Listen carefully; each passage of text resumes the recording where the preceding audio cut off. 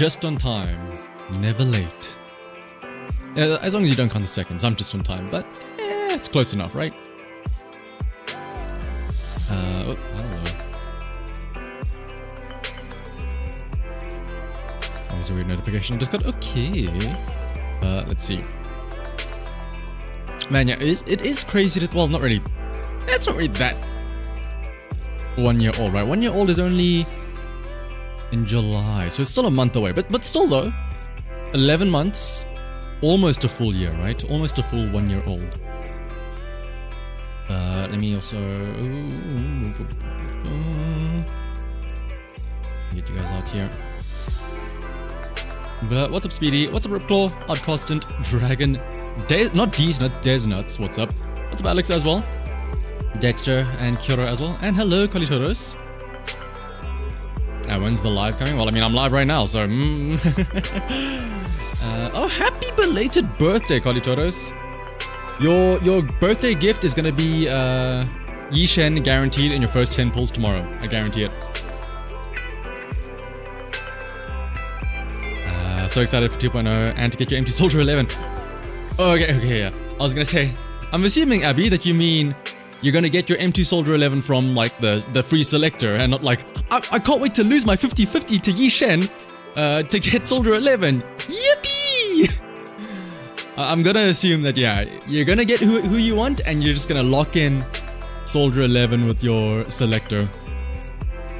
She's gonna become, what, Soldier 22 at that point, I guess. Or 33, I guess, because that'd be a third copy of her for M2.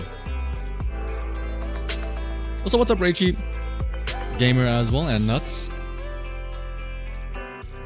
Is everyone ready for the new disbands? Oh, since I was a wee young lad, I've unfortunately been yearning for the mines. Just yesterday, I went and I like scrapped a bunch of my, all like my A rank and my S rank trash discs. So I have all of the, what's it called? The disc tuners ready. Dude, Elfie is gonna make a killing tomorrow. It's gonna be like the equivalent of, what is it? When like a new Taylor Swift album drops and you get everybody like lining up outside the stall, ready to like buy the new albums and stuff like that. That's gonna be Elfie tomorrow. Everyone with their discs ready, be like, please give me the S, the, you know, I guess it's the HP percent, crit rate, attack percent, the holy grail of stats. Actually, speaking of Yishen stats, it's actually kind of annoying now that the quote-unquote perfect disc for her is even harder to get now. Because now you want HP percent, and then you have like, you know, how do I word this? Let's say for like a regular DPS agent, right? On slot 4, you could say, oh, as long as you have crit damage, crit rate, and attack percent, you know, maybe penetration, right? You could have like the one main stat, and then you can get away with 3 of the 4 substats being correct, right?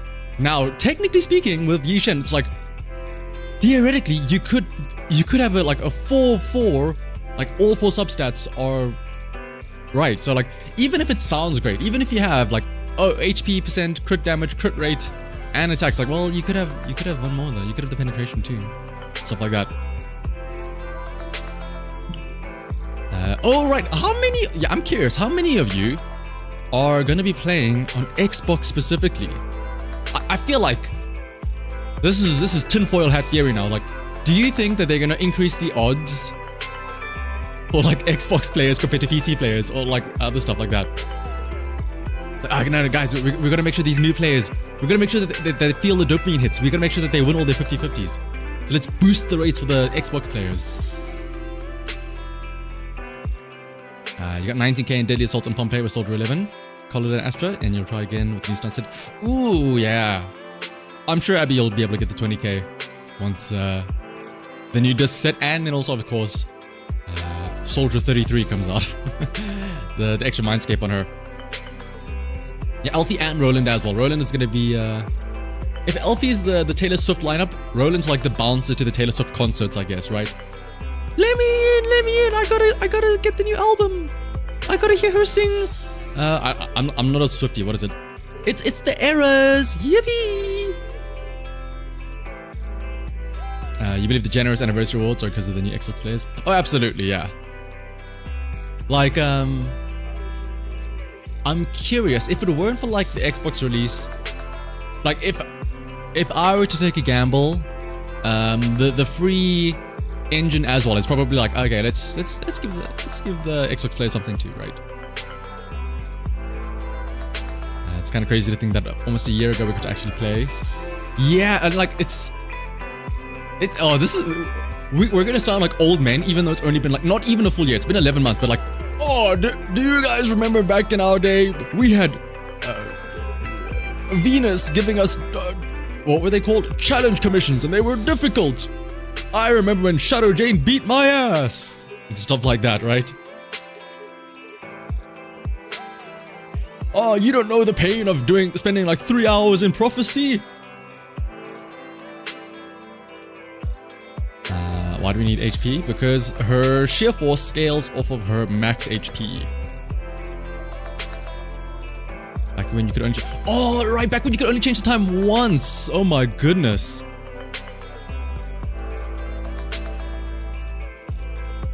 Jufu disc. So that's also a nice thing about the Jufu disc, right? It's kind of like the Astro Yao disc set, right? Remember before Astro Yao released, everyone, like all the supports, Lucy, even Sukaku, Nicole as well, everyone was like, oh, just put them on swing jazz, right? You get the energy regen, and then when you do a chain attack, you get damage increase. And then Astro Yao came out and they're like, wait a second. This disc set's kind of good. Not just on Astro Yao, but on everyone. And it's kind of the same thing now with Jufufu. It's like, wait a minute. Jufufu is not the only one that can use this. Lycan, Lighter, Collider, everybody has a new disc set now. Like, I'm sure people will still use Shockstar Disco for the 2-piece set, but what's it called? That 4-piece set, whew. Because again, it gives another buff to the team, right? Like what, 50% crit damage? Oh, no. You need 50% crit rate to give like 25% crit damage, I think, or something like that. But still though, it's better than nothing. It's better than Shockstar Disco giving plus days on like your basic attacks on agents that don't even use basic attacks, right? Is it going to be a maintenance period? Yeah, so there's going to be like a bit of downtime, like maybe an hour or two of downtime as they actually like update the servers. I gotta farm up the new stun disc and make sure all the stuns. Yep, I think that's gonna be the not really difficult part, but I think, yeah, now it's not just a matter of impact. Now you actually have to get crit rate, which means that like you never know if you invest them correctly. You know, these stunners might end up doing decent damage, right? If you have 50% crit rate, may as well also try and get some crit damage as well. The disc to the doom of our Denny's, absolutely. Trust me. I have been making sure to farm up a lot of XP, a lot of Denny's, a lot of stuff. And yeah, thankfully, again, like stunners are still, generally speaking, very easy to build because the one main stat that they absolutely must have, you know, impact, it's not really like an RNG thing. It's like, oh, just slot 6 main stat. There you go. Imagine if you had to roll impact substats. Oh my goodness. Also, what's up, Kuro? Let me actually also... Speaking of, let's actually get into the game itself. But yeah, today's just going to be a bit of a more chill one. Because, I mean, there's not really much new left in the game. But, I mean, like what we're doing so far, we're going to reminisce a bit. We're going to do a little bit of cleanup here, do some farming. And then we're gonna look back on like the entirety of season 1. I've pulled up like a tier list already of like the patches and stuff like that, and we can go through them all and rate them and some other stuff. But yeah, tomorrow's gonna be the big one. So tomorrow at like this time exactly, I know it's not exactly as the patch drops, but it's the only time I'll be able to be available. We're gonna be doing a big pulling party for Yi Shen. Not just my pulls, but a bunch of other viewer pulls as well. And we're gonna hopefully get a lot of Yi Shens. So hopefully you guys can come by and like share the luck. Because we're gonna need it. Trust me. Also, what's up, Matt? You had to farm for 3-8. Yep. Like, what? the ideal goal is like 900 XP logs, 9 million Denny's, like 600 engine XP stuff. Woof. You're gonna gamble on Astra when she comes up. Ooh. Yeah, it's also like thinking back to it now again. Like the reruns as well are kind of crazy. Caesar and Astra. Oof. 300 gold dust, 150 ether chips, 3 million Denny's only. Pfft. High treason, that's gonna be gone before you know it.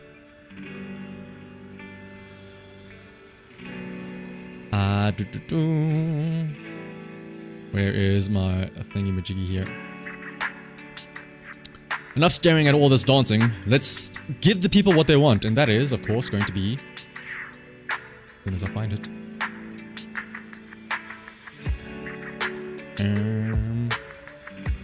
Alright. Shu Yan's butt. Yippee! Finally, all is right in the world. Not being able to use the new... Yeah, that is a bit rough. Because, like, again... I mean, to be fair, I think maybe it's, like, on purpose, right? Like, she's not meant to be a stunner. She's not meant to have that much impact and stuff like that, and that many buffs. So it's like, no, Caesar, stop. Don't become too powerful. 3 mil isn't enough, Denny's. Yeah, exactly. You need a lot. Well, I mean, to be fair, you know... You'll have time throughout the actual patch itself to start building them up, right? You hope you get lucky and you're getting Lucy and Shu Yan stories. Well, Reichi, well, as far as we know right now, nothing scheduled for this upcoming patch because it's, what's it called? We're gonna get Jufufu as a story, but I also hope that, yeah, in the future, we get one, I hope in the future that we get a Shu Yan story, and also 2, a Lucy story, just purely because of the fact that I want A-rank stories, or like A-rank agent stories. Give me the background on like how Lucy met Woody, Bricky, and Grassy. Give me some backstory, backlore, or whatever on Seth and his brother. Who else would there be, right? Like, who else is other interesting A-ranks?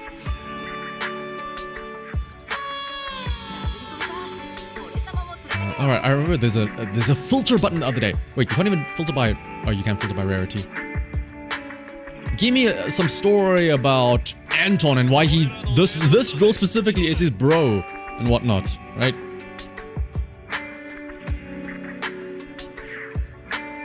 Shu Yan has a good backstory. True! She's got a great backstory. But let's quickly do our dailies real quick.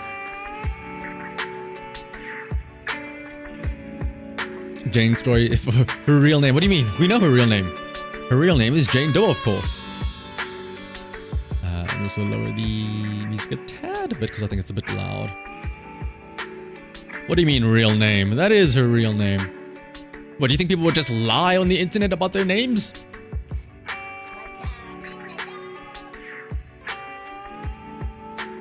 Do you give 4-star stories? Not as far as I'm aware. Genshin Impact had some character stories, did they not? For the 4 stars, right? I feel like I do remember that they did have 4-star stories in Genshin Impact. I guess, yeah, Ambi doesn't count, because that's Ambi's Super Saiyan, right?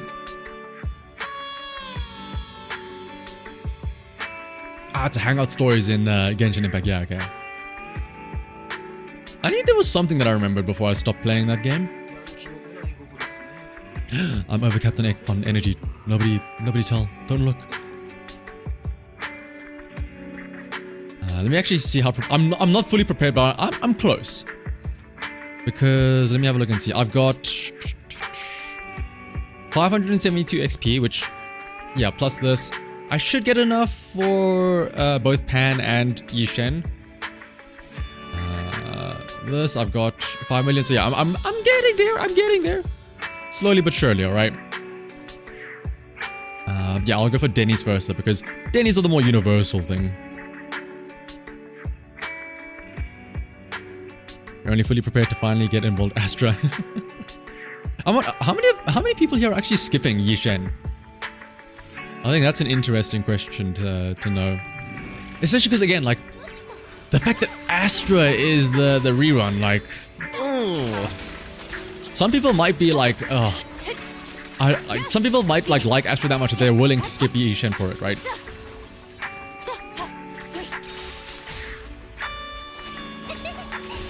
Better be no one skipping the best wife yet. Yeah, Drew Fufu.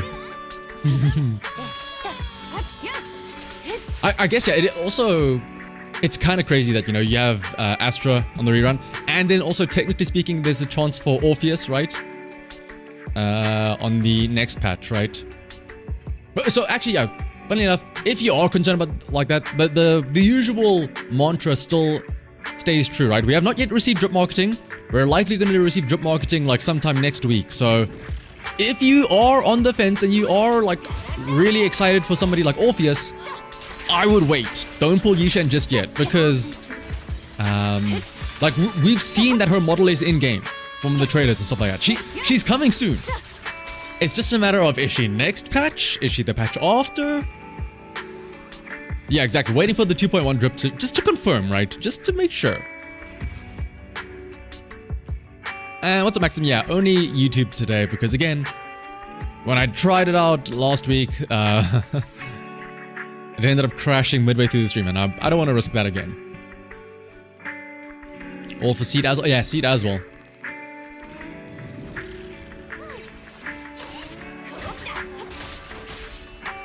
I do hope that everybody at least gets Pan Yin Hu at least. He's an A rank. Come on. Orpheus is coming. He's saving his hard. To M6 the Dragon waifu. I'm curious how many people though. I am. This is gonna be a hot take for me. I am of the mind that I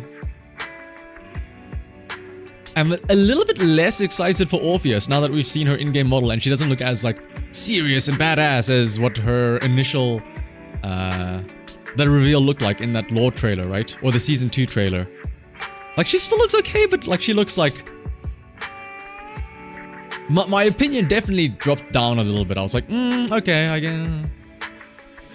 It's like when you go to McDonald's and they have like the Big Mac and it's like, oh, look at how big this is, look at how puffy, like look at how large the bun is, and oh, look at how juicy and succulent the patty is, and then you get it and it's like, oh, this wasn't what was in the picture. I mean, I'll still eat it, but like, it didn't look the way I was expecting it to look. I'm still gonna eat it, but yeah.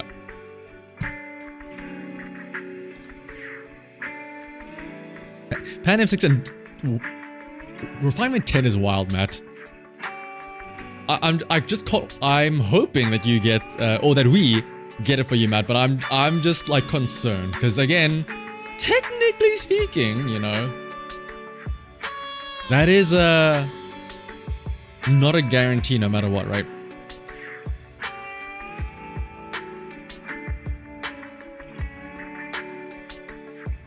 You're all about the red umbrella. What's it called? What is her name? Yuzuha, yeah. Because Alice is the one with the rapier, right? Yuzuha's the one with the umbrella. If you lose the Yishin 50-50, you're probably not gonna chase her. Ooh. I guess, yeah, save your guarantee then for somebody else. Am I saying that Orphe looks like a deformed burger? Listen, don't put those words in my mouth. But kinda. Alice looks like the best between the yeah, the rapier. I'm just curious because, like, again, a rapier seems really cool, and also it, like, if we get Alice with a rapier, we're one step closer to recreating Ruby. We'll have Hugo as Ruby with the gun scythe. We've got Lighter as Yang with the gauntlets. We'll have Nekomata with the 2 short daggers as Blake. And then we'll have Alice as Weiss with the rapier.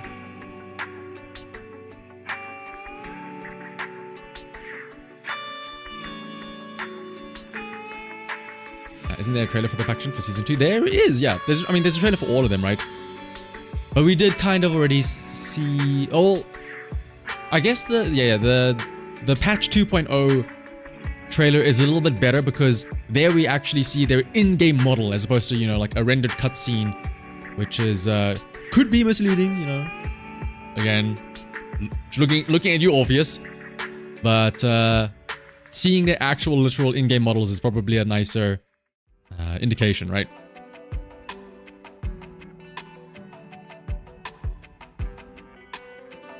Really want a wife in Zenless and Zero that can utilize black holes? Rachie, are we forgetting Nicole? That's literally her whole shtick. Shooting out little black holes.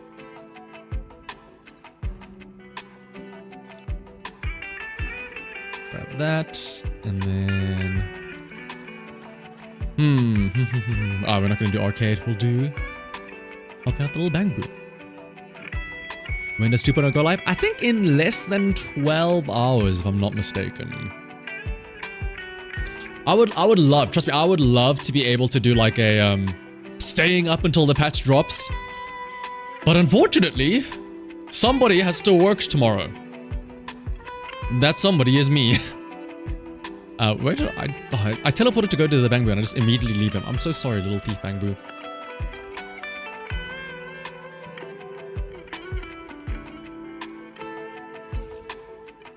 Yeah, like probably like it's scheduled to be like 7 or 8 hours, but it probably will be a little bit earlier. Because it normally is, you know, like that's the latest. Assuming, you know, the patch takes long or whatever. Because I think, yeah, like a couple of hours beforehand, they'll like take the servers down so they can update and patch everything. And then that's the 8 hours is like the buffer that they give themselves.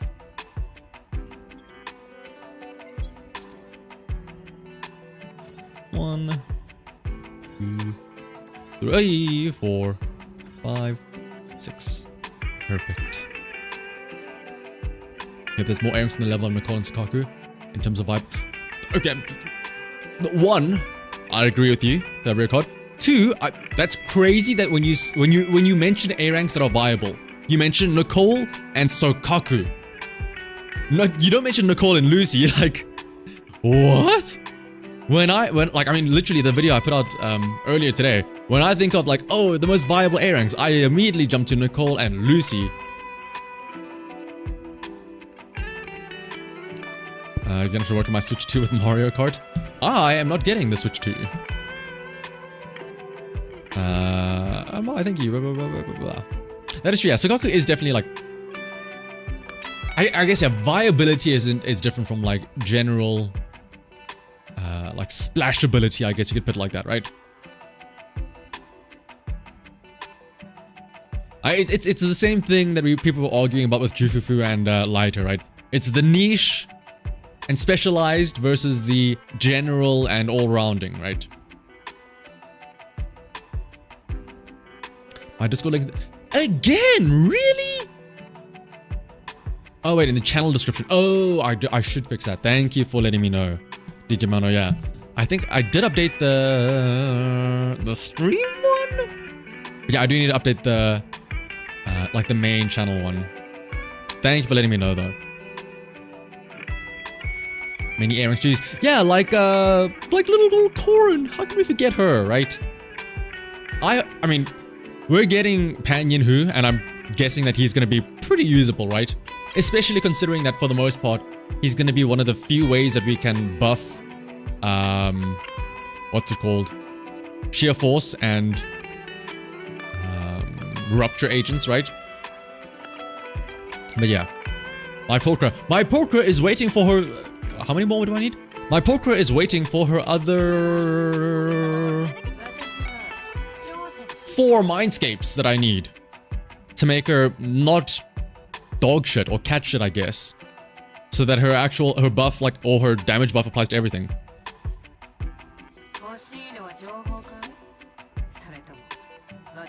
Shuyan casual outfit would be, oh my goodness, any Shuyan outfit would be amazing.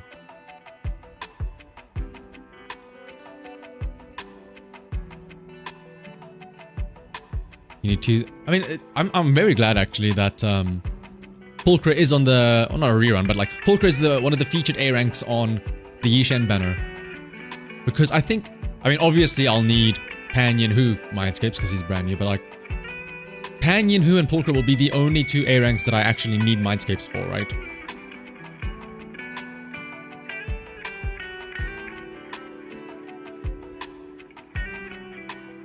You're gonna get rid of the ugly. What do you mean?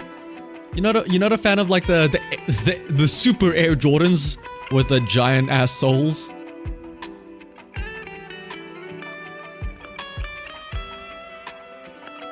Do I think we'll get any summer skins? Ooh, I mean, we do have a beach. We have Port Elpis, right? A summer skin would be very nice.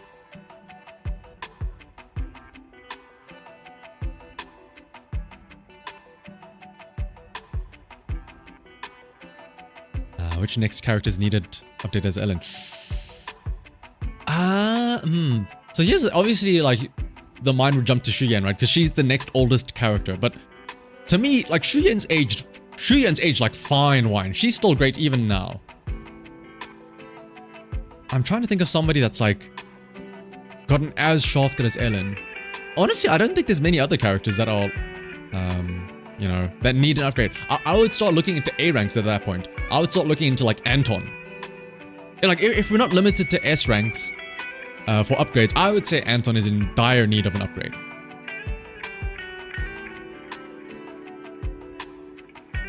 Summer skin for Weissman. Oh right, because we get to accessorize with the dumb little cat ears or the big like Officer Mew Mew hat ball head thing that we can wear.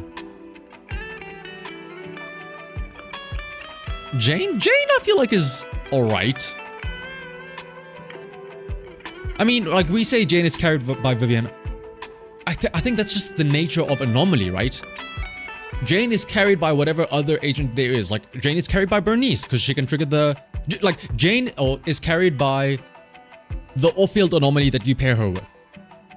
Vivian or Bernice, right? Also, what's up, Maki?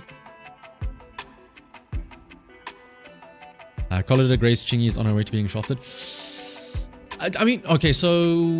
I mean, funny you mentioned Collider. Like, Collider's kinda getting a little bit of... I don't want to say buff, but like, they're adjusting her team passive so that she can work with she can work in a team with a Rupture agent. But I mean, okay... okay, cool. You change Collider's team buff so that it's more usable. You can now use her in a team with Rupture agents. But then you read what her actual ability is, and it's like, oh, you increase very specifically chain damage by 35% twice. And how often are you... Like, unless you're using Evelyn, you're not getting chain attacks that often, right? So it's like... We're not really addressing the issue here.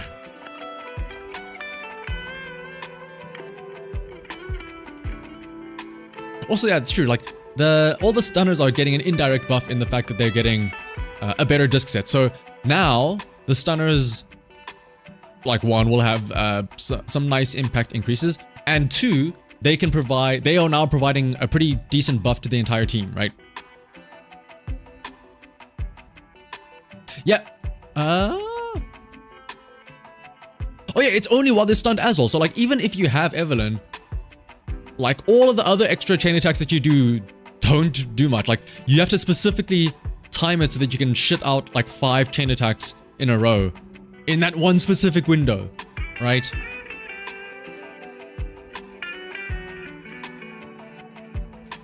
The girl-sized Chodu just gave you the ES measurements. Finally, the measurements that we've all been waiting for. The actual data that we need. I don't care about how big Shuyan's butt is. I care about how small EOS is. But actually, yeah, that's a great point that Islam is pointing out. I'm assuming that the Collider change of making her work with Rupture is not for her to work with Yi Shen, right? Because I mean, if you think about it, Yi Shen doesn't really do much chain attack stuff. She's all ultimate stuff.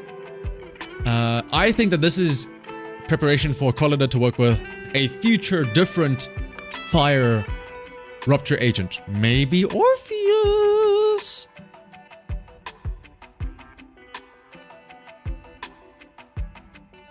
How will I build Rena? With lots of penetration. Just so that you can carry that across to the other agents for her buff. The Sultra jump is kind of sucks, but oh yeah. What is it called? Little spin. It's like not that efficient anymore. Because you think about it, like you have to sit there and hold and watch her do a spin move the entire time. Meanwhile, you have like, let's say Vivian or Bernice or even Yanagi. You just press the skill button once and it's like, boop, there you go. There's all your anomaly build up. And also, like the annoying thing kind of about Jane is, because of how anomalies work, the anomaly only like ticks when you do the final hit of the attack, right? So you could be spinning and spinning and spinning, but then you're not actually triggering the anomaly, so you have to like time it right and stuff like that. But yeah. Exactly, yeah. Like you can quick swap out of the Sultra and then still be able to finish it and still apply the anomaly. As opposed to just sitting there and watching her spin like a Beyblade. Watching her aura form like that one Beyblade that stands on top of the stadium.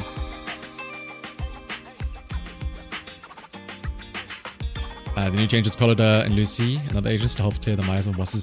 Yeah, like again, that's I'm expecting there to be a lot of the whole defense shred shenanigans. That's why I'm kinda, well, not really happy, but like I'm kind of anticipating building Rena here.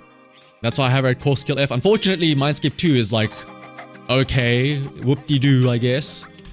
But yeah, having 25% over penetration and then plus another 12% getting transferred over, 30% pen ratio, that's not too bad.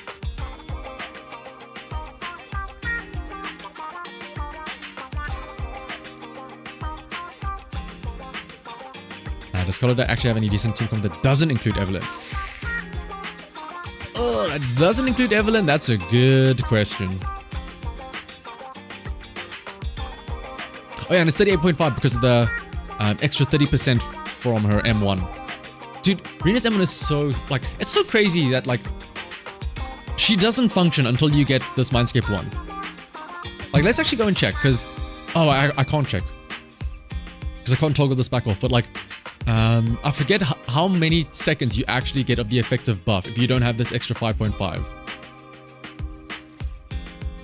Because like the other day I was just like going into the training mode, testing out Rena again, and I'm like, wow. Just like switching in, just using a single basic attack. Rena takes her sweet ass time to like just flick her wrist.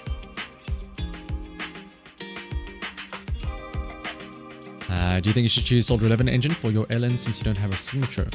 The Soldier 11 engine is a very good, just general like attacker engine. It's, well, yeah, it's just very good general. You know, it's not super specific. Pretty much every single agent can take advantage of the buff. Every single agent can max it out. So yeah. Some people say that pen defense thread support loses the position. I think be aware any non-option will have defense thread. Yeah, exactly. I am hoping that is going to be the case. Like, I am tired of the whole HP inflation shenanigans and HP inflation argument. Give me defense inflation so that all of those pen substats and Rena and Puffer Electro can now become like a viable and usable option.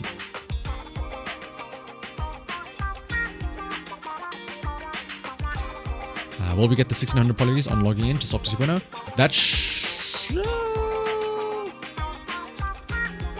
Yes.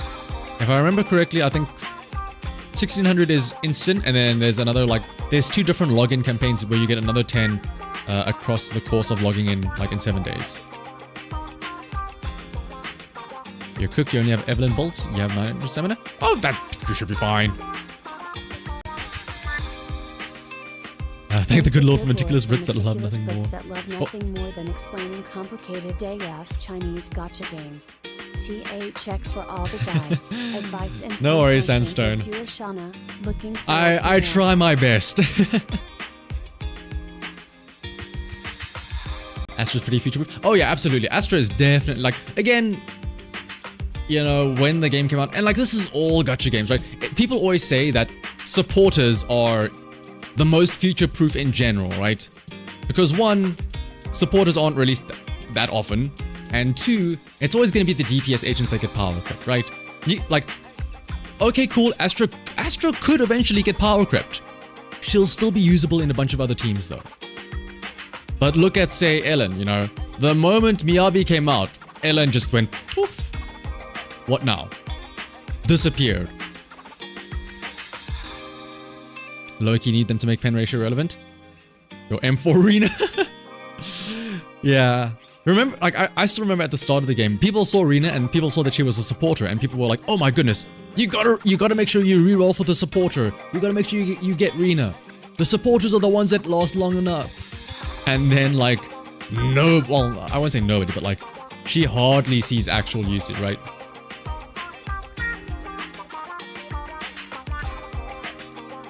You got M1 Astra because as a veteran how you play, you know support.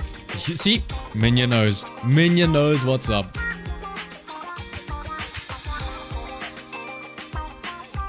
Russian Diamond. Oh, what was your question, Russian Diamond? Let me have a look in here. Are you 16 away from a guarantee S rank and double in? Should you pull Astra or Yi Shen? Ooh, if you quote unquote only have Ellen and Sandy.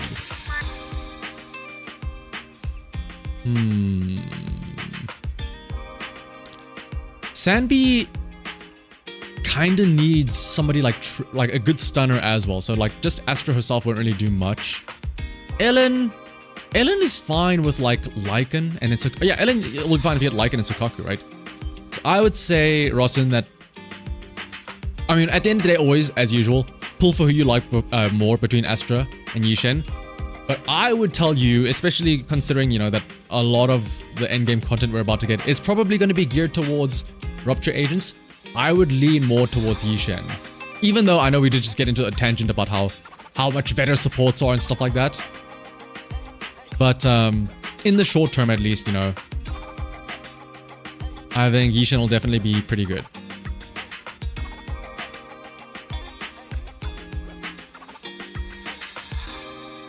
And I mean, yeah, we could make the nuclear option and say quickly roll lighter right now, and then get Astra on the next when the banner takes over. But I think that's a bit of a tall order to ask.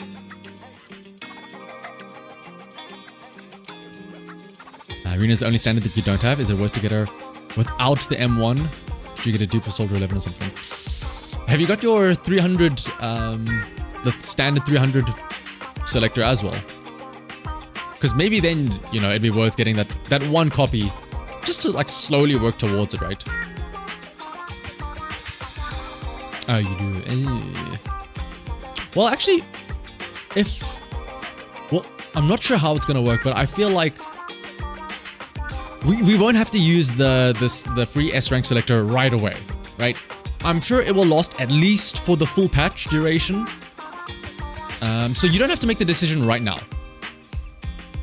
Assuming you pull for Yi Shen, or you try and pull for Yi Shen or Jufufu or anyone this patch, you know, just try it out and wait and see.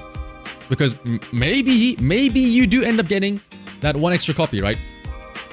Again, as always, like with all gacha games, the key is patience. You know, literally, if there's ever a big question about like, oh, should I do this or that? Just take a day and wait. Come back to it the next day and you probably have an answer somehow, right?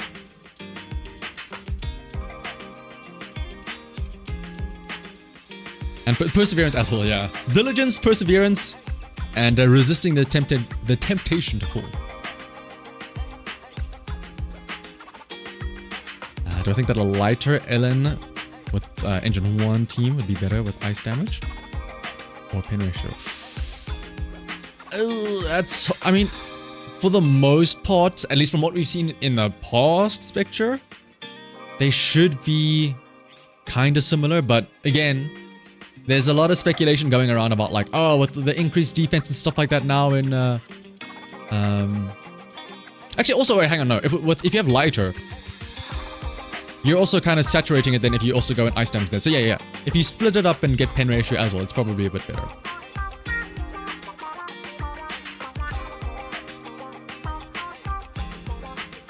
can't even see how long. I don't think it actually mentions how long. Like, it's very obscure the way they word Rina's buff, because it doesn't say, oh, the buff lasts X seconds long. It's the buff lasts for as long as Anastasia and Drusilla or whatever sit out there. But it doesn't tell you how long they sit out there, right?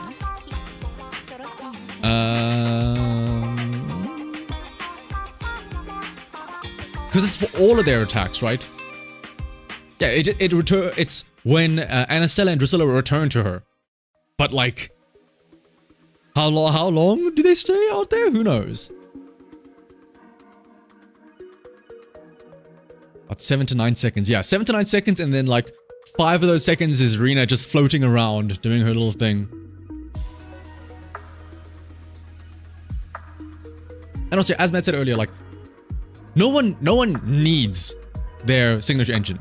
Yes, for some agents they get a significant, a bigger increase in their like personal damage or their utility compared to the other free-to-play options, but that's not to say that you can't clear stuff without it, right?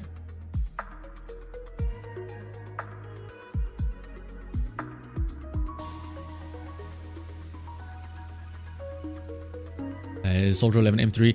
M3 is horrible. Well, I wouldn't say horrible, but yeah. M3 and M5 are always just like the +2 skill level, which is like, 5.5 seconds. That's crazy.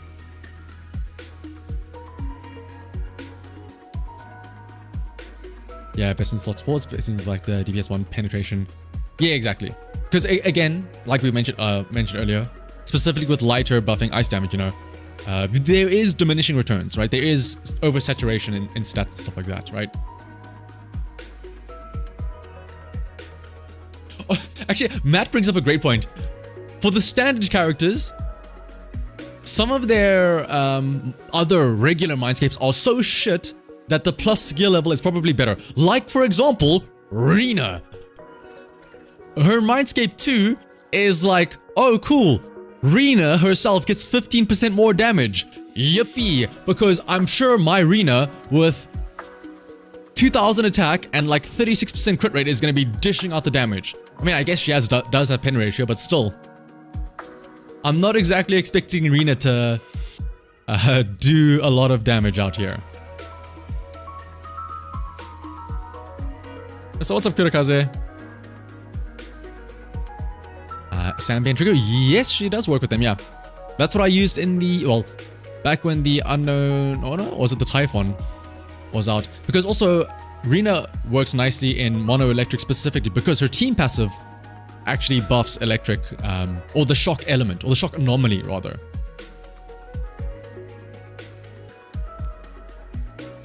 Rina's here to make us tea, but on pastry. Exactly, yeah. Yeah, pretty much most Mono Electric teams, like Haramasa as well. Haramasa, Chingy, Rina. Yeah.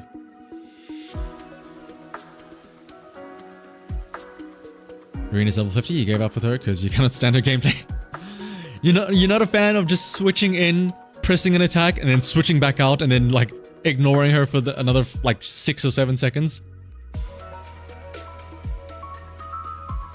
But yeah, it is annoying if you don't have like a consistent way to like weave her in and out of your gameplay, right? Went for the Hugo engine after losing 75% for 2 reasons. And you can use it for Ellen. That's also, yeah, that's a very good reason, yeah.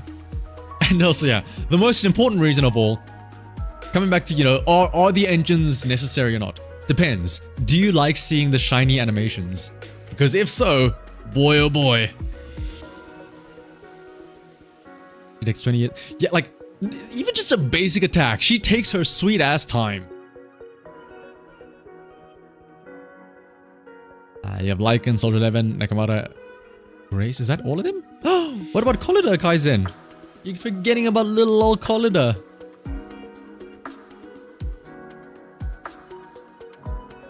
Actually important. Yeah, absolutely. Like, again, especially if you build Rina with Anomaly, right? I feel like we're getting, like, I remember at the start of the game, everyone was like part of the Anomaly train. And it's even now as well. Like, we're so Anomaly pulled that even the non-Anomaly agents are building Anomaly because it's like, they're not going to do crit damage.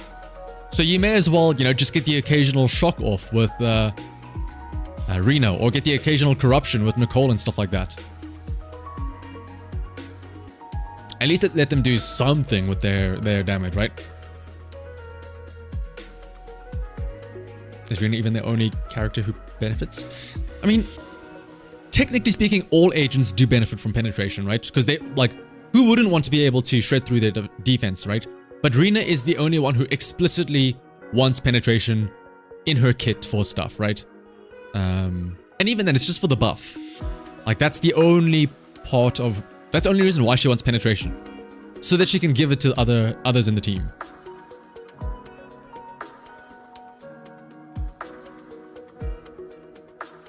Oh yeah, the ultimate and the skill. She does the whole big wind up, and then she has the lingering afterwards, and then it's a projectile, technically speaking. So you do have to wait for it to travel and hit the enemy, and then you can quick assist only. So it's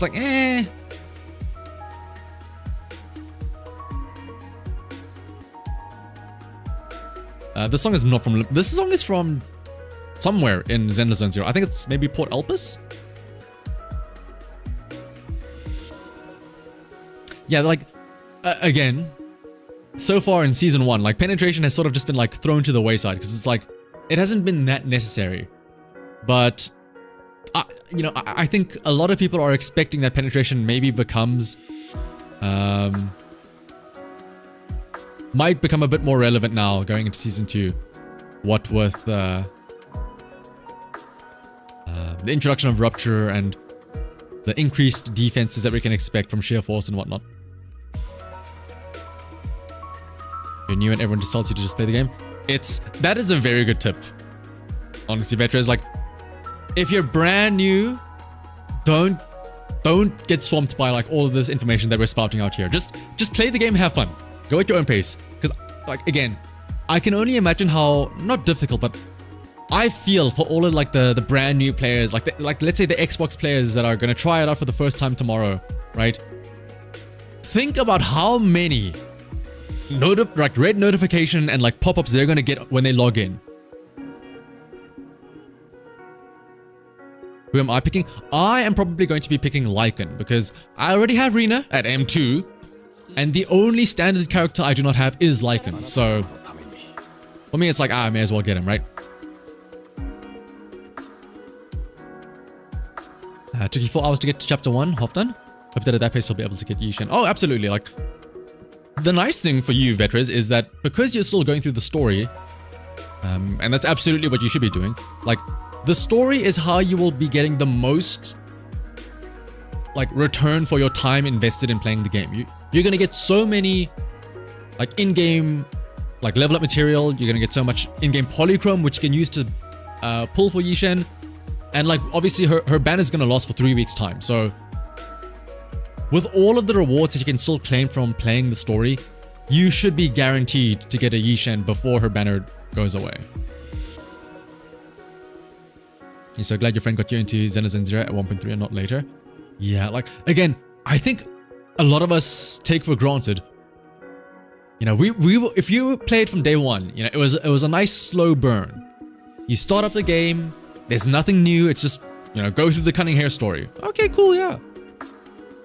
And then, oh, we need to build up our internet level. Okay, yeah, cool, that makes sense. Back then we only had Shiyu defense. And it was only the one node. And the next patch, oh, now there's a second node. Okay, that's fine. It's just one extra new node. Next patch, oh, now there's this tower mode. Okay, that's cool. Next patch, oh, okay, it's just one little thing. But if you are a brand new player right now, and then you log in, and it's boom, in your face, Yishen now available. Oh, also, boom, Astra Yao now available. By the way, Deadly Assault just reset. Oh, and also don't forget to clear the Shiyu defense from last week. By the way, there's also a new 100 floors in the tower mode for you to clear. But don't forget the other tower mode that you need to do. By the way, that Shiyu defense, there's still 3 more that you have to do. There's the permanent one, there's the defense one, and the weekly refreshing one. By the way, don't forget to do all of these 3 brand new events. You gotta do them quickly though. They're only here for 3 weeks and then they're gone. It's oh my goodness, where do I start? What do I do? Help me, right?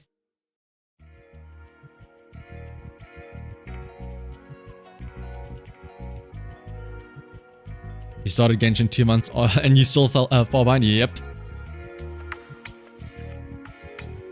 Back in my day, you could only use one ultimate and that was dedicated for the DPS. I never saw Lucy use her ult until the light of day. I didn't even know that my stunners had an ultimate.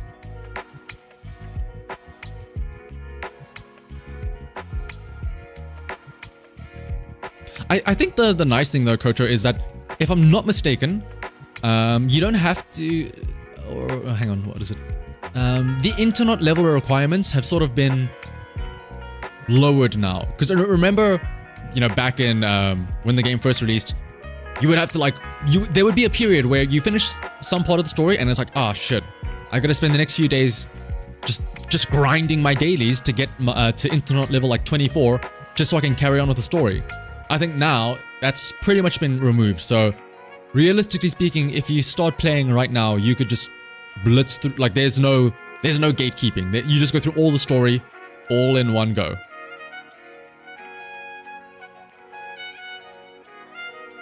It's 100 hours to do all permanent content in season 1. That doesn't, maybe it's just me, but that doesn't sound that bad, you know? Is that with skipping the story, or is that like with reading through everything? Because maybe I'm just like have PTSD from Penacony in Honkai Star Rail, where holy shit, it feels like that. It's 100 hours for just that. It's 100 hours for just Penacony, because there is no skipping there at all. So it's like, oh shit. Having the game updated at 3 AM sucks. Yep, I'm right there with you, Akari. I'm right there with you. You're able to get it much faster when your partners can't. Oh. To be fair, I think the benefit for you, Matt, is that you probably knew what was going on, right? I think for a brand new player that's still fumbling around and trying to figure stuff out, they probably maybe be a bit longer, right? But yeah. Back in my day, there weren't manual chain attacks and ability to cancel them. Oh, you're right, yeah. Is this what you're gonna be? Oh, are you gonna wake up for the 3 AM patch, Akari? Like, honestly, like I probably could do it myself, but then I'm gonna be like absolutely dead tired for work tomorrow, and then I'll be tired for stream tomorrow. So I'm gonna do the responsible adult thing and not stream too late tonight, so I can go to bed and make sure that I'm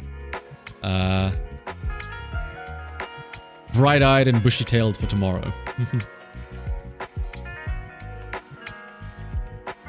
Even then, oh right, yeah, the TV mode also being removed will probably also make going through season 1 a lot faster. I have a job outside YouTube. Unfortunately, yes, I do. YouTube doesn't pay that much. Let's calm down, guys.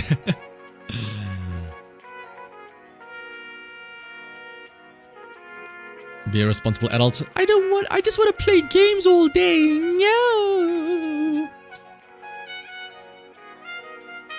Back in your day, people who were these people that said not to build Nicole? I want to go. No, back in my day, people played Anton because he had like this broken tech where you could have infinite energy, and he seemed like the most busted agent ever. And then people realized, wait, shit, he's actually like really bad.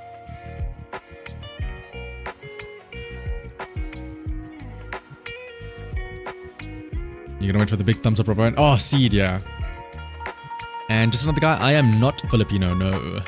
I'm not a Swagapino, unfortunately.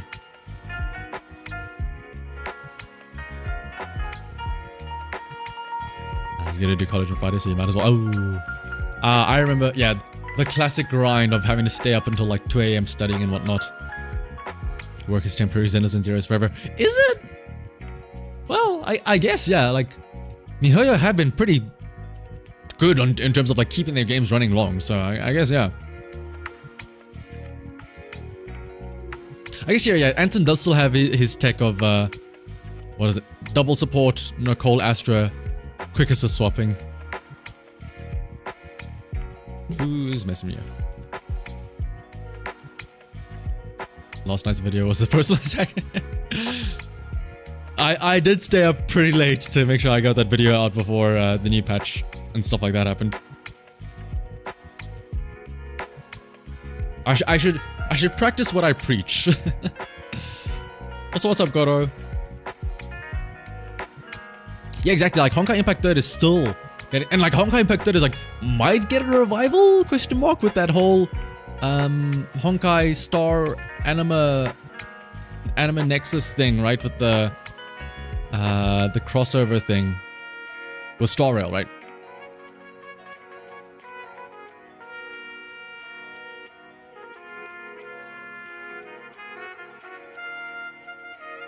Oh yeah, you're right. What's it called? I think yeah, I misspoken when I mentioned I was still like in the mindset of like season 1, but obviously yeah. Now Lycan will also have access to the new the Jufufu disc set. So yeah, you're absolutely right about that, Matt. Do I think Jufu will be Yishen's best teammate? Even over that. Here's the thing, Shopping. I think that like one of the best teams will probably be all three of them. Jufufu and Panda for Yishen, right?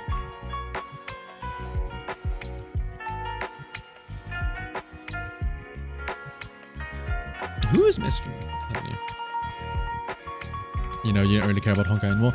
Only it's 0. I'm right there with you. You'll be all right. That being said, though, I am logging in daily just to do dailies on Star Rail, purely because I want to see what happens with the Fate collab. Odds are, once the Fate collab is over, I'm just gonna uninstall again and never touch Star Rail again.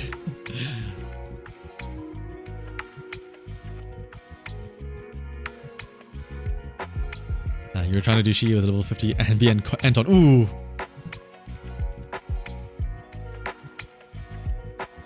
That's that. Dude, remember back in the struggle days when we, like, if you did not get Ellen in back in patch 1.0, and you tried to do Shiyu defense, that was a struggle. Because you know, obviously all the ethereals were weak to ice and ether. There's no ether DPS, right? So you just have Nicole, I guess. And then people would have to whip out the, what was it? It was like the Soldier 11 burn anomaly with Piper and Lucy and stuff like that. Back in my day. How does Anton even work? That's the fun part, Elia. He doesn't. That's the answer. Astra might be better than Pan with the Jufu buff. That's because she can buff Jufu. Oh, right, yeah. You have to remember, yeah, the nice thing about Astra is that she buffs the entire team, which is very nice.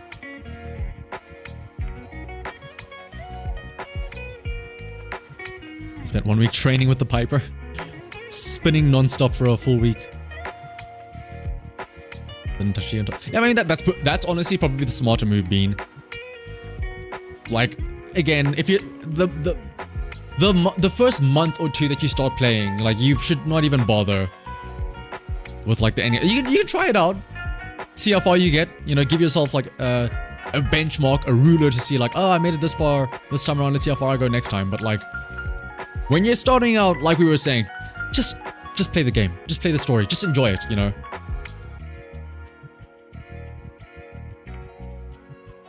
What ship do I support? I support the what is it, the SX class battleship. Considering getting Jufufu just to make Sanbi more. Oh right, yeah, like I'm still waiting for the I was one of those people that was like, oh dude, Sanbi has like this, introducing this whole new aftershock mechanic. Dude, I gotta make sure I pull Sanbi, because who knows, sometime down the line there's gonna be somebody that does crazy aftershock damage, and then Sanbi will buff that. And like what, 3 patches later, we're still waiting for more aftershock.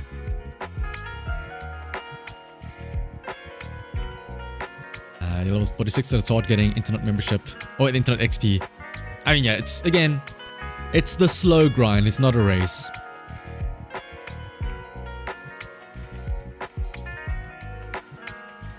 First time a daily assault dropped, it felt like a pro getting 6 stars. Yeah.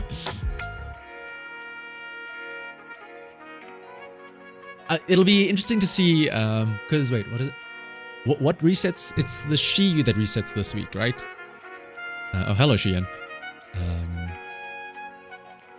Yeah, it'll be interesting to see the first Deadly Assault reset. That's gonna be interesting.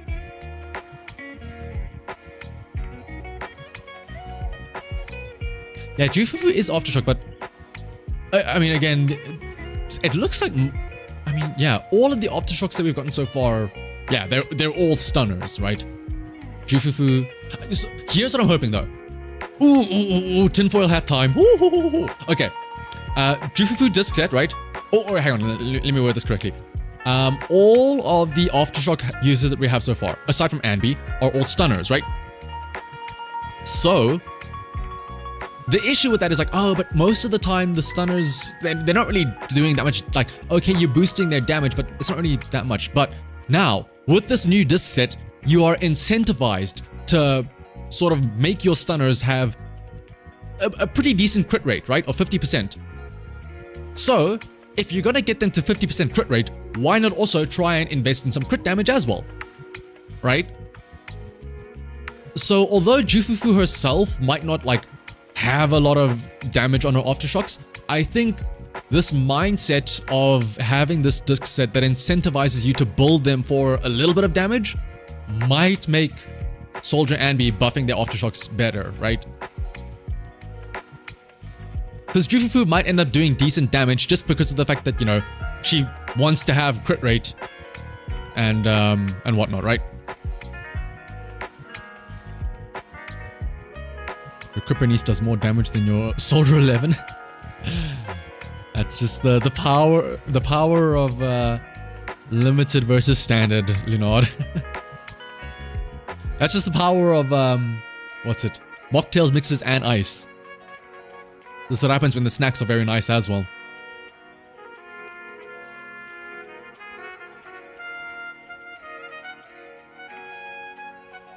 They also introduced the tag system in Lost Void. Like an actual tag assistant. I think, yeah, you'll be right. They did explicitly mention that as well. But unfortunately, yeah, it's only specifically in Hollow Zero, where they are introducing like aftershock for non-aftershock agents, right? Which is, it's cool, you know, at least they're using the mechanic, but it would be nice to be able to use it in like, I don't want to call it like a gimmick or a meme mode, but like in a mode where it matters a lot more, right? Am I gonna try M6 Yishen? Hell no. With what money? They should actually support the mechanic interest. That's what I'm saying, right?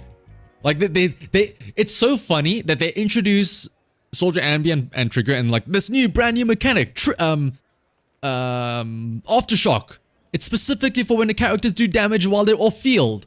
The very next patch. Oh, by the way, we have this new character called Vivian who can do damage while she's off field. Oh, so it's like an aftershock. No, it's a bloom. That's different. It's like, brother, what do you mean? You had like the 1-2 layup there and you just said, nah, actually, never mind.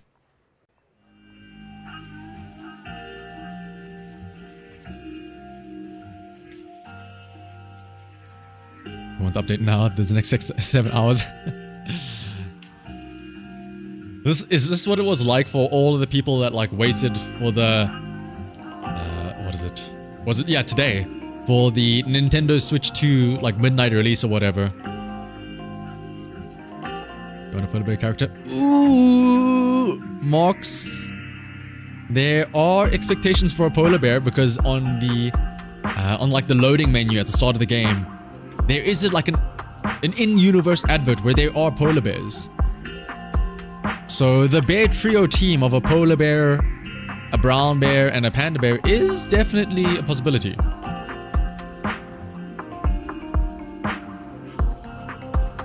Kind of feel like you have to get Yishen.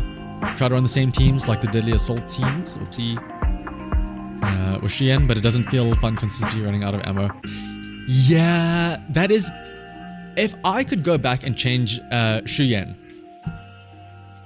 I would change it so that her...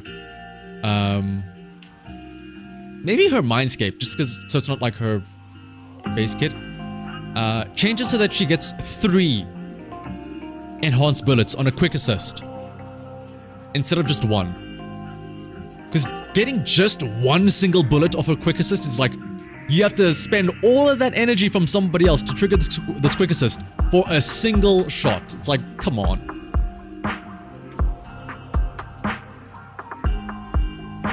What's up, Steam Bun? The We Bear Bears collab confirmed. Maybe? I'm still waiting for something. Can I just say, by the way, this week was the... what is it called? This week has been like the Games Fest or whatever. And I think it was yesterday, there was the PlayStation State of Play. And there was the Marvel... not Marvel vs. Capcom. There was the Marvel Fighters, like, fighting game. And then at the end of that reveal, they suddenly had like the surprise collaboration announcement. And for a split second, I thought Zenless Zone Zero was like going to announce a fighting game collab there. And I was like, oh, hang on a second. And will Brimstone work on Shuyan? Absolutely, Elia. Brimstone does work, yeah, on Shuyan.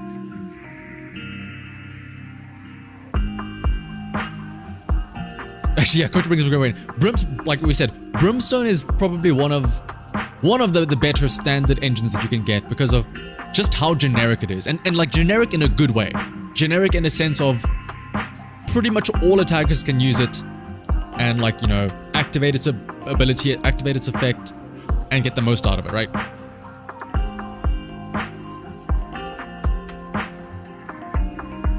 If there could be a collab, what would I want it to be? Ooh, what would I have?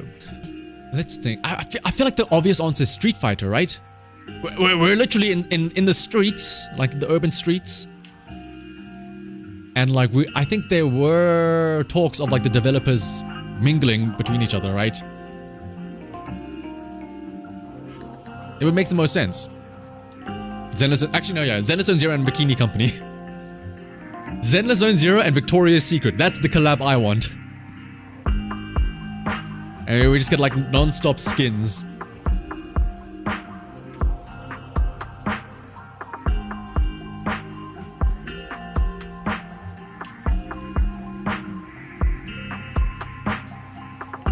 I think you have the Refinement 2 Shian weapon. I don't know if you're still... okay, that is a bit of a... If you have the Refinement 2 weapon, that's a bit of a tall ask, yeah.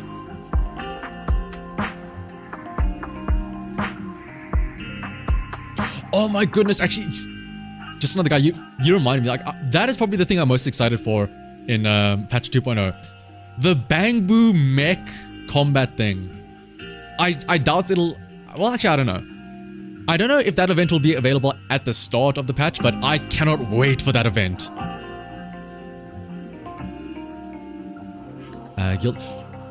Islam, you bring up the Guilty Gear art style. Literally in the recent, what was it called? In the recent Yishen and Miyabi fight trailer, there was like a small segment in that trailer that literally looks like it could be straight out of Guilty Gear, where it was that like 2D animation, like 2D cell drawing in front of a 3D background and stuff like that. Like there was a section literally like that, and it was like it was on like a 2D. They were side scrolling across like the building and whatnot. It was very Guilty Gear-esque. Guilty Gear coded, as the young'uns would say nowadays. Your Soldier 11 skill issue, you used energy recovery. I mean, yeah, she goes that, hey, if you have more energy regen, you can use her EX more often, which means that you don't have to time your attacks. Which means you can just spam her attack button and constantly get those fire attacks, so you never know. Ooh, the Final Fantasy Tactics remake is also a great shot, yeah. Party's lighter and you still think that he's... I definitely think... For me, I think a lot of the stunners, you know, especially the earlier ones before Trigger, so like Lighter, Lycan, and also Chingy to an extent, I feel like their playstyle is a bit of an acquired taste, right? You're on field, you're using their basic attacks a lot. And, you know, there's always some gimmick to their basic attack, right? Where Lighter is just you mash after a quick assist. Lycan is the charging. Chingy is giving yourself arthritis. It's definitely an acquired taste.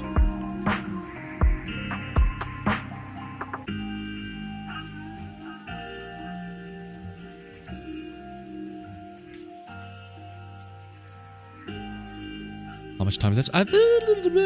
If I'm not mistaken, there should be like what, 7 or 6 hours from now is when the update should go live for all servers, since it's yeah, since it's a new patch, all servers will be going up at the same time. Chingy with the silent hill zombie post, exactly, yeah.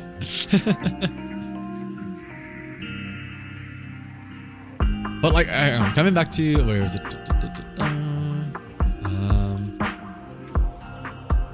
Like, if there is a collab with Zenless Zone Zero and Street Fighter, like, forget about the characters, think about the skins. Who's getting the Chun-Li skin? That's like the main question on my mind. Who's getting the Chun-Li skin? Or the Jury skin as well now from Street Fighter 6 too. Who's getting the Cammy skin as well?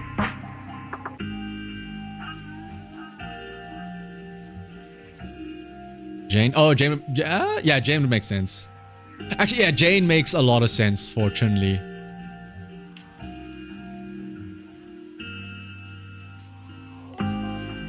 Well, yeah, maybe like, I mean, to be fair, oh my goodness, Zenless Zone Zero devs, hear me out. Jane Doe is an undercover like cop. She could like go into the world of the Street Fighter and take on all these different disguises. It fits in universe. She can dress up as Yuri. She can dress up as Chun-Li. She can dress up as Cammy.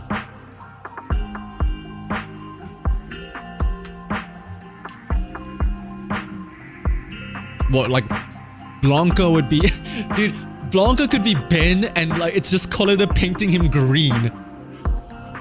Or yellow, I guess, depending on that. If you know, you know. Yeah, yellow or green.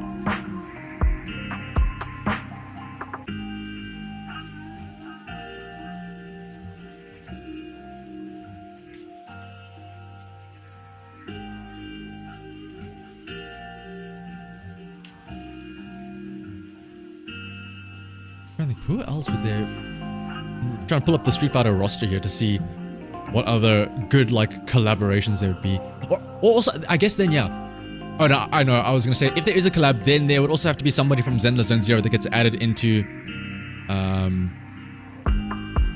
Street Fighter. But the obvious answer is Lighter, right? Absolutely, Lighter would be like from the Zenless Zone Zero universe going into Street Fighter.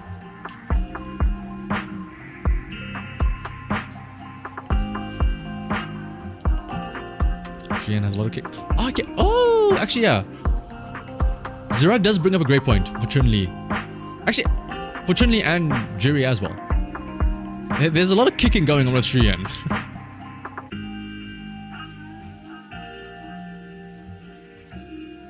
Most of the fighters are men. I mean, we literally just went over. Like, I'm looking at the roster now. Chun-Li, Juri, Lily, Cammy, Marissa, man, there's a pretty decent split in Street Fighter, right? Mega Man Battle Net. What? Firstly, we need to get back the TV mode, Chico, before we can implement Mega Man Battle Network.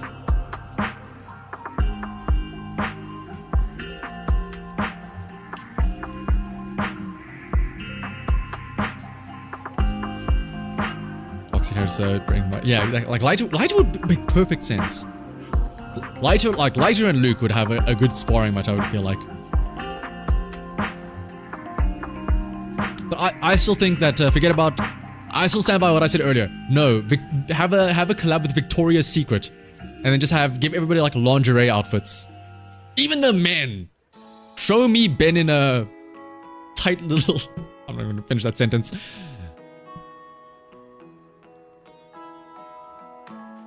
It's so easy to bring any fighting game thanks to Lighter and the arena. Yeah, like there's like again, especially with Street Fighter, like the lore tie-in is so perfect, right?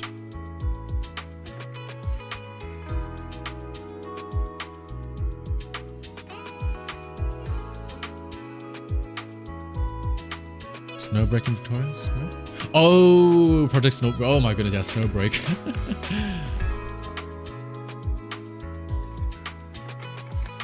I remember like the other day we were dunking on, what is it, Azure Lane for being like the Gooner game.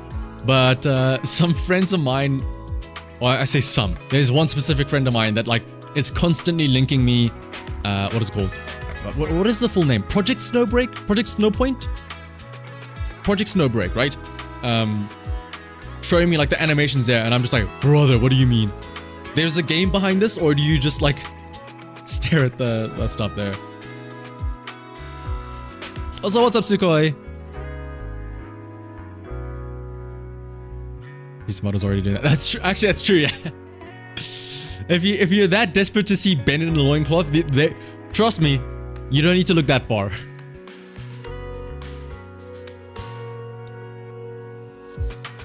But thank you for the good luck wishes, Sukhoi, though. And thanks as usual for stopping by. Love and Deep Space Stream win. Listen, if I'm not gonna give the free promotion, I would love to do a Love and Deep Space stream. I'll wait to get like a sponsorship opportunity, then I'll go all in on it.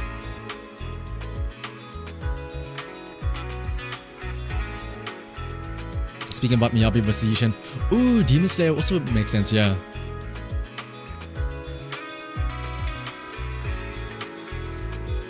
You lost all 6 50-50 since the start of the game. Almost every time going through max 3. Here's the bright side, Lunar. At some point, your luck will balance out. Who knows? Maybe that's season 1. Maybe season 2 is your season, Lunar. Season 2 will be nothing but winning 50-50s left, right, center, down the middle, back to front, non-stop. Winning the 50-50, getting them early as well, only 20 pulls in. This is your season. I hope. M6 Grace this season. Steam Bun, I think I know why you're excited. I know why you're excited for M6 Grace. It's not, I don't even know what her mindscape is, but I know why you're excited for M6 Grace. Where is it? You just want these. You just want these. I know what you're waiting for. You just want to let the dogs out. What even is her Mindscape 6? Detonation trigger. Oh, something's gonna get detonated, alright. Any opinions about free-to-play players? I mean, honestly, that's great. For the most part, like I know I myself, I'm not free-to-play because I occasionally buy the internet monthly membership every now and then. But like, at the end of the day, this is a free-to-play game, you know? For the most part, you shouldn't need to spend money. So the people that go out there and they, you know, they grind out all their polychrome, they plan their pulls, they're willing to skip every other banner to make sure that they get who they want. Props out to them. They are the true heroes when it comes to like, what is it? Practicing patience and perseverance, like we were talking about earlier. You really buy the monthly card? So yeah, like I think for most people, probably most people are either free to play, or if they do spend, it's the minimal amount as possible, right?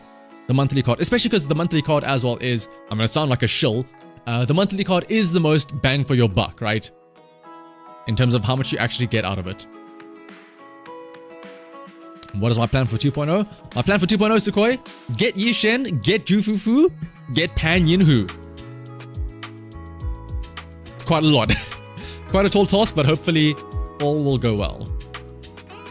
Yeah, like, what is it? It's fine. For every like 100, for every like 1,000 players that don't spend any money on the game, there's the one guy that dumps hundreds of thousands per patch. So it's like, it's fine. It's, what is it called? The 80-20 rule, right? 20% of the player base will cover for like 80% of the costs of the servers or something like that. Pareto principle, that's the word. Thank you, Varoom. I think that's the proper word for it, yeah. I think it's the Pareto principle is functionally 80-20, right? I should know this because I studied this. When I see the word Pareto, though, I think of Pareto front of oh my god, what is the Pareto front again? It's like the most conforming line for a trend or something. Oh my goodness. I'm going back to my studies. I don't, you're making me think of my studies and I don't like that. Oh yeah, Pareto principle is 80-20, yeah.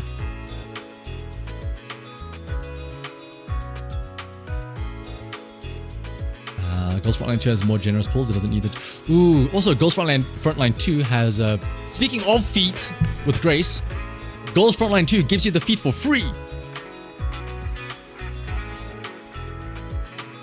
How much did you miss? You just finished making an Ellen edit? It took like 2 hours and 3 minutes of the day.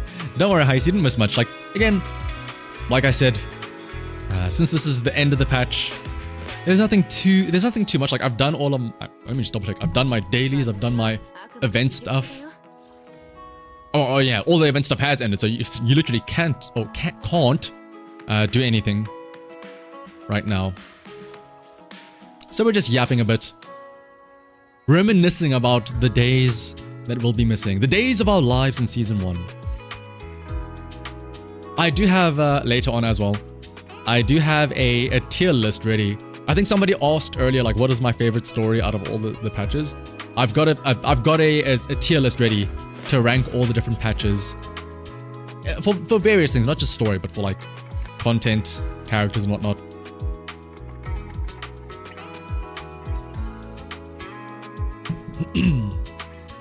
Oh yeah, it's a huge place. Pension is 60 million. Yeah, like it's very funny when you like average it out like that, Steam Bun, like to say 4 cents per, like that 4 cents, that's me. I'm doing my part. You're welcome, Hoyo.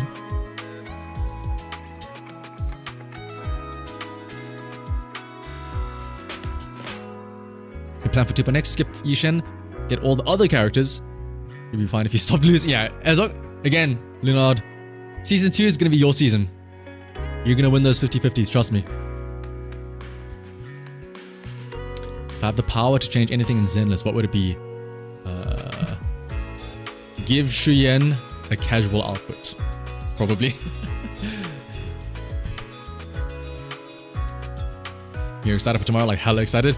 Wish you luck for to win. Oh, I hope that everyone here wins their Yishen 50-50s. Is there any character I regret not pulling in season 1? I mean, that's a loaded question because there's not that many to go over. There's what? 1, 2, 3, 4 characters that I didn't pull, right? Ellen, I tried to pull for. I lost the 50-50 and I got Soldier 11. But in hindsight, I kind of got out lucky because, I mean, right? Ching Yi, I didn't pull for because I was so dead set on getting Shuyen and Jane. I don't mind because I did struggle on that patch because I didn't have a good stunner for Shuyen. But thankfully, Caesar came around and she's everything I want and more, right? Lighter came out and I skipped him because, again, I wanted to make sure I could guarantee Miyabi. So I was like, I can't, you know, risk throwing away rolls for Lighter. And that ended up working nicely because then the other character I skipped out was Hugo. And like, Hugo is only really good if you have, well, I mean, he's good, but like he's only truly great if you have specifically Lycan and Lighter. So because I didn't have these two, it made skipping Hugo a lot easier.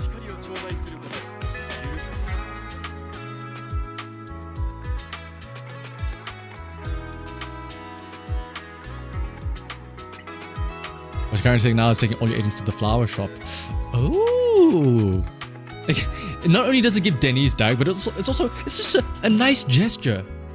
Showing appreciation to your agents, take them to the flower shop.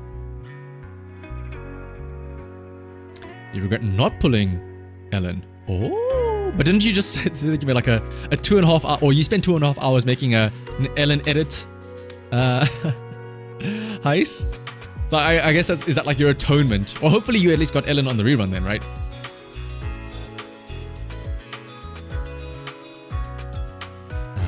Remove the B rank? Oh, the B rank engines. Yeah.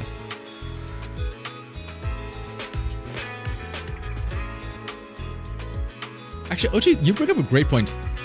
I know the other day we did watch the what is it called? The character demo. I have not yet watched the teaser or the short film. I don't know about you guys, but also the teaser only just recently came out today. So, I think we give it a watch now, shall we? You only liked her after she got a skin and the rerun. And now she got buffed. Oh, Heis. I'm sure she'll come back around again soon. And hopefully you'll be able to get her then on the rerun. On the rerun. The second rerun. You don't like the maid outfit, so... Oh, okay, I get it, yeah. I still wish that the Ellen outfit that they gave her was not the regular schoolgirl outfit, but like that hoodie outfit that you see in like her agent story art. That one was really cool.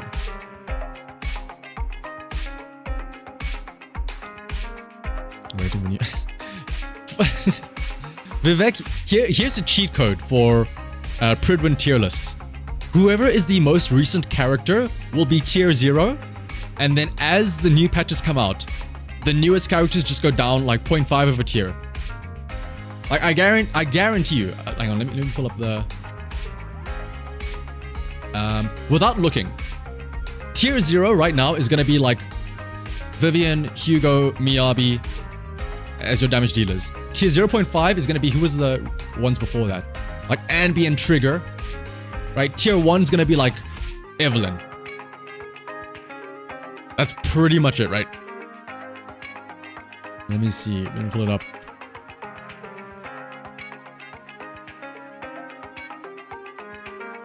Alright, it would help if I actually show the thing as well. Especially because, like, the way they... I mean... what is it?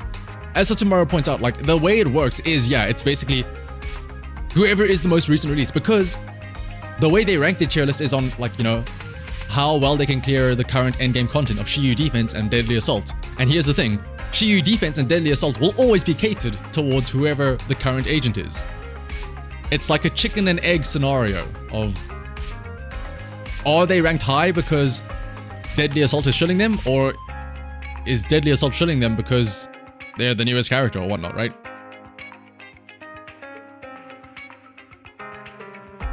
Latest character is only 0.5 and yeah, tier 0 is reserved for Miyabi. Why is did Pridwin hear me talking shit and now they're not letting me load into the site, or what's happening here?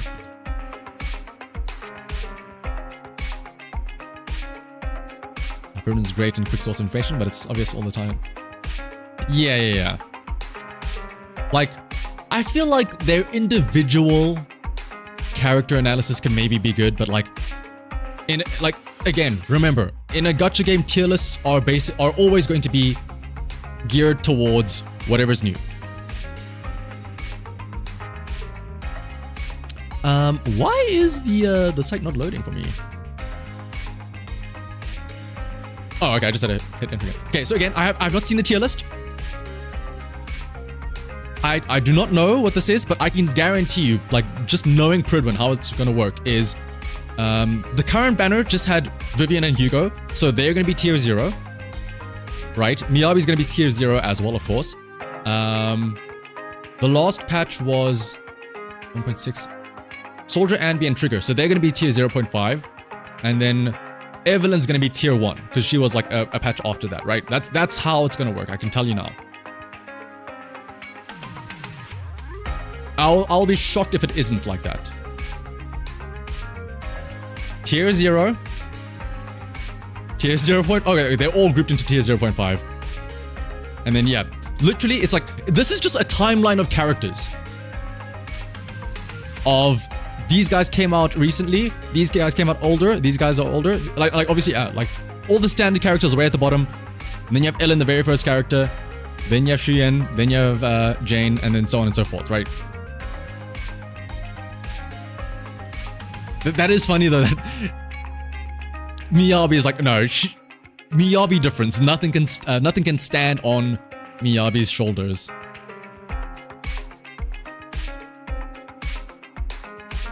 And again, like, though, like, what is? Do they get their reasoning? I think this is their disclaimer to say, listen, by the way, this is all made up, right? But nobody reads this. They just go and be like, oh, Miyabi tier 0. Woo! Lamau, you pulled Jane, she's tier 1, she's shit, she can't clear content. Meanwhile, like, she does perfectly fine, right?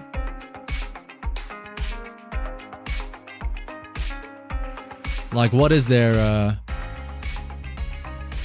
reasoning here? The tier list assesses agents, characters, based on their combat potential in Zenless Zone Zero's most demanding content. Deadliest... Is it really the most demanding? It's most demanding because it demands that you pull for whoever the newest agent is. That is why it is so demanding. Shiyu Defense is a similar mode to Genshin's Spiral Abyss, or Memory of Chaos, and requires blah blah blah blah blah. This tier list focuses on agents' ability to clear within 150 seconds. So just reword this. This tier list focuses on agents that meet the buff criteria for that cycle. There you go. Deadly Assault. Agents' ability to reach this threshold of 20,000 points is what the tier list focuses upon. Once again, this tier list focuses upon which agents can meet the criteria. About the ratings. Yes, let us see the in-depth knowledge and data analysis that goes behind the rankings, shall we? Step 1. Assessment of the agent in Shiyu Defense and Deadly Assault separately and following our criteria. What? Where is this criteria? Okay, criteria. Oh my goodness. I feel like I'm reading a contract. All agents are assumed to be utilized in their best full 3-man team, played without input mistakes, using our standards for performance. What? Okay, what is your standard for performance though? I hate that. I hate this. Can I just say I hate this? When you're reading something and it says, step 1. Oh, please refer to our criteria. Okay, let's go to the criteria. Oh, please refer to our tier list skill ceilings. So we have to go back here again. And we need to go back here, okay?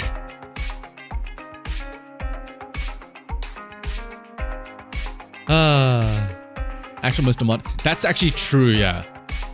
The most demanding is Battle Tower because there, like, things matter the most because getting hit matters. So you actually need to make sure that you can dodge and stuff like that. Like Shiyu Defense and Deadly Assault, if you can just unga bunga your way through, and as long as you do enough damage, you'll be fine. But in Tower mode though, especially if you don't have Caesar and you don't have Shuyan, yeah, like it's oh shit. I actually that is where is it called? How did they word it? That is where you need to play without any input mistakes. Yeah, Battle Tower is where you throw in Caesar, you throw in Astra, and you throw in what's his name? Little Avakabu. Does the shield help you with the badge? Ooh, Steam Blunt. I think if you're referring to the badge where you can't get hit, unfortunately, even if you get hit while you have the shield, even if you don't take any damage, that does count as you getting hit. So you don't get the what's it called?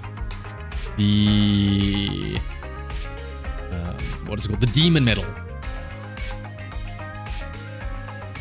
Maybe you could cheat with that. Trust me, I would have done the exact same. Trust me. Once I saw that it doesn't work like that, I was like, well, shit. Okay, I'm not getting any demon lord medals. Like your next best bet then is to wait for somebody so broken that you just one-shot everything, which I guess like Miyabi is that. But yeah, that's a Faker reference. Ooh. I guess it would make sense. Yeah, what's it? The unkillable Demon King, right?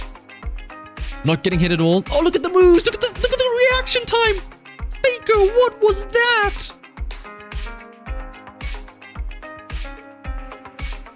Running for the title? Yeah. Like, is there even... I don't think there's even a way, like on your profile or anything, to brag about your demon medals, right? You'd have to like send the actual screenshot from your account. Because obviously on your profile, you can say what floor you've achieved, right? Oh wait, no. I think there is one title, but you only need 10 Demon Lord medals, right? And you can get them anywhere. So you can do the 10 easiest floors, right? I think, if I'm not mistaken.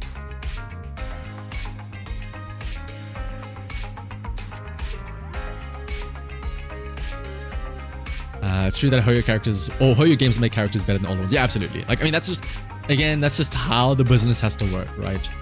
No one's gonna pull for a character if they're worse than previous characters, right? It's like, what's the point then? But yeah, like, this is a whole mess of stuff.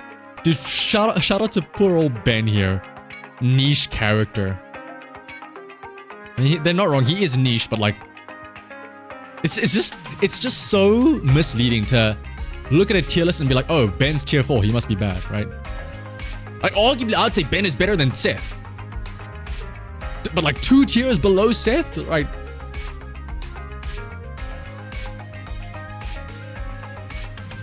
People start doing, yeah, exactly. Like, the moment a character is not like giga broken and giga busted, it's like, well, shit, here we go again. Lamau, you wasted your pulls on the new character? That's hardly better than an A rank. Everyone point and laugh. Ha ha ha ha. But to be fair though, I think that's kind of how they can get around with it. Because again, they could very well release a character who is weaker than some of the other characters, right? But they make it seem like they're really good because they'll make it so that the Shiyu buff is super specific to them.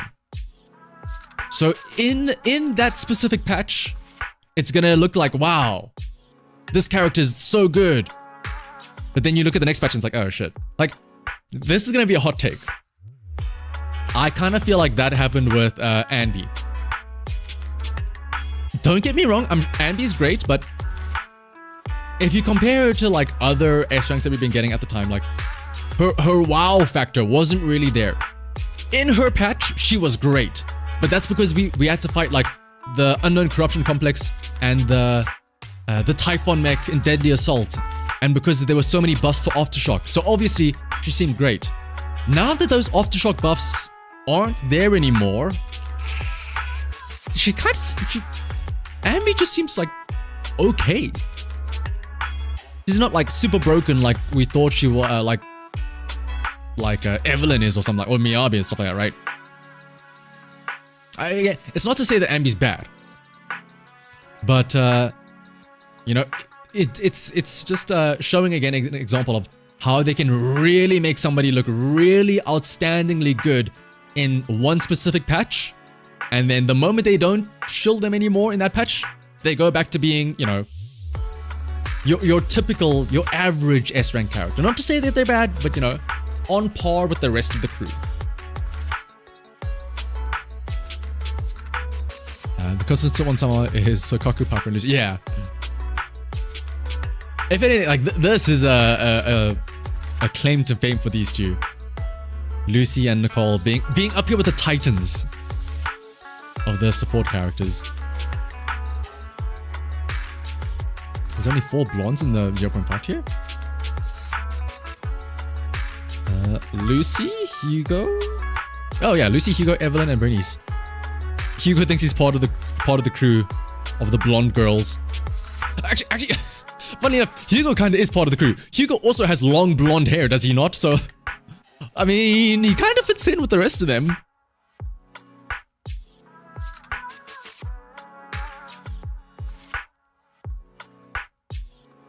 Yeah, like, again, no, I can guarantee you, Nicole and Rena are gonna get bumps, are gonna get bumped up come 2.0 with the new miasma and all the increased defense and stuff like defense shred and penetration are gonna become so valuable now.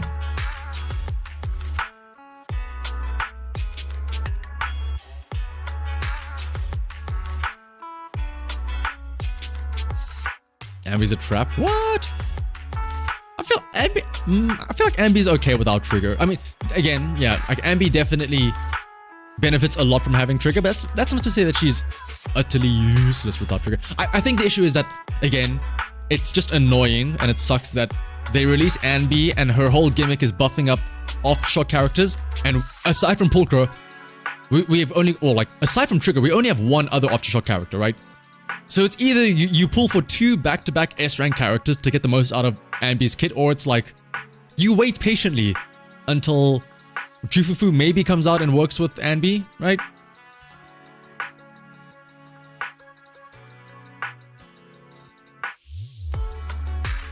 They need to do, again, like, Here's what Pridwin is, I guarantee, here's what Pridwin is doing. They don't want anybody to be on the same tier as Miyabi. Like, literally, again, they're reserving this for the Miyabi tier. And they don't want to put anybody here.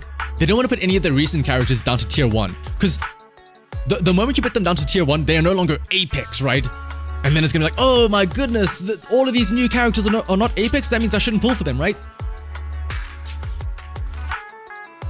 Like, could you imagine the shitstorm if Hugo was in tier 1? Everyone would be like, oh, Hugo's flopping, he's so bad, he's so horrible. The Pridwin tier list said that he's on par with Jane, Lamau, an A rank. They'd never be able to live down the shame.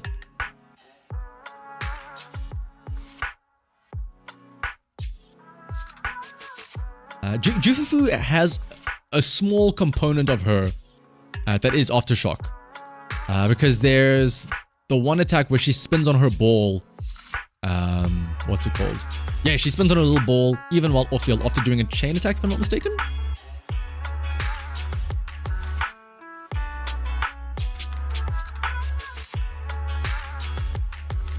Astra, yeah. That's just how good the supports are. Astra and Lucy, put them together, and then there you go.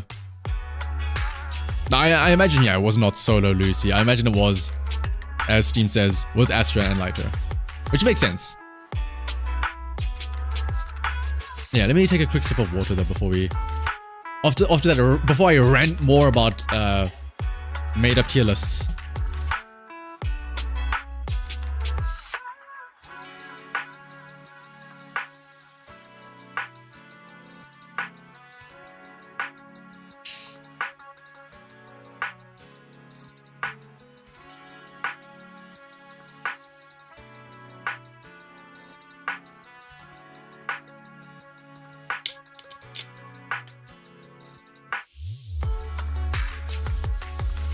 Can I just say as well, I know we have ice element. I'm kind of annoyed that there's no water element. I don't know why, but like the other day I was counting out the elements and I'm like, okay, we got fire, we got electric, we got ether, we got physical, we got water. Oh no, it's not water, it's ice. So what's up, Solheim? You said that Jane and Seth's Japanese voice actors are the voice actors for Link. Wait, really? Which one's which though? Who voices Link? Who voices Zelda? That's a real question though. But funnily enough though, yeah, let me just double check here. Speaking of tier lists, I know we just talked shit about tier lists on Pridwin. I pulled one up here myself. I'm curious. So, like somebody was asking earlier, like what my opinion is on like the best story and stuff like that. I want to do a tier list for the different patches for several different like tier lists, I guess. Like one of them will be the story, one of them will be the agents, one of them will be the events, one of them will be the content and whatnot. So there's one. Let me order these. One.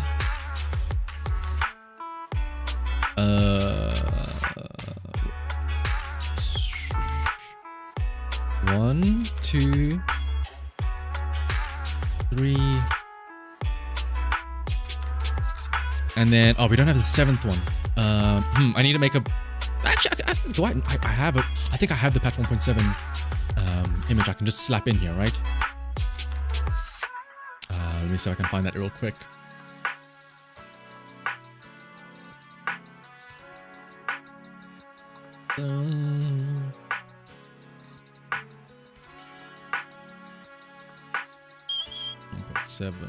I do kind of, yeah.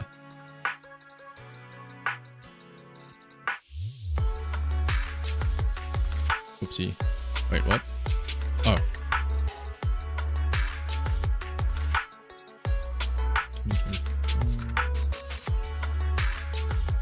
Will this crop nicely? Yeah, kinda. So these are all the patches, right? Let me also include the little... Did I not have a little... I had a text box somewhere, I remember. Did I add it back again? Oh, yeah, there it is.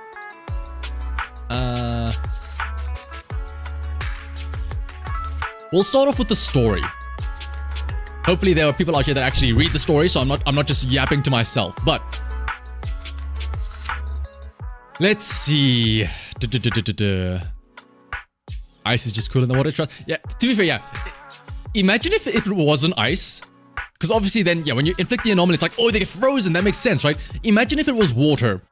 And instead of applying the frost burn or the frozen effect, you fill up the anomaly gauge and it's like, you made the enemy wet. Oh no. It'd be super effective against like Shadow Porkra, I guess. Wind, water, earth, and fire. Yeah, maybe in September we'll get that as a new specific buff. Don't know. Gacha game fans can't read. Yeah, true.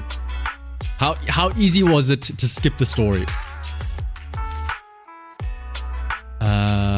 Effective against regular Pulchra too.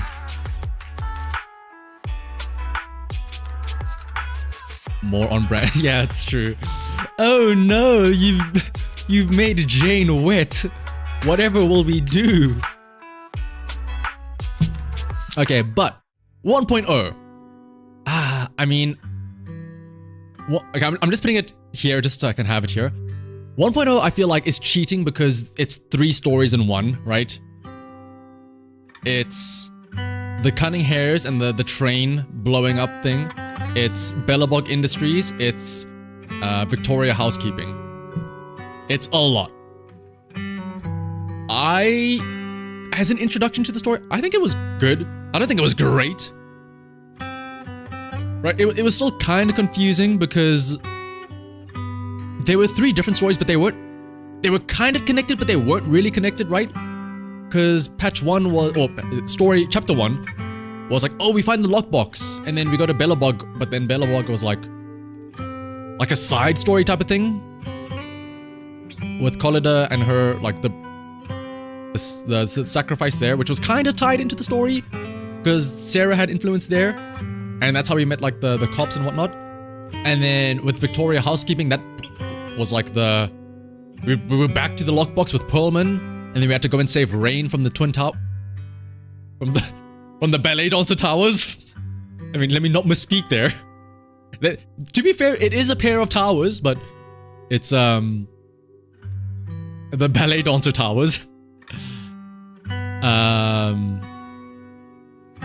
But yeah, I think all in all, like those 3 and the patch as a whole, it was okay. It was a good introduction.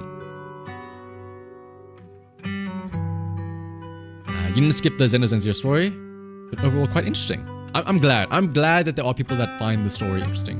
It's very ironic that the one Hoyo game where they do include a skip button is the game with arguably like the best implemented story, or the best way to actually go through the story.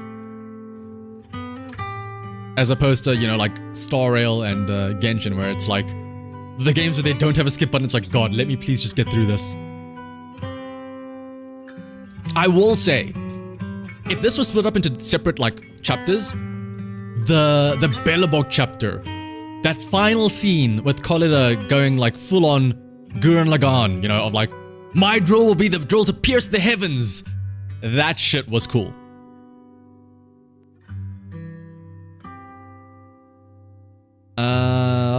But yeah, there wasn't. The reason why I'm giving it not an S is because there's something else that I want to put an S. 1.1. So this was the first side story with Jane and Seth. I think it was okay. This is when we realized. This is when a lot of us realized. I think like, oh, the odd numbered patches, the special stories are like side stories. You know, it doesn't really have anything to do with Phaethon. It's sort of like, which is still kind of cool. You know, it shows that there's a world where we aren't the main character. You know, things are still happening in New Eridu when we aren't involved. The world doesn't revolve around us.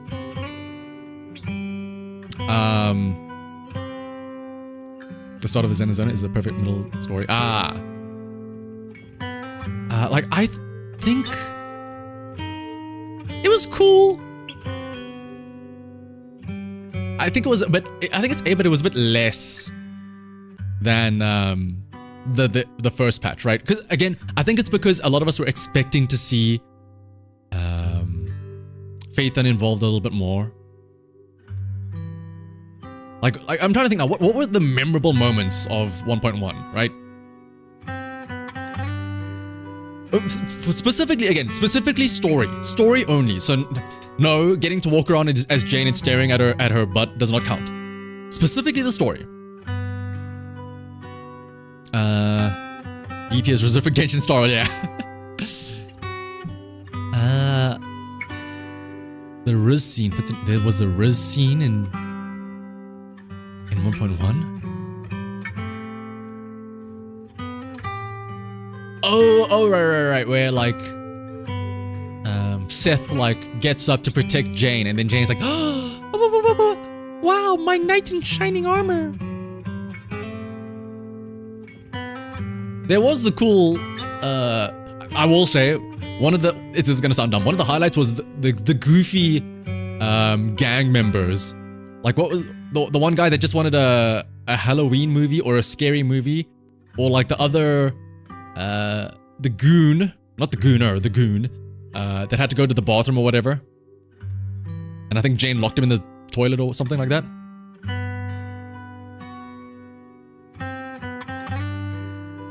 Oh, right. There was a scene where Belle unironically uses the word Riz. Honestly, yeah. The fact that Belle used the word Riz unironically, I think we need to bump it down to B. I'm sorry.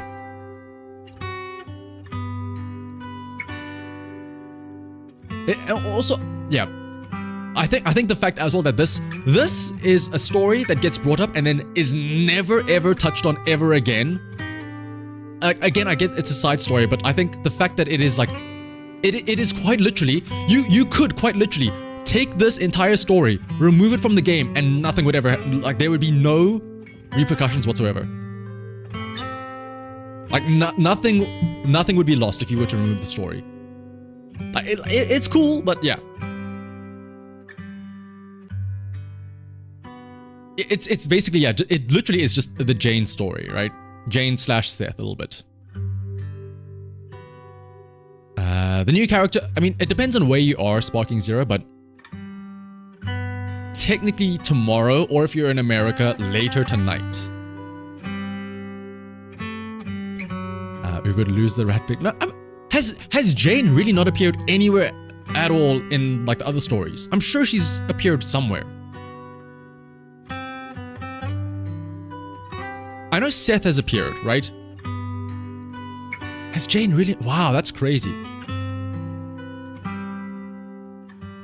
If she has, it must have been like very minor. At the end of 1.4. And like, oh, I guess in like the credit scene, right?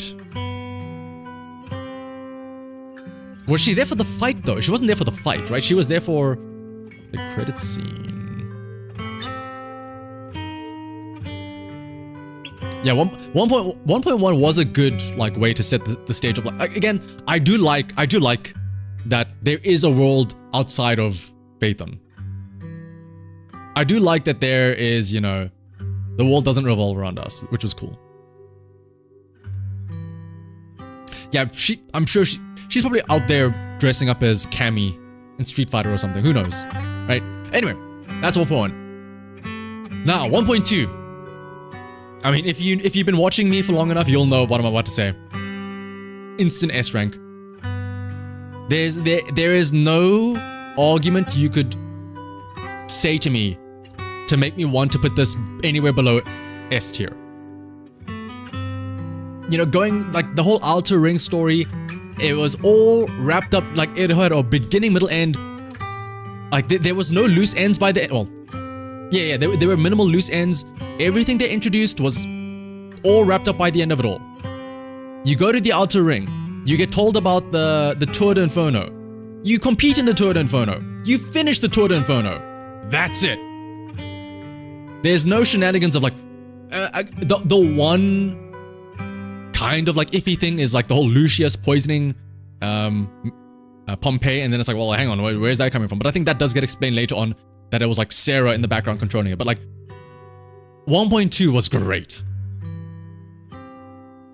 And like the story, like it's also, the villain wasn't really a villain as well. Like maybe I'm just a sucker for that, where like the villain is actually a good guy that turned bad, right? With Pompey getting poisoned.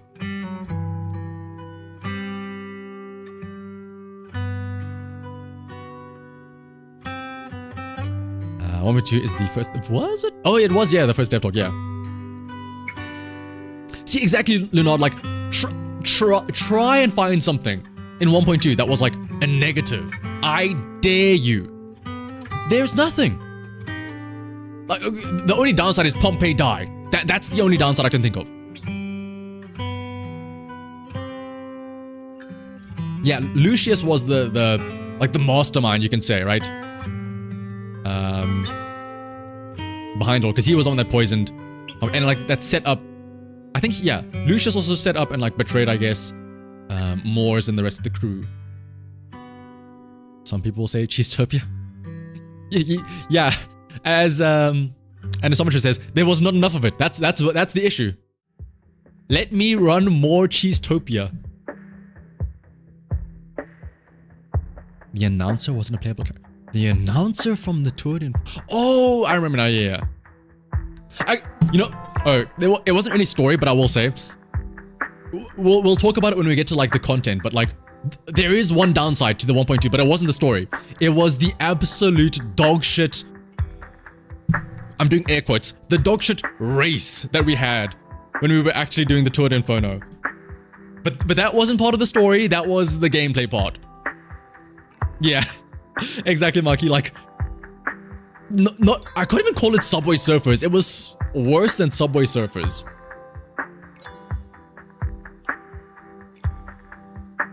Do I think that we can look forward to revisiting older factions? I think yes, especially because it looks like we're being set up to like revisit the Obal squad, right?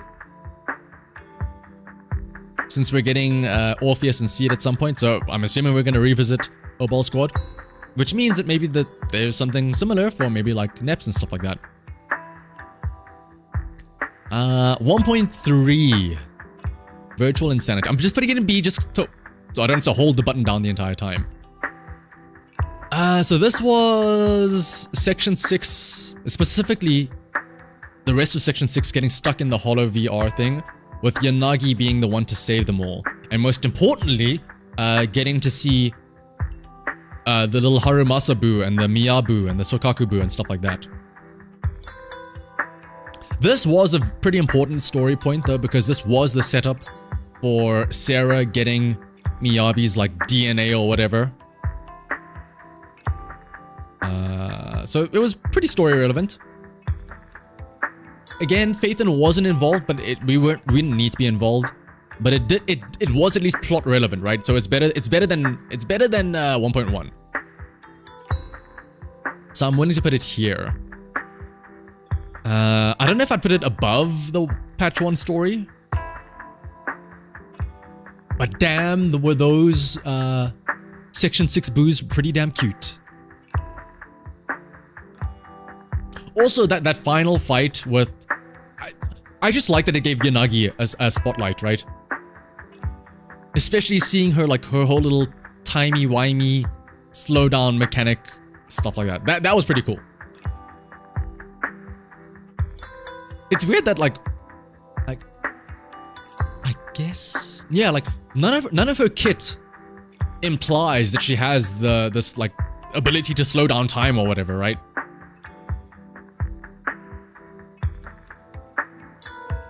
Mostly Yanagi demo running around. Yeah. I think it's low A. Especially because, again, it does have plot relevance because it sets up the story for 1.4, right? 1.4...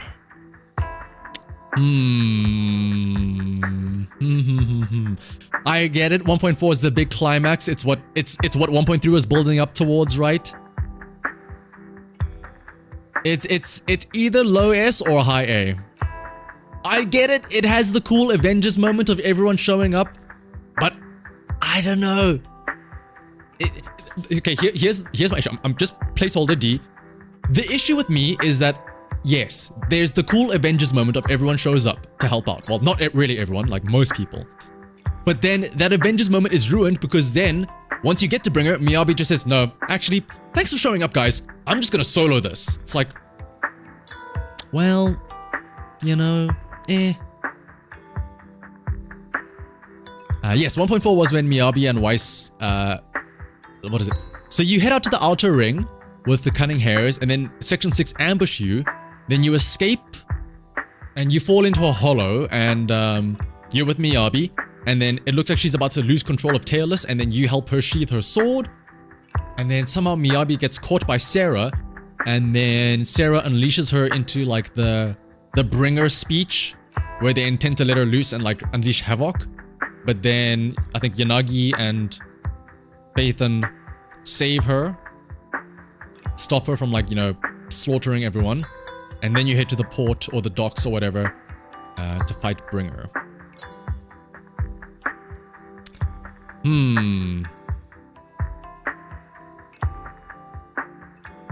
The latter... It's on the cusp here. It's like low S, high A. Again, I'm not a fan of how it ended with... The Avengers are here, but not really. The Avengers are here to just watch as Miyabi solos everything. Now, okay, this is a bit difficult because I will say 1.4 also had the Harumasa agent story, and that by itself was very good. But I think we're gonna talk specifically about main story, not the agent story. And yeah, also to be fair, I also didn't like the fact that, I mean, it makes sense, you know, it's the end of the season, but they still like teased more at the end. They were like, oh, this isn't the end of me. Let me do the EMP wave, and then it's like, oh, but we have like this fancy eyes. It's like, okay, I thought that was the end? Question mark. I think A rank is, I think I'm putting this at an A rank. 1.5. I'll do a different tier list for the agent stories, yeah. 1.5, so that is, it's like the messy MCU, yeah. Like it's like watching just Endgame, but not Infinity War. That's what 1.4 felt like. So 1.5 was once again very filler-esque, similar to 1.1, where it was essentially the Astra Evelyn patch, right? If you like the Astra Evelyn shipping, great. If you didn't like Astra Evelyn shipping, oh. But here's the thing, though. I know everyone's gonna be caught up on that, right? Everyone's gonna be caught up on Astra and Evelyn. Hear me out, though. The little Eos Bangbu being so happy to go and hit the button.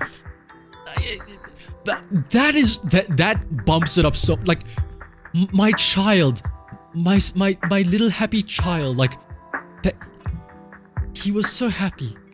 Forget about Evelyn and Astra, like, little Eos getting to participate in a Bangbu tournament.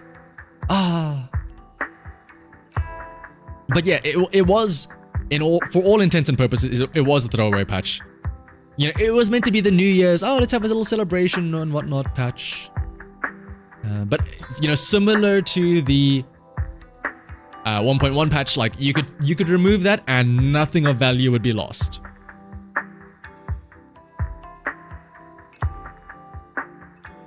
And like,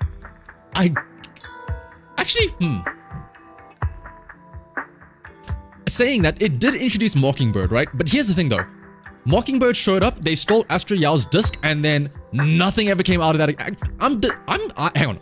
Now I'm gonna get annoyed now. I'm deducting points for this. They introduced Mockingbird. Cool. They showed Hugo, you know, interacting with Astra Yao. He steals the disc from her thing. They never bring it up again. That could have been a great chance for them to, like, tie Astra and Evelyn back into the story in later patches and stuff like that, with Mockingbird. But that was just completely ignored. Also, yeah. Oh, Bean, you bring up a great point. What is his name? Yoran the Winter, which was just like the previous like maestro or singer or whatever, right? At that venue. So, and again, like, they never brought up... Okay, yeah, you guys convinced me now. I'm getting annoyed at that patch, yeah. It was so much of a nothing burger that I'm annoyed because they brought up stuff that they didn't expand upon. So it's like, it's not really like loose ends, but like, they introduced stuff that they just leave you hanging.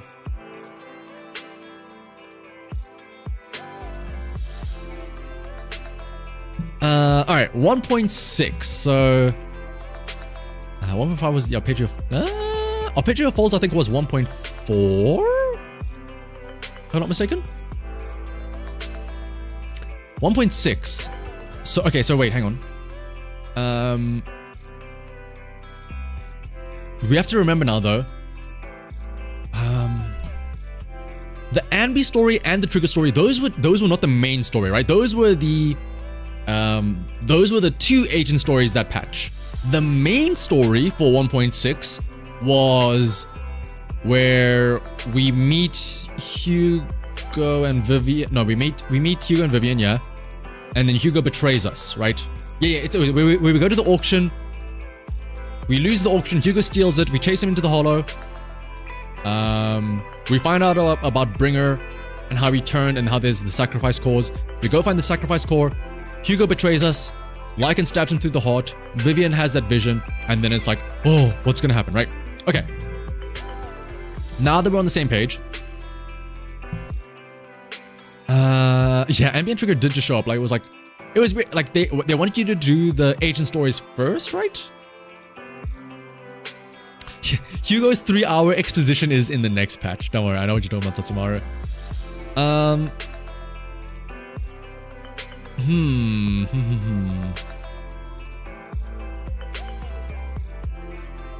1.6 I think I liked.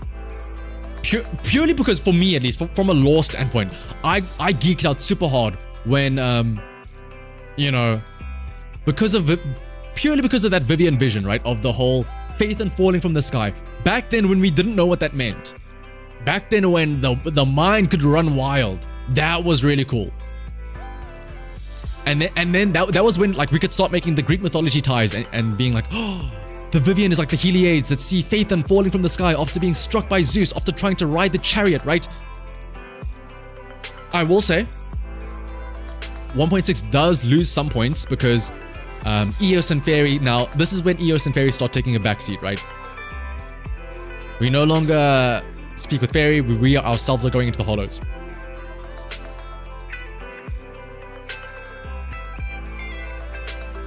Uh, 1.7? 1.7 was... Yeah, 1.7 was Vic Hugo Exposition.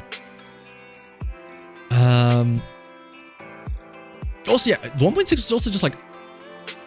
Was it the much... Yeah, 1.6 was the much darker... Like, technically speaking, 1.6 is the first time we've seen somebody, like, die, right?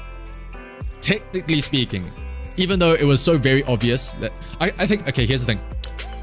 This would be S rank if they either legitimately kill Hugo, or B, they didn't make it so blatantly obvious that Hugo was gonna survive. Like, yes, I get it. They have to give up drip marketing. But like, they made it so painfully obvious in the actual story when you're playing it that Hugo is not gonna die. It's like, okay, well, it's just annoying, right? Where like they highlight in yellow words like, my hand went straight through his heart. Surely nobody could survive that, right? And then like beforehand, Hugo coming up and apologizing to us. So as cool as it was, I will take it down a notch. I think I will put it above 1.4. Purely because, again, back then, when we didn't know what the resulting story was in 1.7, it was like, when your mind could run wild about what it could be, right? This was when it was the best, right? However, 1.7, 1.7, this is gonna sound weird. I think 1.7 was significantly worse.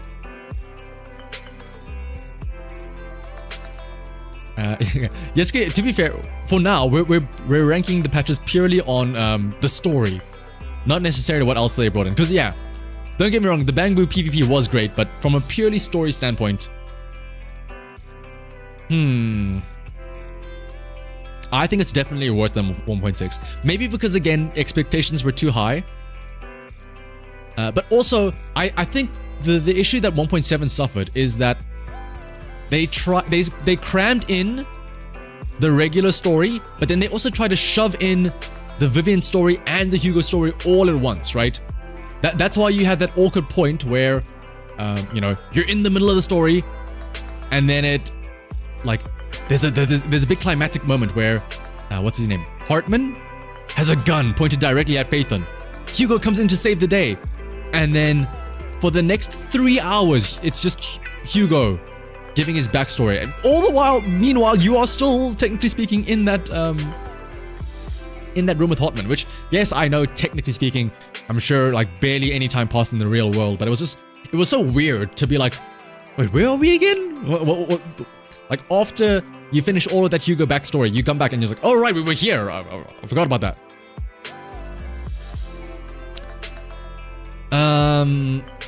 So like the 1.7 story was bloated. Let me put it like that. And yeah, like the Dina being the villain for Vivian is like, eh.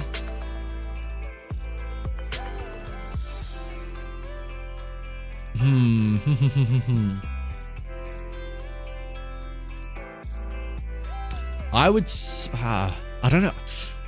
I don't know if I put it in B tier. It's definitely somewhere in A, like low, maybe like here. Better than patch 1.0. Not as good as the Miyabi patch. Cause like the way you can think of it is the 1.4 and 1.7 are both like ending patches, right? But I don't think it has like. I guess the 1.7 moment is when, spoilers, when we hug Vivian, you know? But like, does that match up to Miyabi soloing Bringer?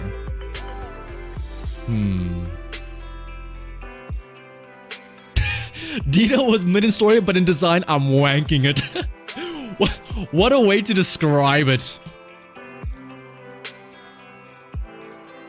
1.7 was the first. Yeah, like that Hugo, that Hugo section was just such a blaring issue in the story. Also, like, I'm trying to think now. Dina was the master. Like, Dina was a very anticlimactic villain, right? She was the one behind all the sacrifice calls, and like what? It was just Vivian's old like foster sister. It wasn't even Sarah. It wasn't even like, I guess it was like a cultist. I guess, yeah. Yeah. Now that I'm thinking about it, especially when you consider the time that you have to sit through all of that story. Vivian is like the saving grace for it, yeah.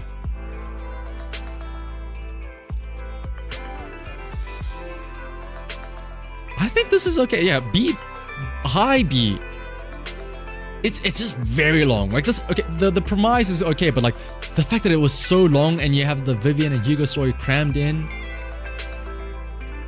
Also, yeah, for like the big fancy epilogue of the story as well, by the way, you would think that, oh, are we gonna have a final showdown with Sarah, the mastermind, the one that we've been trying to chase after for the past 7 patches? No, it's just some random girl from Vivian's backstory. Like, okay. I think, yeah, that's the big deal breaker for me. Dina being such a nothing burger villain, the mastermind, right?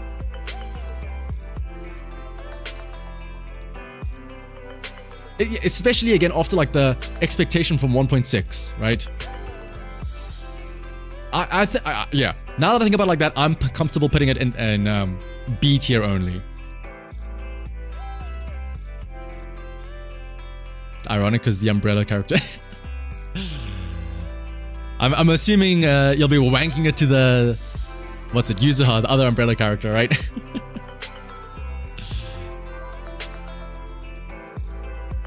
What even happened to Dina? Dina died, didn't we? Or I guess no, Vivian like soloed her or something, I guess, right?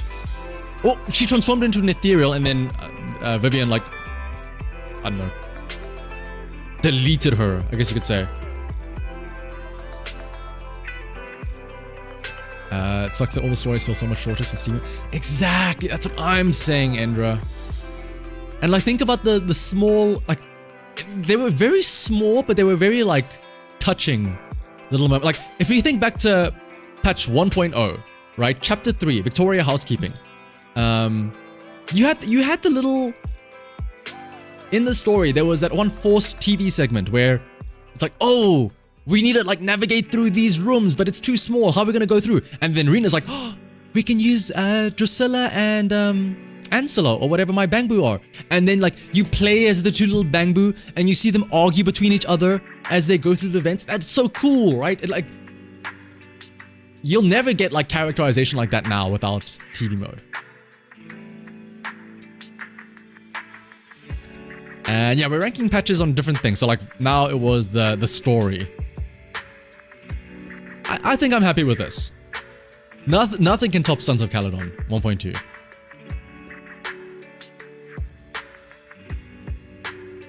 Yeah, I think 1.7 really suffered from having everything mashed together. Alright, so that was the first ranking that we did now for the patches. I think the next one we can talk about is... I know we just talked about the Pridwin tier list. I don't want to do like a character tier list. Because like, how would we judge a character tier list? 'Cause I don't want to say it in terms of like, oh, endgame usability. Like what? It has to be like just how cool they are, right?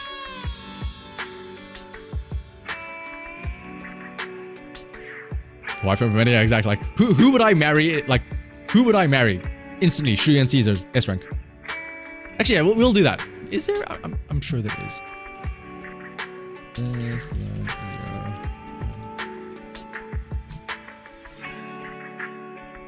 Oh, pour classer, vous me dites, je préfère des Zenless Zone 0. Shout out to the French.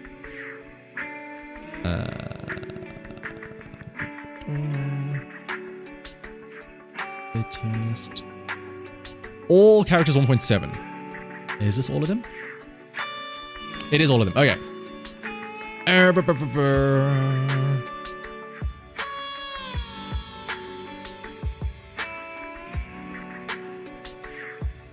Character just in a high-speed chase. Oh, of course. What is it? I'd put Bernice up in top, right? Okay. How do we tier list this, and like, what do we call this tier list? That's the important thing, right?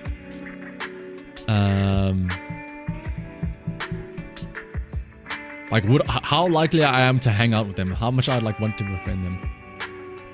So like,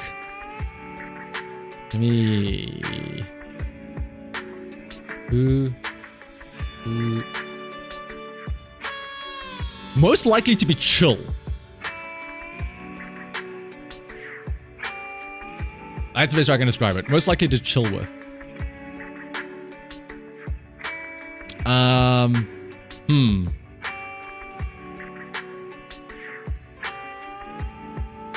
And then how do we call the tiers? Like,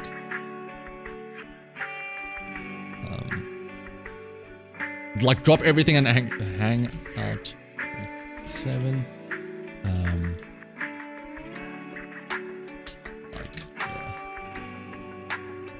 Why did this type it out like that? What? Avoid like the... Okay, this is like don't dead open inside, but you get what I mean, right? Hang on 24/7, like maybe on weekends, or like hang on, maybe on weekends.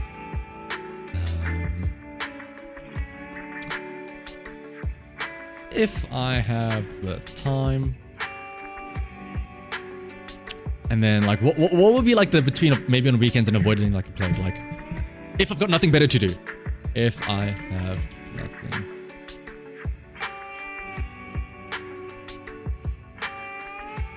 Is it French up here again? Okay, it's not French this time around. Okay. So, Hangout 24. Okay, well, let's just go in order, right? Shall we? Weiss. I don't know. What? Weiss seems like a chill guy, but it doesn't seem like a fun guy, if I can put it like that. Like, what does Weiss do for fun? Like, yo, you wanna... Like, he's got a cool setup, so he's probably a gamer, right? So, like, maybe we can play games on the weekend. Yeah, exactly, right? Yeah, maybe on the weekends. I can imagine that. Belle. Oh, Belle. She's fun. We're gonna go get noodles. We're gonna go drive around. We're gonna go shopping. Belle's great. Belle is 24/7. Nicole?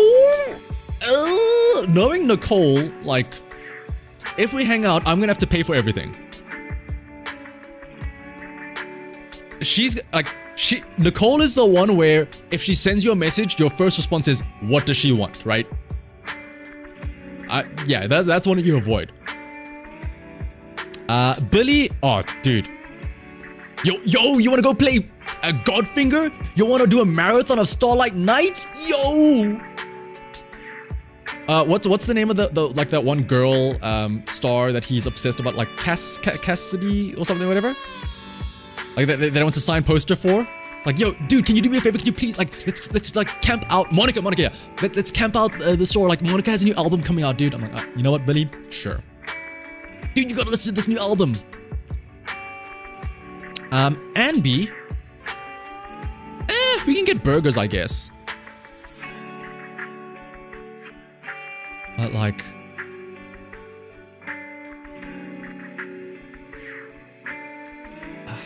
it's definitely not all the time, but like, how often do I want to get burgers, right? The thing is, what happens after we get burgers? Like, what happens then? There's gonna be that awkward point where after we get burgers, it's like, what now, Amy? And she's like, I don't know. I didn't think much past this. Movies and burgers? Yeah, I guess so. That can work. A little date night. Anton? Okay, don't get me wrong. Anton's a bro. But he can... Anton feels like he can definitely, like, be a bit much at times. Like, don't get me wrong, like, I'd have to, like, if I hang out with Anton once, like, there's a cooldown on him. It's like, I've hung out with you already, like, once this month already. I cannot, like, I have to, let me mentally recharge from you. I'm sorry, I can't listen to you yap about your drill again. And how you changed the oil 12 times and how it got stuck in a hole. So maybe, like, if I've got nothing else better to do.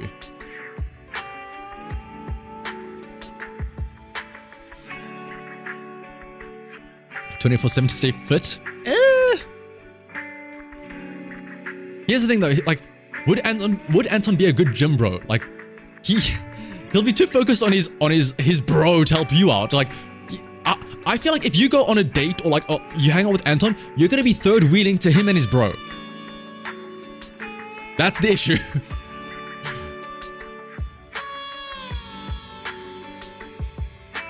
Ben. Oh, Ben is absolutely 24/7. Ben is the definition of just a chill guy.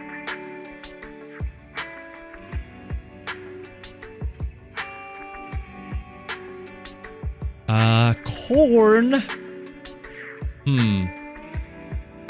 Ben is gonna complain about the financial crisis. I feel like Ben is socially aware enough to be able to be like, I'm sorry for troubling you with my issues. It's not something that I should be bothering you about.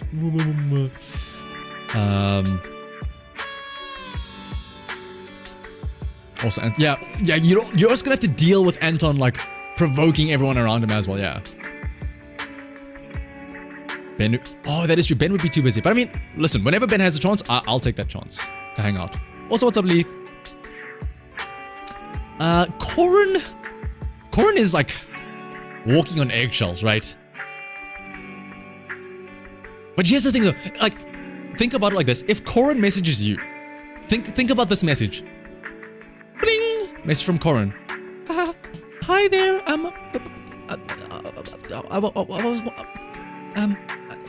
I know I don't message you this often, but do you think we could maybe like if you're free? I don't mean to be a hindrance. But do you think we could maybe hang out this weekend? Like, how do you turn down somebody like that? If she musters up like the courage to ask you to hang out, like you can't turn her down. I would feel bad if I avoided Corin. Like, I feel like if I turn Corin down, Lycan's gonna come around and like smack me over the head.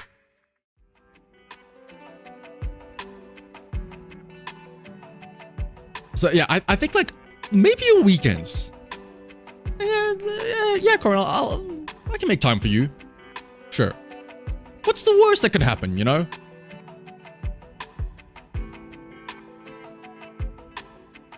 Make sure not to drop out of the game. Ooh, okay, I'm still logged in, thankfully. Corin's just like you asking out girls. Bold of you to assume that I would ask out girls as well, so. Alright, Lucy. Lucy seems chill. She does have that short temper, but also I kind of want to hang out with the boars. I want to play with the 3 little pigs, so like I just want to hang out with Lucy as an excuse.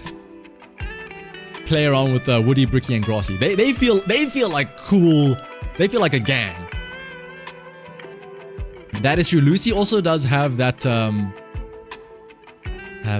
prestige to her. I'd hang out with Lucy, yeah. Also, Sons of Caledon, we can hang out in the outer ring. I'm sure she knows how to have a good time out there.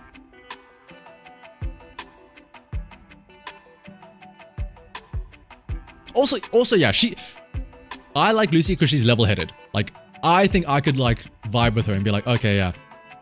Like we could rant about, oh man, Caesar and her antics, right? Whew.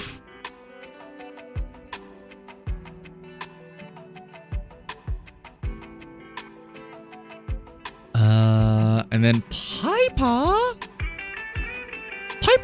I feel like would be cool to have like joy. She would just want to go for a joyride, right? And that's pretty much it. And then she'll want to sleep afterwards. We'll go trucking, I guess, right?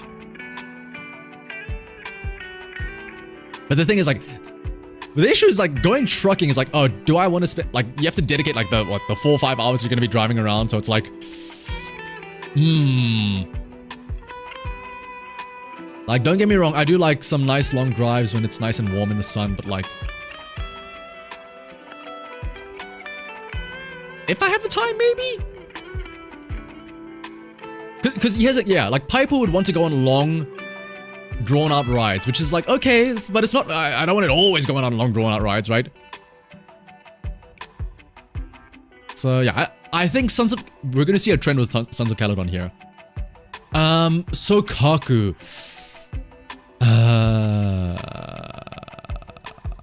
Alright. We're gonna buy snacks for Sokaku. It's basically babysitting Sokaku, that's what it is. I don't know if I want to avoid her at all, or maybe like, you know, maybe every now and then it's fine to just go and have lots of food, right? That is true. I would have to spend everything for, because yeah, she would not pay for herself, right? Also, I feel like it'd be trouble because of how like babysitting it is. Like, I'll have to keep an eye on her, make sure she doesn't like accept. Like in the one story, make sure she doesn't accept food from random strangers, make sure she doesn't get lost. It would be oh yeah, like Sokaku does have like pocket money, right? It's like, do I want to have to babysit her the entire time?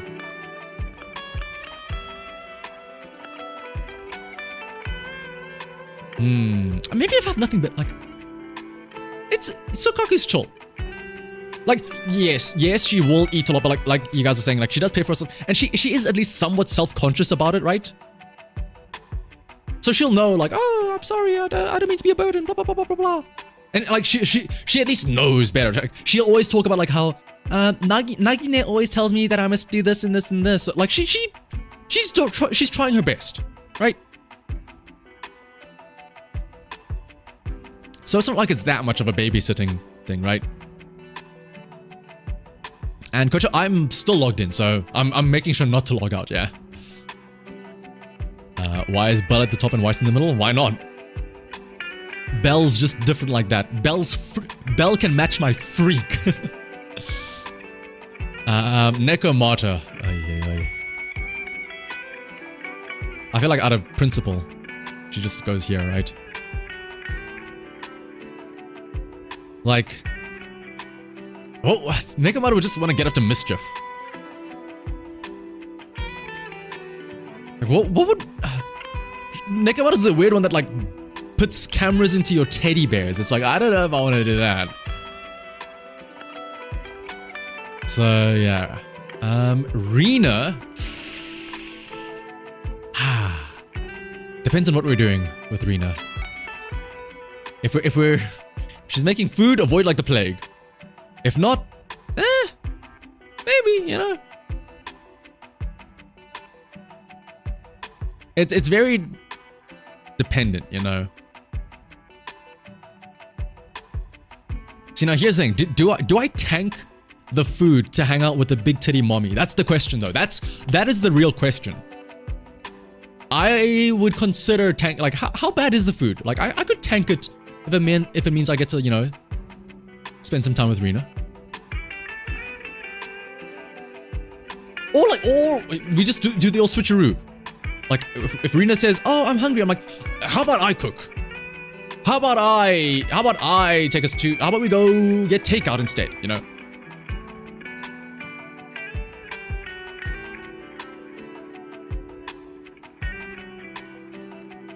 Her food canonically attracts ethereals. That's good. Then she can whisk me away and save me. And she like floats away.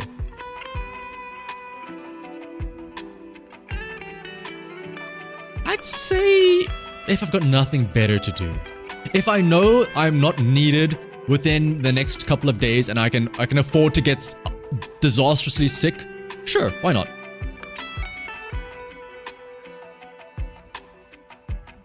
Lycan, oh, dude. Your boy.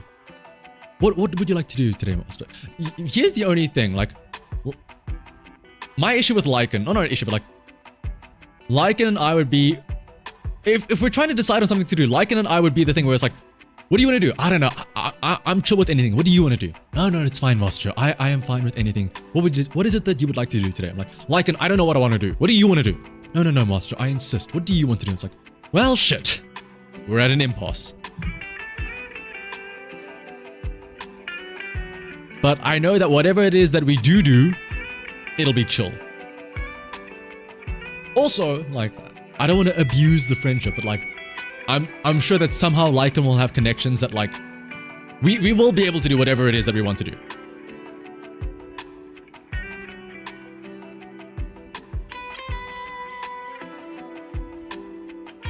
Alright, Grace though. Ooh, I kind of, the only thing is like, I don't know if you guys have seen like the meme TikToks of like,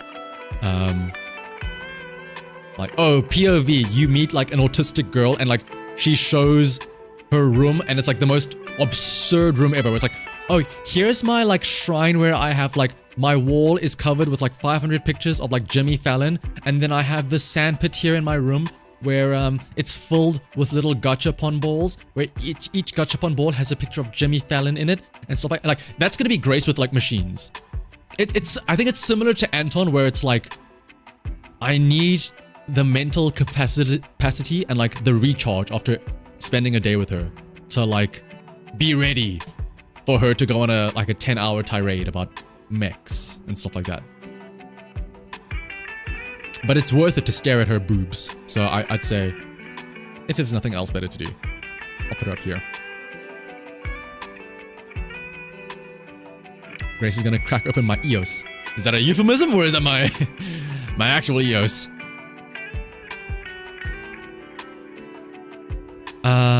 Soldier 11. If I'm 1 minute too late, she's gonna make me do push-ups. So I have to be very careful about my time with meeting up Soldier 11. Yeah, exactly. Like, how strict she is. Like, also, she didn't even remember my name. Like, but like, maybe, you know, if I can make the time for it, she could be chill. We can go eat noodles. As long as I'm not late, you know. As long as I'm not late, as long as I'm not doing anything wrong, as long as I'm following the code names, I think we'd be chill. Exactly, like, just go eat noodles. Also, okay, so here's another thing. Soldier 11 always, like, meets at, like, nighttime. Like, she's a night owl, which is also kind of like me, so I can vibe with that. Like, yo, it's, like, Soldier 11 is the one that will send you that 3 a.m. text, like, yo, you up? And I'm like, yep, what up? You wanna go for noodles? I'm down. And you know what? I'm all for that.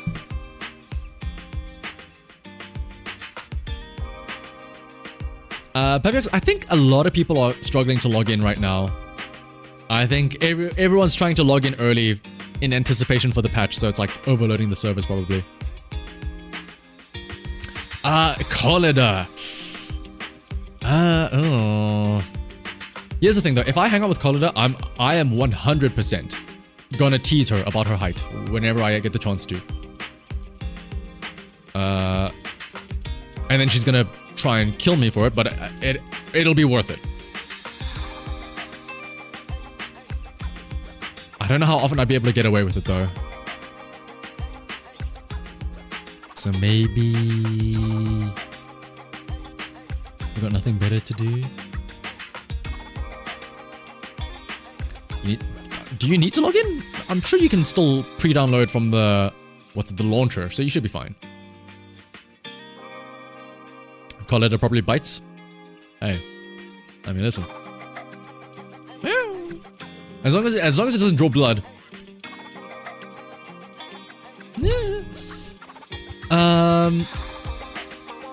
Let's see, Ellen. Here's the thing, though. I would want to hang out with Ellen. Would Ellen want to hang out with me? She'd probably be like, oh, no. I want to sleep. So... here's the thing, if she has the time, right? What would we even do? We just, like, laze around all day. Like, well, whenever we hang out with her, she just sleeps, right? So it's, like, hard to tell. I think if I have the time, and if she has the time as well. Shuyen? 24/7. Please, Shuyen, I beg of you. As soon as you get off duty, please let me know. I would like to hang out. Absolute wife material. 24/7 non-stop. Like... What, we could go shopping to prepare, like, get grocery shopping for your mom so we can go home and you make a nice meal.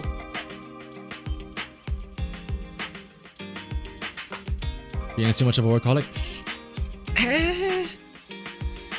Ah, that is true. But it's fine. It's fine. It's fine. She's going straight back home. That's fine. I'll go with her. We can go home. She can make a nice meal. I'll just sit there patiently. Like the good little house husband I will be. Yeah, we can plant tomatoes and everything. She'll be fine, yeah. Ching Yi. Oh. We can play mahjong, we can drink tea. Ching Yi's chill. We can joke around with like dismembering her and like playing pranks on people. I'd say Ching Yi's pretty chill, yeah.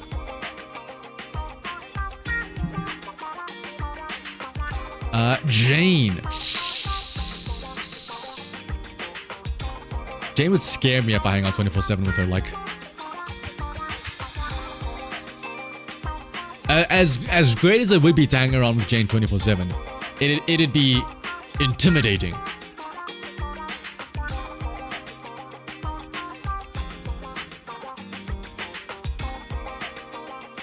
Like, she'll also try and mess with you 24. Like, if you do hang out, whenever you do hang out with her, she's gonna mess with you as well. She'll tease you. She'll try and like, which I don't know. Maybe some people might be into that, but like, It's kind of scary. She could kill you and you'll be happy. Yeah, and new Eridu Jane hangs out with you. I think if I have the time. If I have the time and I'm like not too scared of her, I'll hang out with her. Seth? Seth is a bro. Seth is chill.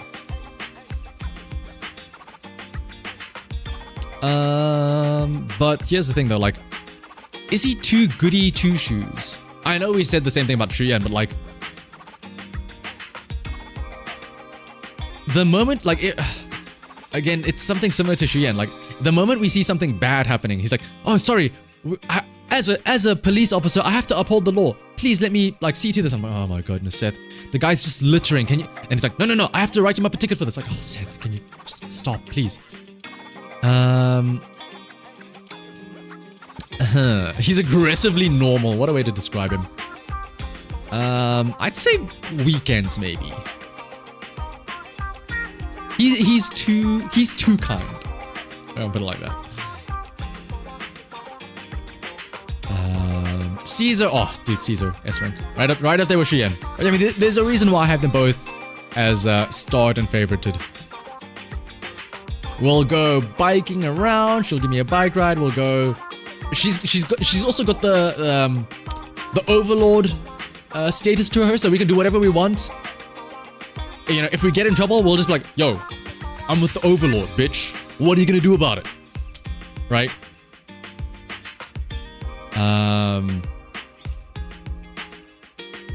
Yeah, like it's Caesar. Why would you not want to hang out with her, right? We could geek out about shoujo romance manga as well.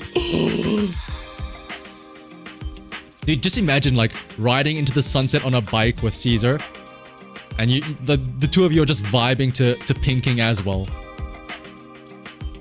Up the beat, I feel like learning. That is, dude, that's like peak. That is just peak hangout with the tomboy, right? Burn ice.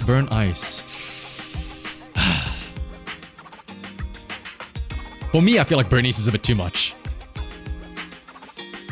Like, don't get me wrong, I get it, but like, ooh, I would feel like Lighter in her MV, where like Light is just trying to mind his own business, and then Bernice is all like coming up against him, like doing the hip bump, and it's like, oh my goodness, Bernice, where are you coming from, right?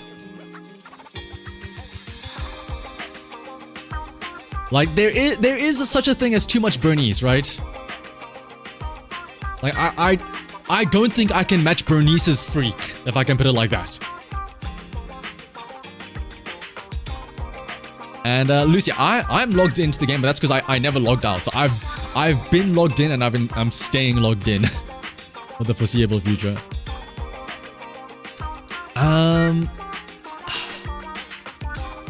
Maybe only on weekends. Because like think about it, if it's not on weekends, right? Like I don't think I'll have the social battery. Like you need to be ready to hang out with Bernice.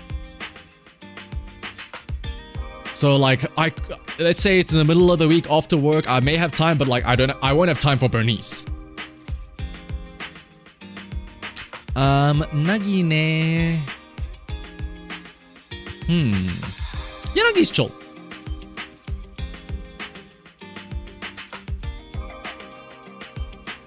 I think it's if I have the time, I'd spend it with Yanagi, right?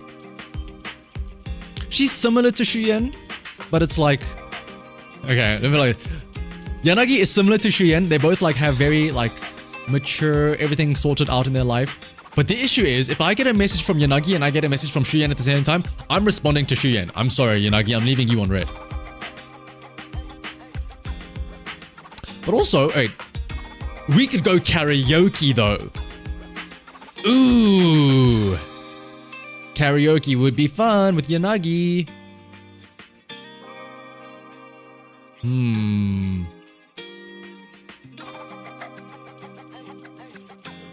24/7, she talked too much about her work. Yeah, and she'd also complain about Harumasa and Sokaku and Miyabi and stuff like that. Yeah, it's if I have the time. Lighter. The undefeated champion. Lighter's chill. He's okay, so women won't understand this meme, but I'm sure the guys will understand this. Lighter is one of those guys where you will hang out, you'll go fishing, you will say nothing for 5 hours in a row. You'll just sit next to each other fishing. At the end of it all, you'll be like, damn, that was a good day. I spent a good day with my bro though. Even though he said nothing at all, it'll be the best day ever. Like, we could hang out and do absolutely nothing and it'll be chill.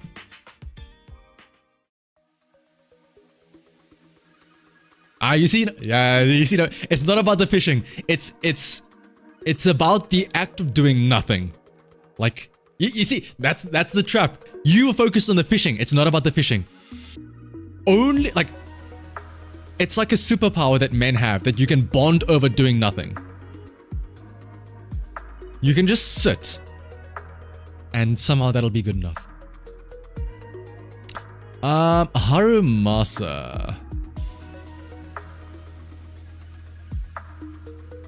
Yeah, just vibing in the same room. Harumasa. Here's the thing though. It's kind of similar to the others where it's like, would Harumasa make the time for me? Or is he gonna like be like, sorry, my ether aptitude's acting up. I gotta take my meds. You know, sorry about that. It's like, okay, but are you being serious, Harumasa, or are you just trying to get out of this? But he seemed like, if we became like work colleagues, dude, I would like cut work with him. Like, yo, you skipping work today? Like, yep, I'm skipping work to do. Yeah, I think it's if we're both gonna skip work, I'll skip work with Lighter. Yeah. Yeah, it's 24/7 unless he dies. He's dead. Like, me Bibi.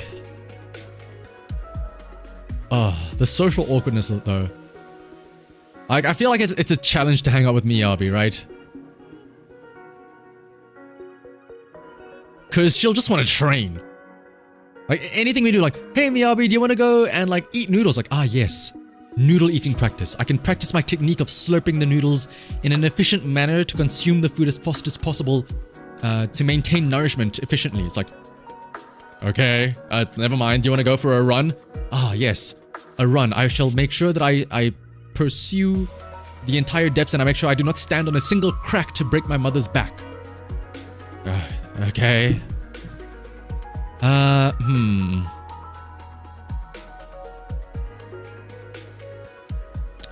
This is gonna sound controversial. Maybe I've got nothing better to do. Like, it's gonna be difficult to hang out with Miyabi, right? Not even Star Rail and Genshin Impact. Oh, that is interesting. Maybe it's just, yeah, the Hoyo servers in general. The autism fox, yeah. Astra. Ooh.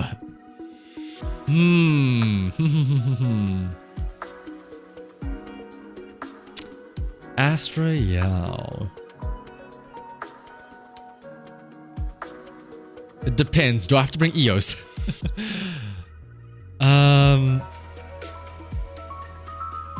Does Evelyn... Okay, okay, hang on. Here's a better question. Do I get the package of Astra and Evelyn together though? Do we get to make it a party? Also, okay, hang on. Also, to be fair though, Astra will be constantly bombarded with paparazzi though. So like, you have to deal with that. And then, okay, fine, Astra can wear a disguise, but her disguise is literally just a pair of sunglasses, right? So it's like, do I want to like risk having to deal with the paparazzi following us around non-stop 24/7? That's a little bit of a tough decision, right? So it's like, if I have the time to deal with them, right? That is true, I guess, yeah. It's an oddly effective disguise. Alright, Evelyn though. Ooh, I want to put Evelyn above Astra. Like same tier but above her.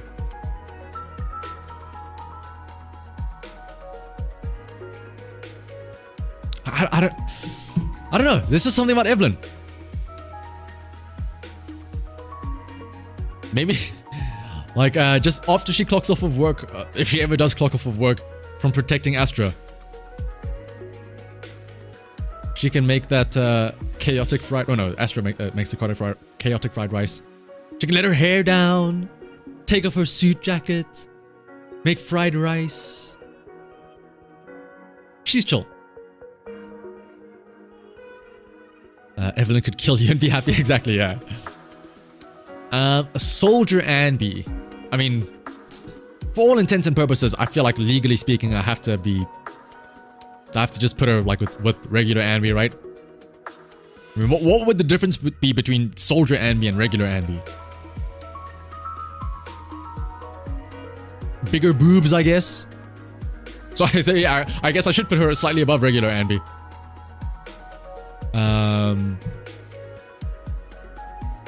Alrighty then, Pulchra. Pulchra Bellini. We could go and get massages, I guess? If I've got nothing better to do, we can go and get a massage. I've never gotten like a massage before, and I don't know why, but seeing Pulchra's promotional video, I don't know like why, but it's like they just made it look so good. I'm like, ooh, that sounds cool.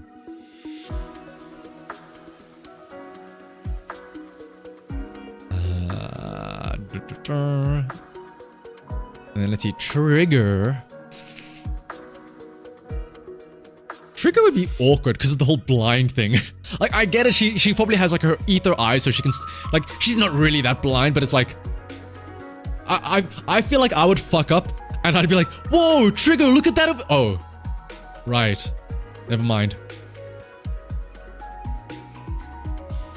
Like, yo, Trigger, do you want to watch a moo? Oh, right. I'm sure she'll be fine with it. And I'm sure we could find something to do, but like, I just know that I would fuck up. I'm like, oh, whoops. So maybe on weekends. Damn, this is like perfectly balanced almost. Except for, you know, these two at the bottom. Hugo. Hugo.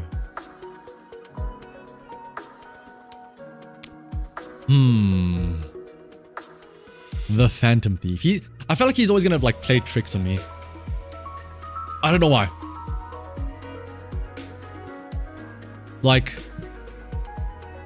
Hugo is also it's kind of like Nicole, where like if we hang out, I'm always gonna be suspicious of him. I'm like, what's your angle here, Hugo? What are you trying to get at? What are you trying to steal from me? Am I just being used by you as a part of your plan for something here? I mean, quite literally, that is what Hugo was doing, where, you know, spoiler alert, 1.6, we were being used as a part of Hugo's plan, right?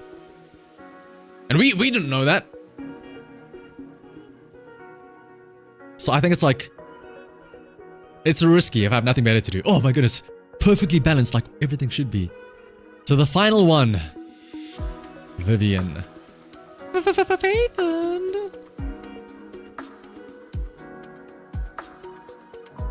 Yeah, he absolutely, like, yeah.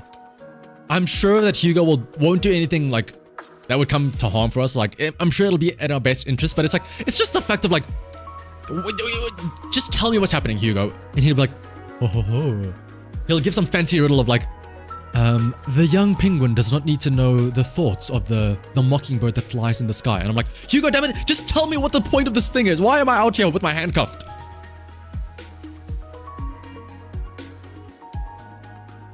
I feel like, yeah. Vivian can be a bit overbearing. It's similar, I think, to, what did we say? like Anton and Grace, where like it can get a bit too much depending on how aggro she gets with us. So I feel like maybe weekends? Because I feel like you need to distance yourself from Vivian every now and then. Because here's the thing: if you start hanging out with Vivian too much, she's gonna start thinking like, oh my gosh, this is now the third time I'm seeing Faithen this week. Do you think he's gonna propose to me? Oh my gosh, oh my gosh, oh my gosh. And then the moment I step down to like tie my shoelaces, she's gonna be like, oh my gosh, Faithen, yes, I'll marry you. I'm like, whoa, whoa, whoa, whoa, whoa, calm down, woman. So you can't give her that false expectation.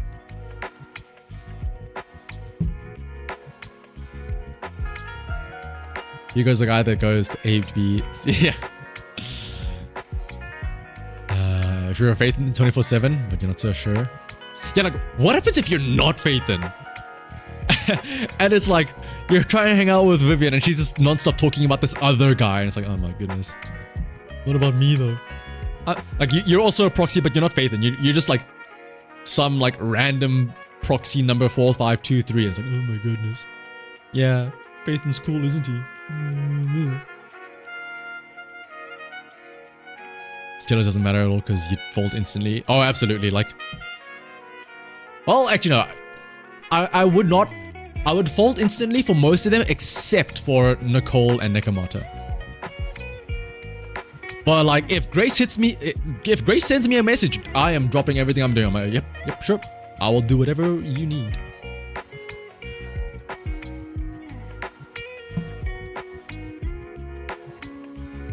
But yeah, this is surprisingly balanced. Decent amount in Hangout 24/7. Of course, Shiyen, Caesar 24/7. Duh. Belle. Because Belle is just the right amount of freak where like she's like a freak like Bernice, but she's not like, she won't set fire to everything, you know. Belle's freak is like, yo, let's go shopping non-stop, whoopee, and then after that, let's go buy noodles. Like, that's the extent of her freak, right? Milk testing with Grace. Depends which milk, but yeah. Let's watch a gore movie. Let's surf the dark web. Why are Seth and Vivian on weekends? So Vivian's on weekends because you don't want to see Vivian too much. Just now she gets a bit too attached and it goes to her head. And Seth because he's a little bit too goody two-shoes where like you can't take him anywhere because he's going to try his best to do Nep's stuff. If it's Evelyn fumbling, he'll be your habit. Yeah. Like, again, don't get me wrong. If any of the women in like these top 3 even top 4 categories, if anybody sends me a message, I am like, I will be like putty in their hands. But yeah, I think that's a pretty safe bet for the characters at least. What about Fairy? Actually, if Eos were here, dude, Eos 24/7 non-stop, yeah. Fairy. Fairy is interesting.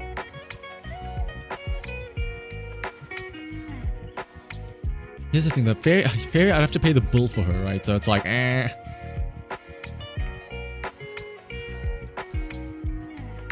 Yishen, Jufufu, and the Panda. Yishen would probably be weekends only. Oh no, it's hard to say because we haven't seen much about them, but Yishen is probably if I have nothing better to do. Because Yishen seems similar to Miyabi where she's so focused on training and the mission and stuff like that where she doesn't seem like she can chill that much, right? Jufufu 24/7. Like, can we go, I would ask Jufufu, can I go for a ride on your little pot thing, your popcorn maker? And then we just go for, like, really go for a spin, literally. Pan would be like, if I have the time. Then he'd cook up a great meal. You'll do Yishan until your knees tremble. But all right, let's have a look and see. So let me just double check. I think I am still in game, right? Because I didn't log out or anything. So let me just double check.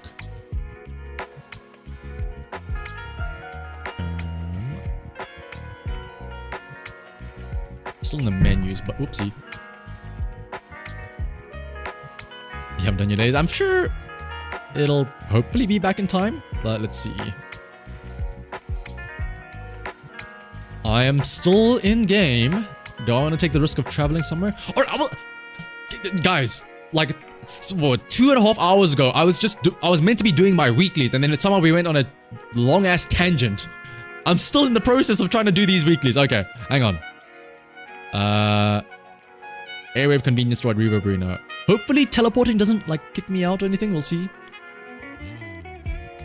I'm not going to take the risk of exiting and entering because it looks like that is how you get locked out essentially. But hang on, no. This is maybe a good thing. Here's the thing. If there is a big fuck up, right, and people can't log into the game, this is good. Because then they'll have to issue an apology, which means more free polychromes. Oh.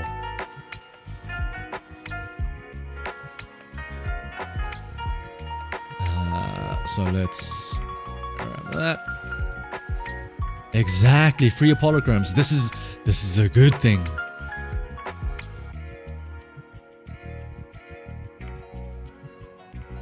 Guys, what if we strategically DDoS the MiHoYo server so we get free polychromes?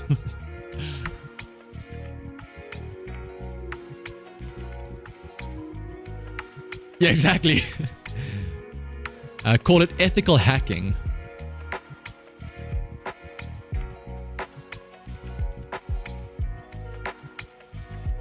No, Yishin's banner is only coming out in what should be about like what, 8 hours? Or no, not 8, like 6 hours or so. You've heard nothing. Yeah, you guys didn't hear it from me. Yeah, 6.5 hours. Yeah, that's one. Maybe a bit sooner depending on how the maintenance goes, but yeah. Wait, was that it? It was it. Cool. Am I gonna stream until then? Hell no! I gotta get up for work tomorrow morning, unfortunately. I will be streaming tomorrow though, at around similar time. Where I'll be streaming the pulls, like several pulls, so my pulls and a couple of other viewer pulls. Which, by the way, if you do want to take part, possibly in the viewer pulls where I will pull on your account, there is a little form in the Discord server that you guys can join to be notified for when the stream goes up, and also for if you want to have your pulls done on stream. Am I in college? Thankfully not, no. Thankfully I stopped studying a couple of years back. Unfortunately, it's worse. I'm a working man. Did I already have all the Sensi collections? I think, ooh, I do need to check. Because I have been stacking up these, what is it called? Little pack things. You want to be me? Ooh, wait. Oh. Where's Luminous Square? Sensi Studio.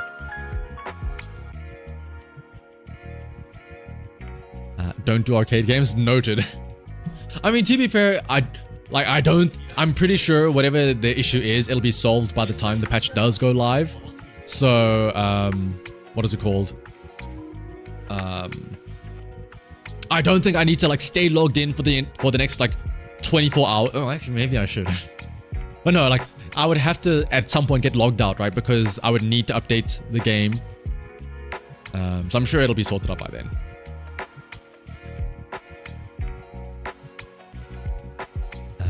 Your probability restore. Ooh. I feel like that's funny then, that to be the one to have lost so many 50-50s, you would be the one to be like, but the statistics show it's a 50-50. But to be fair, you would be the one that would be most equipped to not fall for the gambler's fallacy, to know, like, you know, it's only a small sample size of like 6, right? So I mean, it like if you were to conduct like a P-test or whatever it is a bit out there, but yeah, it is within the realm of possibilities. But let me see. I purchased. I can purchase everything else. Yeah. Lost Edge. City Hunter. Oh, wait, City Hunter. That's the name of the anime that I like. Wait, is it City Hunter? Yeah. Get wild and tough.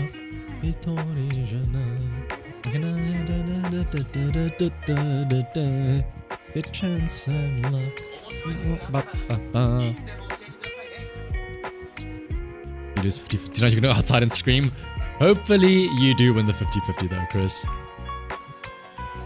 I think that those were new, Bean, because I feel like I did buy them all out beforehand, right? And I mean, when I scrolled down, they did say that they were new, so... Also, they look different from these three.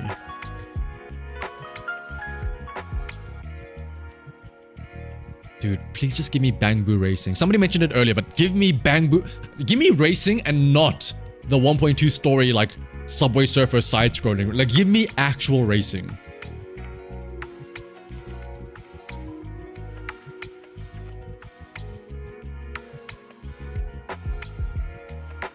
I hope the area is fixed. You haven't gotten your dailies done yet. Dedicated store. Oh, wait, the dedicated store owner achievement. Oh, is that for like doing the store opening thing for a specific streak, right? Due to Crash Bandicoot, dude, or what's it called? Forget about the new Mario Kart. What is it? What was recently announced? The Garfield Kart 2. Fast and Furious or whatever it's called, like Drifting Fury or whatever. But yeah.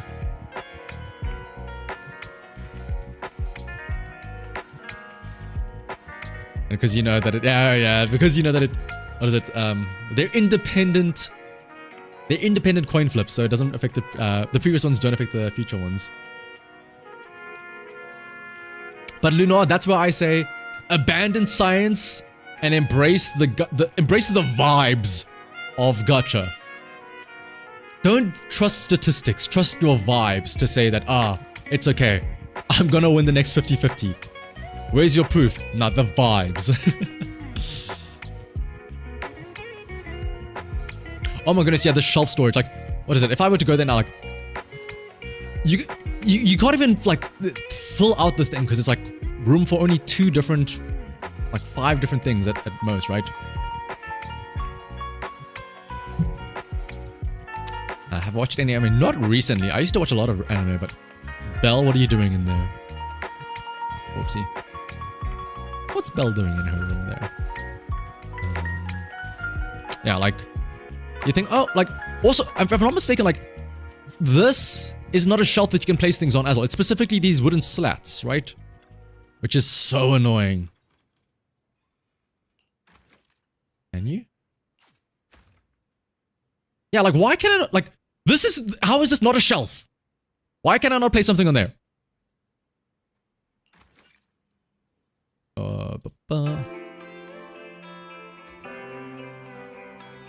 Wait, can you move the shelves? Oh! Oh! Oh! Oh! Oh! Oh! But I mean, still, it doesn't mean shit when, like, I can't place anything. Like, I guess this makes it a little bit better, right? Now it doesn't look. Now I don't look like it's as empty.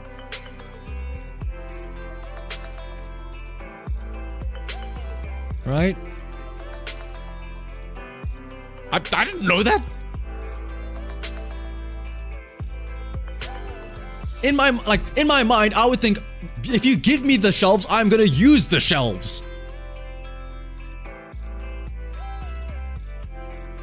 Why would you give me 6 shelves when I can only use 4 of them in the first place?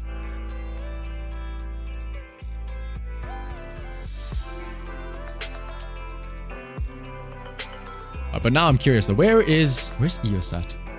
This is also something we learned last time around, is that sometimes Eos is just out and about, hanging out with friends.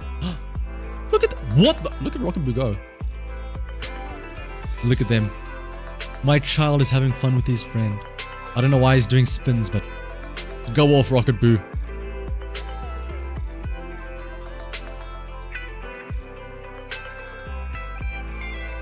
You're a day one player. You see what I mean?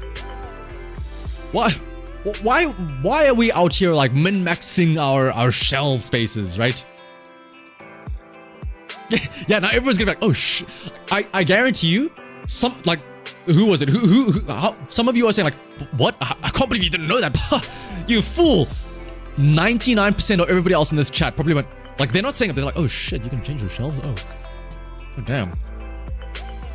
I guarantee you.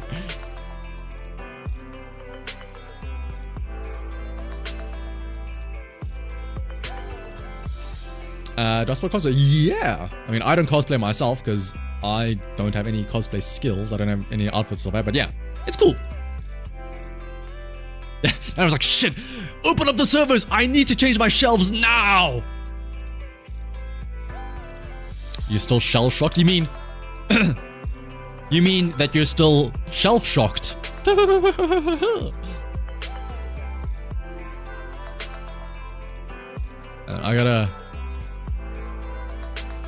I want to get a mid spin. Alright, no. I aim to face me. Do a 360. Okay, hang on. We need to get from the other angle.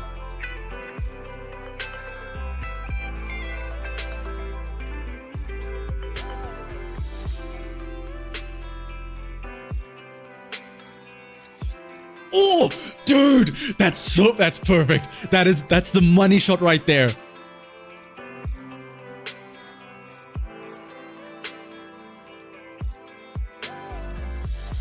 POV, your friend winning the 50-50 on Yishen, you losing the 50-50 to your 6th Necromata.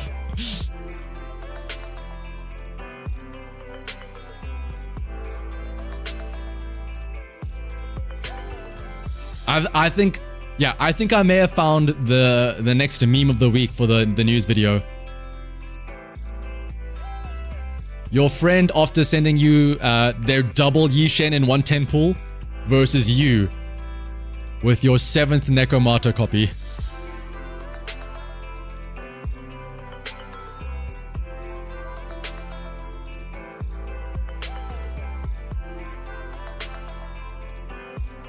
What's the name of my cat avatar? It's me. I guess the name is Shanahavt, I guess. It me.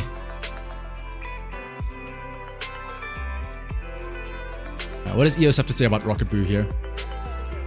You were getting faster and faster just now. You mean my spinning speed? That's obvious. I mean, you were rattling off the numbers faster. Wait, what? Oh. 76 spins. If you hadn't interrupted me, I could have done way more. Well, if you say so. Do you really have to do this in the middle of our store? Yes. Your store has a crazy strong flying magnetic field. But that's not the point. I want to feel what it's like to fly? Ooh. It's still work hours though, not really the right time. Oh, my child is so responsible. EOS. EOS, start spinning around and around. No! EOS! No! Poor EOS, I've done at least 50 spins. Sorry, but you've only just hit 12 spins. Stop bullying EOS. My child, you're gonna make him sick. Just some glorious flight training. I feel like my body awareness is getting sharper. If we keep this up, we can leave those clumsy ethereals in the dust. Yes! EOS, I don't like you hanging out with this riffraff out here. You're gonna get yourself hurt. He's probably better at spinning in an office chair. Oh, I wish after the speaking here, EOS would also start spinning now.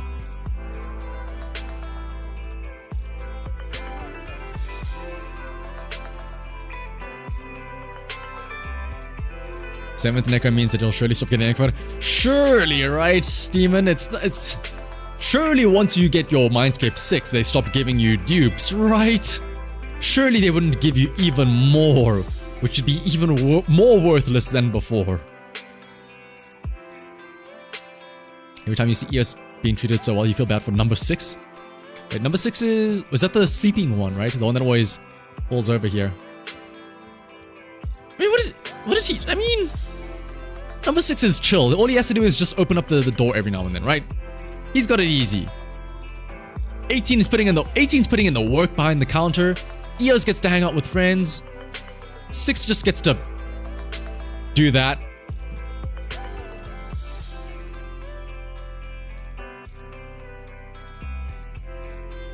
Maybe he's just introverted. Maybe he just likes it, you know. He just likes chilling out there.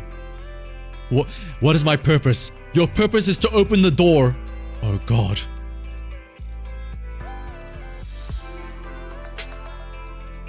I think, yeah, the servers are down for, I think, most MiHoYo games, not just Zenless Zone Zero, right?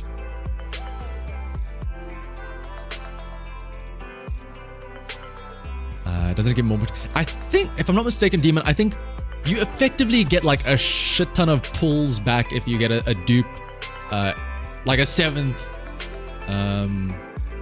what's it called? A 7th thing. I can't check now because there's no limited banner. Maybe we can see here.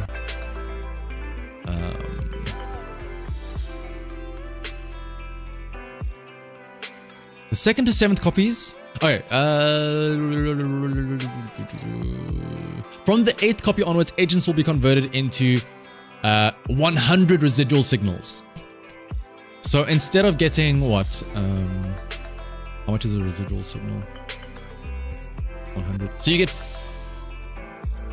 5 pulls. Getting your 8th copy of an S rank gets you 5 pulls as a consolation prize, which is absolutely dick all.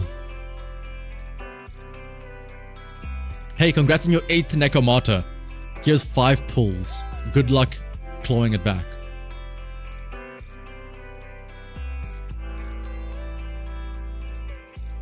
How many residuals do I have? A decent amount. 3,000 for now.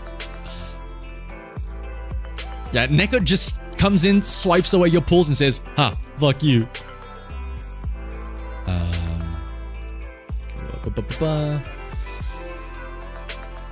I could use them on master tapes. Here's the thing. So here's why I have not used my residual signals once. Well, I've used them occasionally for A ranks here, but I could buy these out now. I could buy 150 pulls right now. But here's the thing. If I... This is actually a good lesson for everyone here that has, like, not really trouble with addiction, but, like, to stop your temptation. Don't convert your pulls. Don't convert your residual signals. Don't convert your polychrome into tapes. Make it as difficult as possible to do your pulls, right?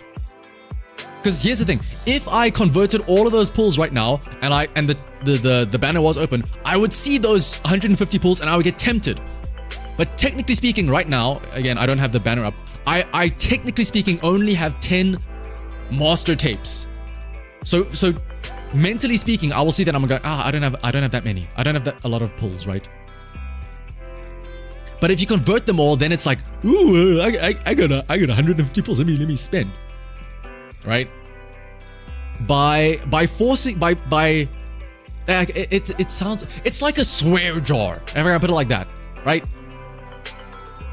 If there's a big jar of money, but you know that you can only like open it once you hit like 100, like, that's actually a great way to put it. It's like a piggy bank. I don't know how many of you have a piggy bank, like as a child growing up, but like you would fill it up with coins every now and then, but you'd never break it open. Because once you break it open, like that's it, right? You'd wait until it's full and then you break it open. And then, you see it all at once. That way you don't get tempted to use that money that you've been saving up over time. Or you're like Matt who just says, fuck it, I rip it all out so I can see the big number.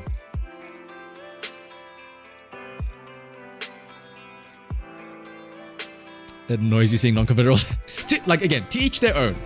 I like doing it because for me, the more barriers that there are, the more, like maybe it's just because I'm lazy, the more buttons that there are to press to get to the pulls, the less likely I am to do it. Like, imagine if this were,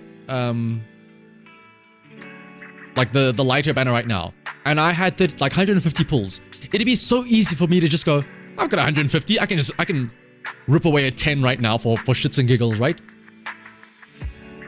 But if I'm at 0 pulls, like yes, even though I have the 150, it's like, but then I have to go all the way to signal shop, and then I have to press on this, then I have to press on this, then I have to press on this.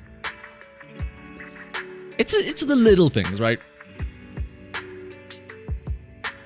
Also, I am waiting on these standard pulls as well, because I'm waiting for patch 2.1 for when Pan gets added into this pool as well, before I throw away any standard pulls.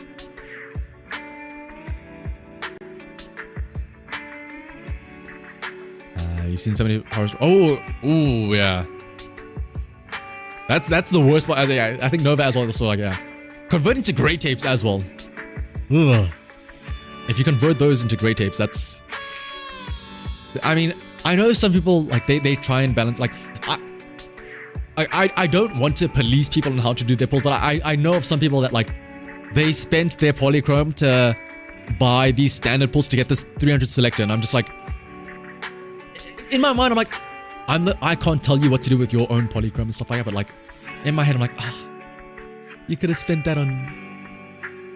Yeah, exactly. Like Matt, I'm like, you could have spent that on. You could have accidentally gotten lichen on your limited pools as well.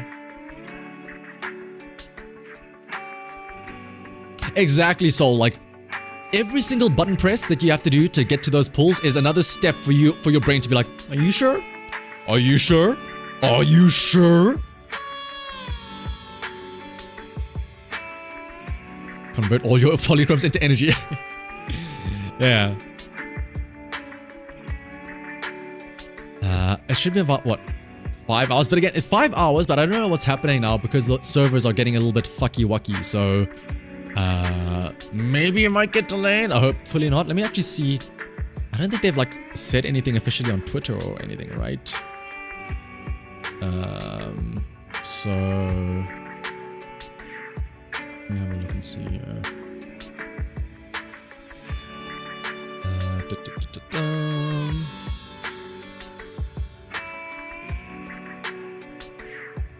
Wait, where did it go? Oh, there it is. Because normally they do put out a little thing that says, oh, we are aware of some trouble logging in and whatnot. But normally that's like a bit later. Maintenance. Aha. Well, I don't know if this is everything. Dear proxies, after the version 2.0 pre-download was released today, some proxies playing on PlayStation 5 encountered login issues following the pre-download. The issue has been identified and fixed. This is on PlayStation 5 though, so maybe the fix for the PlayStation 5 pre-download ended up fucking up the other platforms, right? Who knows?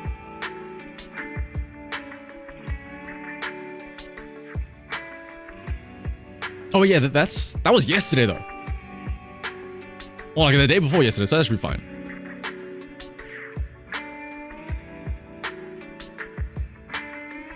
Was there a point in the game where it went stale?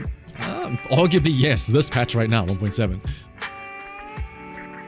But okay, actually, coming back to what we were doing with on the browser, actually. We were meant to do this like a while back, but then we got sidetracked by all the tier lists and stuff like that. Let me pull up the browser again. We've watched already the character demo where Yishin and Miyabi fight each other, but now there's more. Once I find this browser window. There is the animated short film, which came out a couple of days ago, and then there's the brand new character teaser. We'll go in order though. We'll start off with the For My Yishin short film.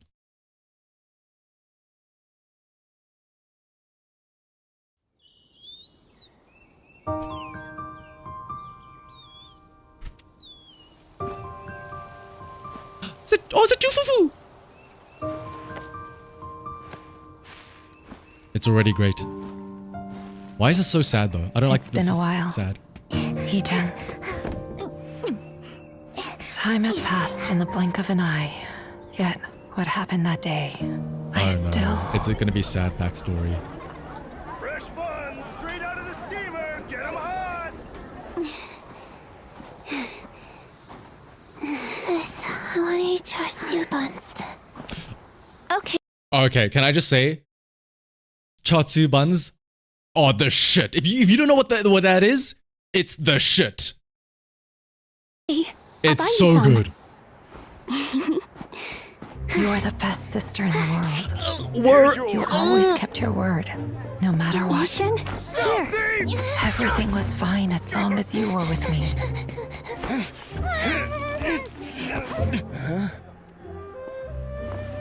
Shifu told us that Yunquei Summit took in lots of kids like us, with everyone training together in the mountains. And as long as we did some chores, we'd be fed, clothed, and wouldn't go hungry.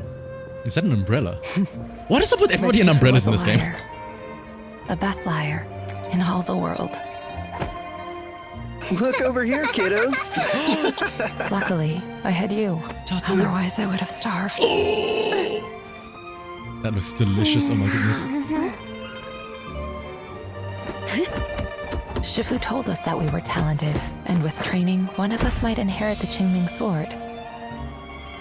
Yizhang said if she could become the High Preceptor, then she could become even more powerful and help more people. Oh my god, is that the sister with the ponytail? She said there was But why did it have to be so hot when they die? Ah! nothing that was impossible. Dude, the If I ponytail looks so could have good on been her. like Yizhang, then perhaps... Yishan, we're different from the others. Your talent will become a weapon that can protect everyone. Bird! You'll go further than any of us. Is that the ink bird that she has?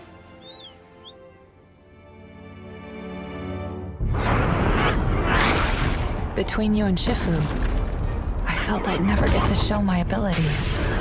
Or at least, so I thought.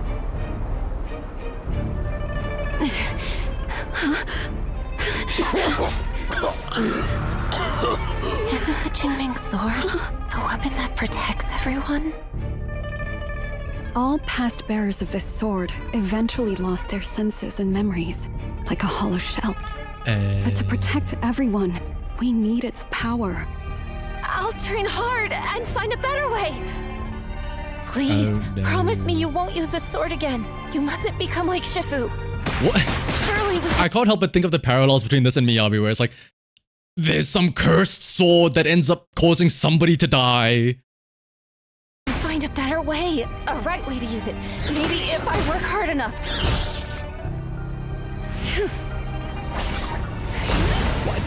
Is it mean to say that I kind of wish we got the sister instead of Yishan?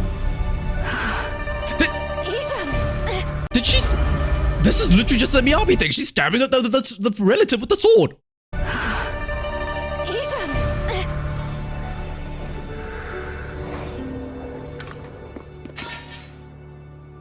Has the Qingming sword already taken your senses? That's why she's putting all her effort into like these talismans so she can seal away the What's the dog doing? I'm terrified. But you're still here with me. You're the clever one. So then, I'll leave it to you to think of something for the Qingming sword and everyone's futures. Until then, I'll be the one to protect you.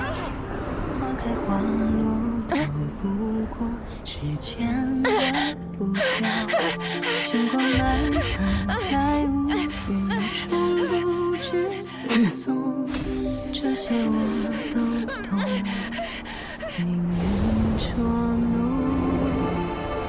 体会着的发生被生活疼痛，一个生命就是翻越西北平静着。 I'm just thinking of the Walter White. Don't do it, Jesse! Don't do it, Yishang!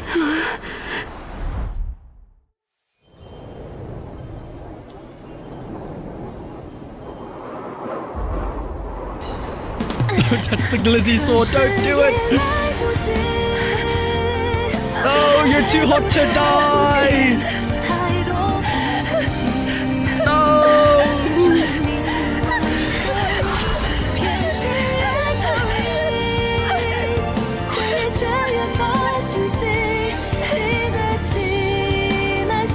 Why didn't you listen to me?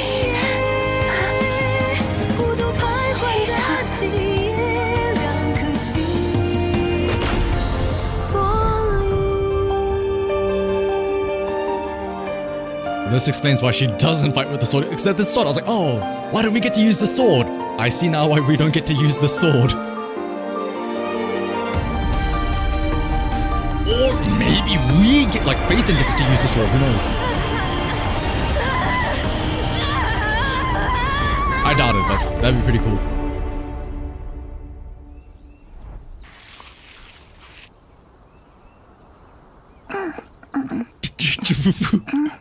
Fufu, you're awake. Always eating. Have you taken care of everything? Yeah, ages ago. Here, have a char siu bun. No thanks. I don't like them. Oh, okay then. Oh, that is true. We did get a glimpse of the sword, yeah. It's like, oh, that's smart of them to show the trait or the fight with Miyabi and then show this to get the backstory of that sword. I guess we don't know how far in the process is, so maybe she did figure out how to use it. All that time she spent studying, maybe she did find the answer.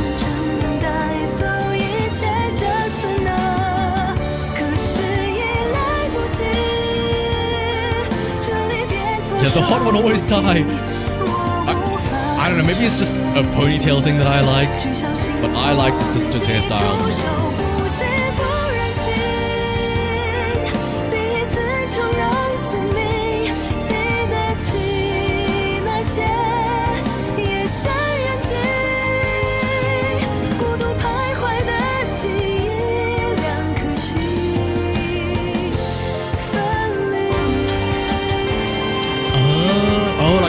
Locking part of her emotions away, yeah. Like the sword is why she's so the way she is, right?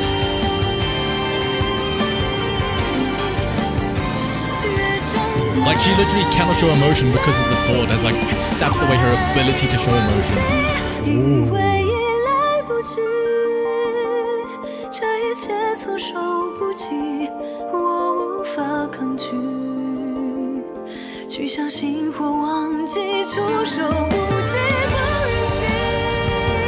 Oh, no, this isn't gonna be the EP, right? The EP is gonna be something different from this song, I imagine. Oh, look at the little birdie boba teacup. His sister's so hot. What the hot one's always done?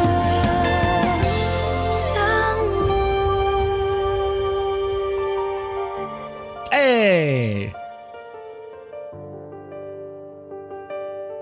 It the gang. Wait a minute, hang on. In the flashback, this is the sister that dies. In the flash forward, Weiss, you're in the danger zone.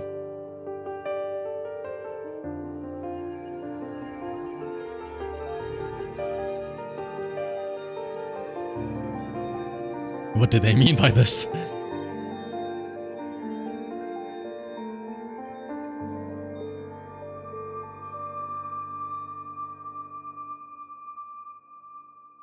And Xbox Series S and X. Alright, and then there is the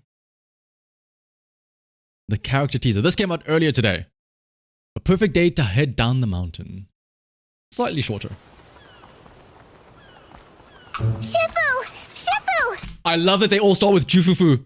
Hurry! Come on! Are you really ready for your training beyond the mountain, Fufu? Of course! I've memorized all the basics for dealing with everything from inquiries to rescues. Good. Don't say I didn't warn you then. Huh? I should get a fortune. Been feeling lucky lately. Great misfortune? No way. Another. What? Another? Me and my limited banner rolls. It's over for me. Let me interpret it for... Try this box. Whoa, great fortune! Thank you, Shifu! It's all great fortune! Don't worry. Try lying down with the lights off and eating a simpler diet. I've tried already, but I just can't fall asleep. Yeah, the guaranteed pity after a while. They're If just you like, ah, fuck can't it. sleep, why not just stay up and play? I can't. I start work at 9. Dude, this guy's literally me. I must have caught something sinister.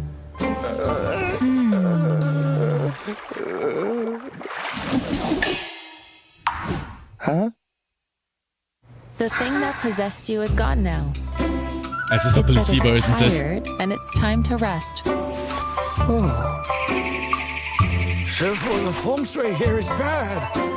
The socket is leaking. Shifu, my child won't stop crying. Try this. The popcorn machine! It says warranty period 5 years.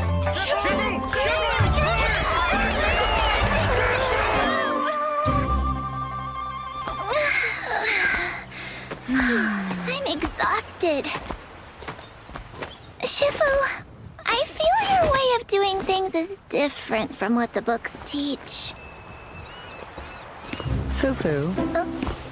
Some things can't be forced. You must find the flow. Like in Follow the flow, Mahjong, and the all will be flow resolved. state. Oh. But is this what my training is for? Just taking care of trivial matters? My goodness, like, For? I gotta bring it up. Like, the side, her head fits inside of Yishen. Taking care of trivial matters? Alert! Emergency alert! The companion hollow is still expanding! About to breach level 3 containment! New enemy? Ooh.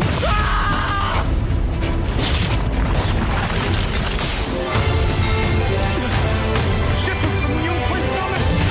You'll also need to deal with matters like this.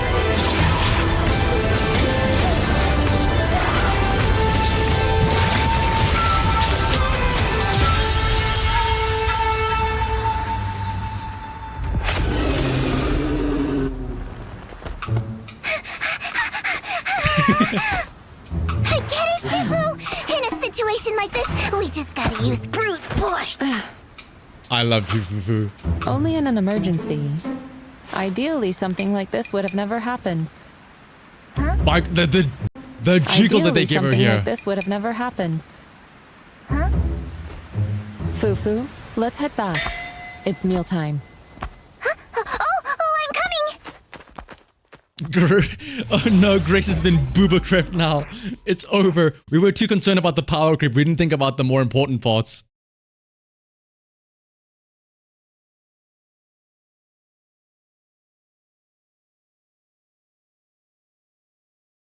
Also, can I just say, like, where is it? Where is it? Once again, I don't know what the point of this little red string is that goes down the cleavage, but that thing is Something like the this real would have Void never Hunter. happened. That thing is doing the Lord's work out there. The super scary tiger monster, yeah. The fufu. The red string of fate. I also... Is it weird that, like, my favorite shot out of all of these has been... Where is it? Where is she? Fu, you're awake! The fufu! Always eating. Hang on, where is it? That shot right there.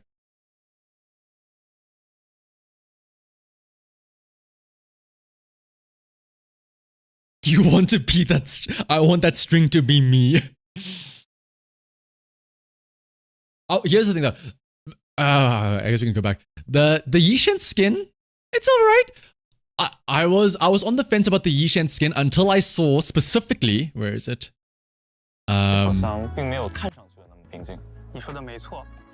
It's such a small little detail, but it's the neuron activation part of the skin. Where is it?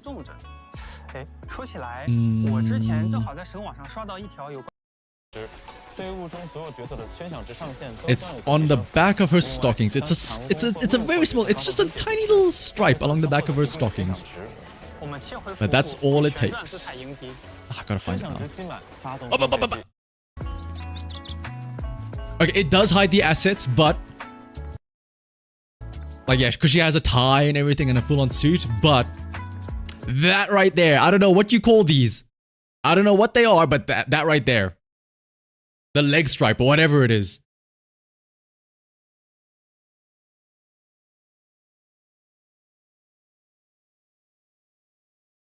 The Void Hunter is a single button between the boobs that hold me.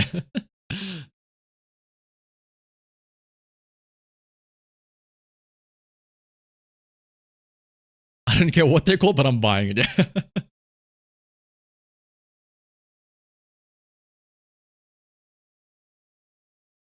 Do people even dress like that? I hope so. 哎，小易啊，讲了这么多， I mean, people wear stockings, yes. I don't know about like the stockings in the weird like one-piece dress thing, like the skirt dress combo thing.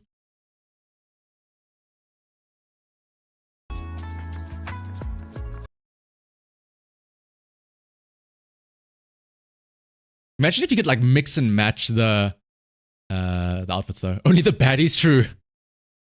And to be fair, that is confirmed. Yeah, Yishan is a confirmed baddie.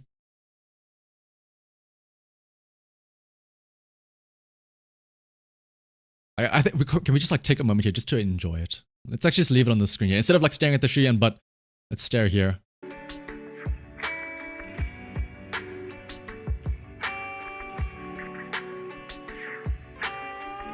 One for all black. So what? We have, I guess, yeah, Astra, Ellen, and Yishan, right? All three of the skins so far have, all three of the paid skins so far have all been like black, right? Or like black themed.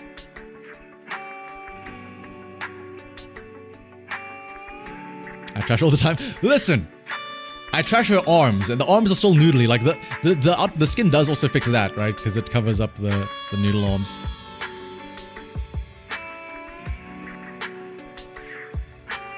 You love it? Like it's something like I don't know what they are called, but it's just something so simple to add to stockings that adds so much. Like I know in some other stockings, like in anime, you always see it like there's also that like horizontal like thigh guard strip thing. Like it's just like a darker strip that runs horizontally. And like that part is also like I don't know what it does. I don't think it has any functional service. It just looks really good.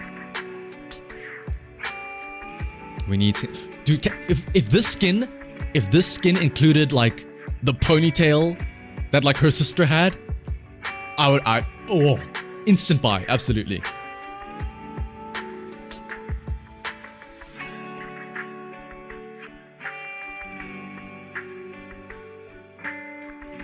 It's a secretary factor, yeah. The office lady, yeah, what's it called? The office lady. That's the office lady effect. Oh yeah, Yanagi. Yeah, Yanagi didn't have stockings, right? Yeah. Yeah. Dude, imagine if Yanagi had stockings. That would be dangerous. That would be very dangerous.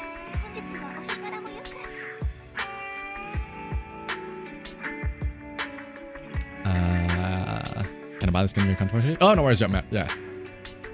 I'll make sure, yeah, as soon as the stream ends and like before the stream tomorrow, I'll start messaging everyone and like arranging, getting a list of what exactly people want and stuff like that.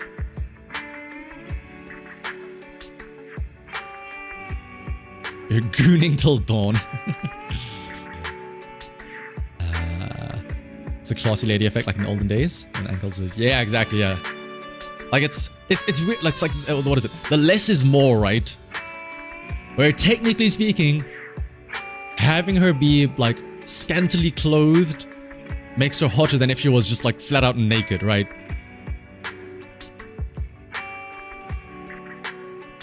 It's a it's a thigh garter. Hold it up more. Ooh, I see. I'm learning. Once again, I'm learning more and more about women with each day that I spend here on stream with you guys. First, I learn about bras and how they actually are like lifesavers. And now I'm learning about like the thigh garters. That's actually smart. Yeah, you have the... Because yeah, back in the olden days, you would actually have a separate thigh garter, right? But to have that built into the stocking. So smart. Ooh, you also got the Switch 2 today, Matt. Ooh, what are you... I'm assuming you're playing, what's it called? Mario Kart World? So here's the thing. Like, when I was in high school and I had to wear school uniform, I had to wear, like, long-sleeved socks. And I would also have to wear, like, they're not called, like, thigh garters. They were, like, calf garters, I guess. It was literally just a little piece of elastic that would, if you wore a school uniform, you would know what I'm talking about. Where like you'd pull up your socks and then you'd fold the top over just a little bit to like just cover under the elastic part, and then like that'd keep your sock up to like just below your knee. I don't know a better word for them other than long sleeve, the long socks, right? I know like when people initially hear like, oh, having to wear a school uniform, it sounds like, oh my goodness, that sounds so like sad. Like honestly, I liked it because it meant that I didn't have to worry about thinking what to wear. It's like, what am I gonna? Oh, I'm gonna wear the same thing I wear every day. And no worries, Death Reapers. See you tomorrow. Yeah. I did not wear stockings in high school. No, I just wore like socks that come up to my knee, and then you just fold over the top a little bit. You would have loved this, like especially because yeah, like I remember in high school as well. You know, you'd always wear your regular school uniform, but then every now and then, every other Friday, there would be they'd call it Civvies Day, right? Like Civilians Clothing Day, where you'd bring some money, and then like if you paid the money or whatever, you could wear whatever clothes you want. I would just not do that because I was like, I don't really care. Like, I'll just wear, like it means nothing to me to wear like long pants and like a button-up shirt. Like I don't really care.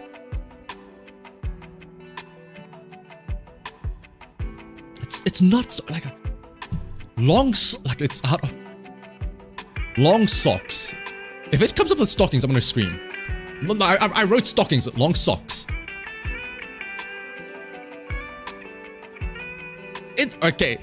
It looks weird because of the way this person's posing, but like it's like this. They do not go up to they do not go up to your thighs. It's like, okay, it's not lady socks as well. Oh my, this is really not helping my case here. Let me do this. Men's school long socks. It's like this. So okay, it's not rendering nicely, but you can see there's a little bump here. That's because you pull. Okay, yeah, you fold it up completely, and then this top part here you fold back over itself.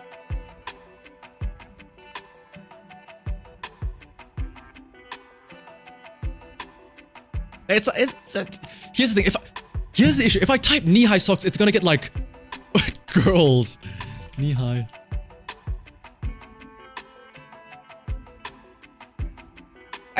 Okay, yeah, actually, yeah, like this. It's not that high. Why is it all girls in skirts? I did not risk. It's not like that. Man, they're really not helping me out here. They're like this. Over the calf stays up all day. Yeah, exactly.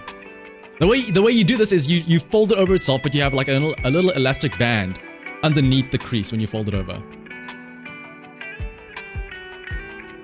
Like this. Yeah, he's even folding it over like that. There you go.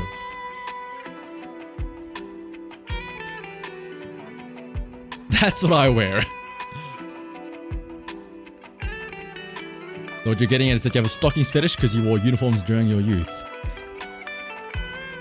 You might be onto something, John. Okay, see, Michael gets it. Michael gets it. If you wore school uniforms, you know exactly what it is I'm talking about.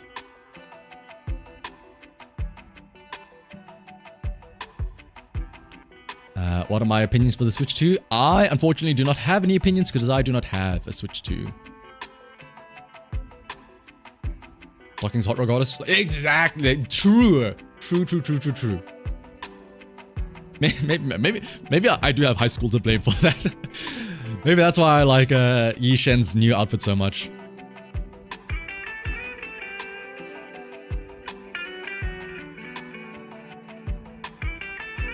But alright, let's go back. Speaking of, wait, where was it? Come back to us, stockings.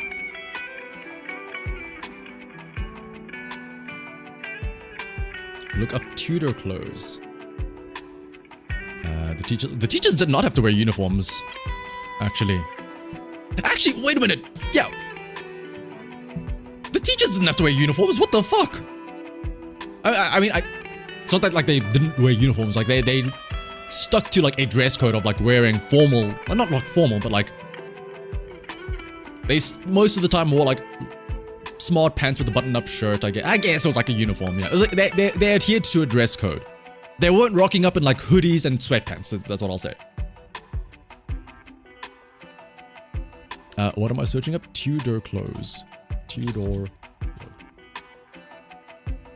I was not wearing this, believe it or not. Damn, new Zenless Zone Zero outfit is just got leaked. Who would wear something like? I guess we have Rena, right? This is the closest we have to it already.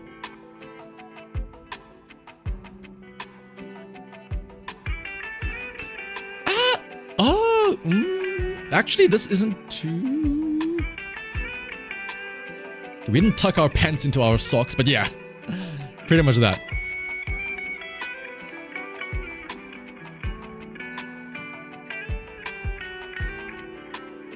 There's a mod with Unagi stockings. Oh, I can imagine it'd be great, yeah. Completing the office lady look. Blood begins to boil when you hear about dress codes, even though you never had school uniforms. It's just absolute no-go. Yeah.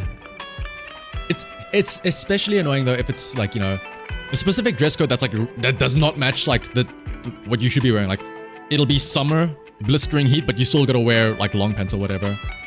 Because that's the dress code.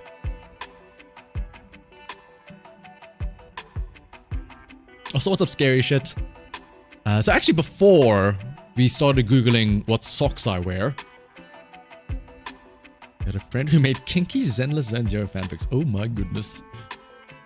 Feel free to not share that with the class. Feel free to keep that to yourself. Your school let you wear PE. Oh, that was the best bean when we could never just do that. But if your final class of the day was PE, which is like the last class after break, you would just change at break time so that you could play like football or whatever in your PE kit, and then you just go straight into your final class, and then you go straight home in your PE kit. It was the best thing ever. That was like the ideal timetable. It was like the best thing ever. But like I said, I did have this tab open earlier before we were looking up socks and stockings, because what was I trying to look up? I was trying to look up some Sporkle quizzes. Because again, after it being a full season now, I feel like I'm hoping that everyone here should be an expert now on Zenless Zone Zero and should know everything about it. So, there's a Burning Desire quiz? What, is it just the lyrics? Like, what is real nice? The snacks. How? Oh, is this just the lyrics of Burning Desires? Can you name all the lyrics? I mean, I know the first bit. Is it every single word? Mocktails? How is it not the first one? Oh, it even includes like the intro bit, like, hey, hello there, can I interest you? Oh my god, interest. What? Brother, you want me to type out the entire song? No. I will not be doing that.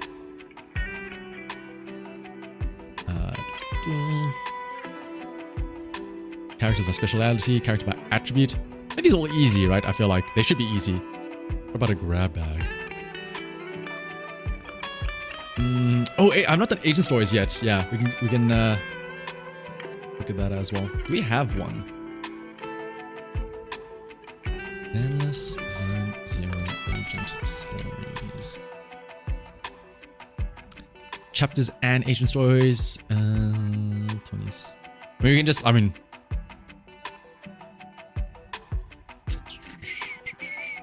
Okay, I'm not gonna lie. I was not expecting it to be the images like this. Okay, no, this still works though. We just exclude everything else. So, who is this? Haramasa, Lighter, Ellen, Out of Sight, Echoes of Silver. Yep. Rena, Malkin, Collida, Iron Witch's Grace, Nekomata, Mole in the Hole.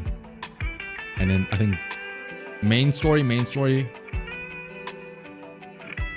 Astronomical Moment is main story. 1. Who is this? 1.4, so that's main story. Yanagi was main story. Tour de France was main story. Midnight Pursuit was chapter 3. Mission, that was also main story. Heart. Okay, so it's just from Mole in the Hole afterwards. So it's all of these are the main story. Oh, all of these are the 18 stories. Yeah. Also, what's up, Luma? Okay, but before we do this, so let me quickly do the... Can you name Zenless Zone Zero grab bag?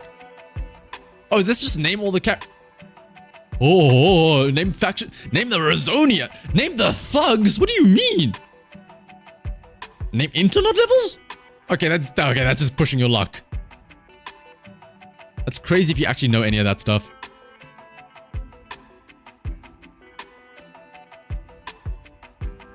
Your friend just linked you a Pornhub video about Yishen's sister. That's impressively fast.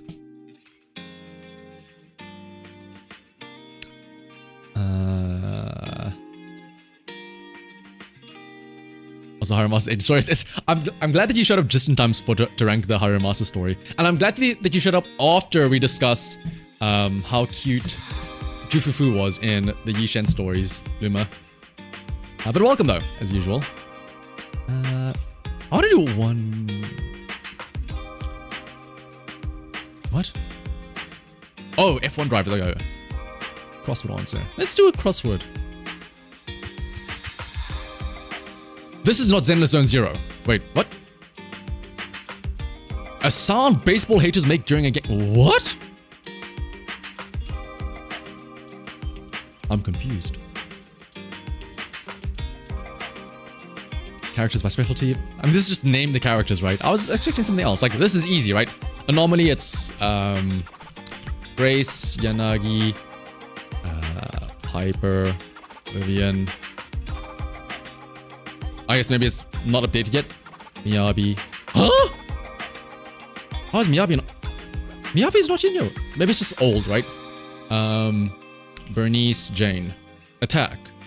Chien, Anton, Corin, Billy, Soldier, Ellen.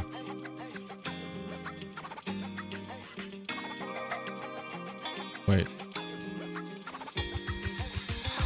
So this is all from 1.3 and earlier, right? Because it doesn't have Miyabi.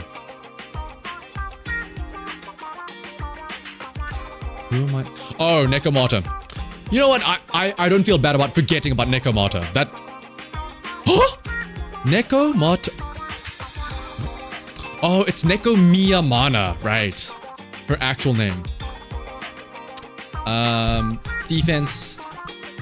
Caesar, Ben, Seth. Stun. Chingy. Lycan, Collida. Ambi. Lighter, because this is 1.3. Support. Astra wasn't in here yet, so it's going to be Lucy, Sokaku, Nicole, Rena. Easy. Alexandrina, sorry.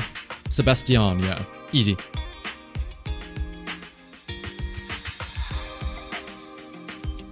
I feel like there's no in between. All the Zenless Zone Zero quizzes are either name all the agents or name every single aspect of the game ever. Like, what was it? Let's try it out for funsies. So we need a name. This is crazy. Like, how do you go from just name the characters to name the types of Razonia and the corrupted and the internet levels? Right? We'll try this out. Yeah, like name every single NPC. Shell, it's the only one that matters. All right. I'm asking you guys for help as well for this because whew. Electric. I'm assuming that... Oh, I'm already hitting my mic. I'm assuming this is like updated for the most recent patch. So let's just start with Hugo just to see it is not updated for the most recent patch. Okay. Electric. Oh, why do I have to go like this way? Haramasa for Luma.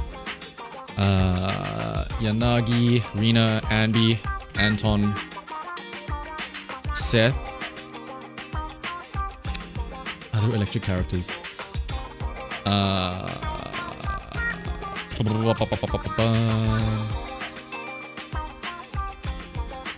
Other electric characters. Oh, Grace. I have Yanagi already, right? Yeah, I have Yanagi, Ambi, Anton, Grace. What other electric characters came out? Xingyi, yes, okay, yeah. So wait, let me just double check. Astra. So it's 1.4 and earlier, I think, right? Because Miyabi, yeah, 1.4 and earlier. Ice, Miyabi, Lycan, Sokaku, Ellen. Ether is Shuyen and Nicole. Fire, Collida, Ben, Lucy. Soldier, 11.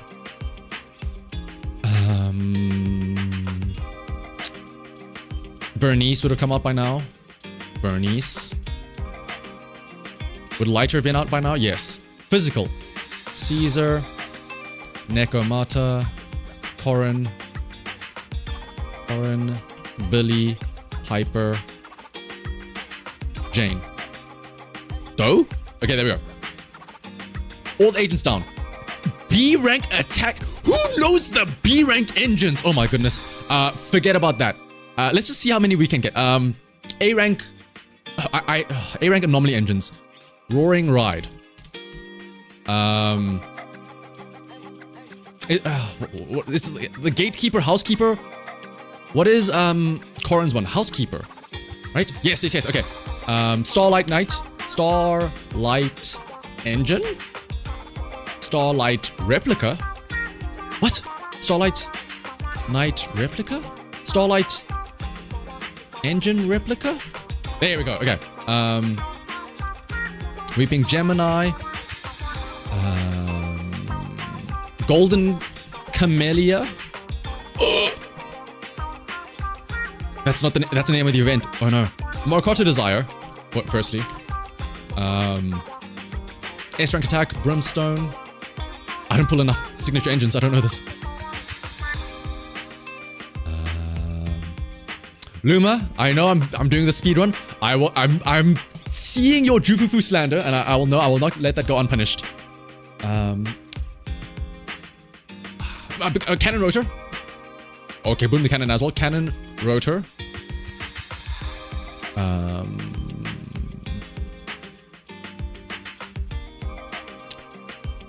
Blazing Laurel. Heartstring Nocturne. It's from Evelyn, who isn't in the game or isn't in the patch yet. The Restrained, yep. Lycan.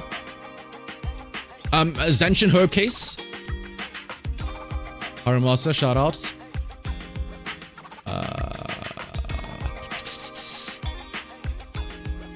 It's not Jufufova, yeah. Okay, let's skip that. Disk drives. Oh, there are that many disk drives? Okay, Swing Jazz. Chaos Jazz. Proto Punk.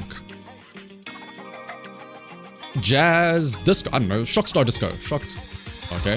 Shockstar Disco. Astral Voice. Chaos. Oh, no, I already said Chaos Jazz. Puffer. What's the black and white one? Puffer Electro. Oh, yeah, there we go. Woodpecker Electro. Inferno. Metal.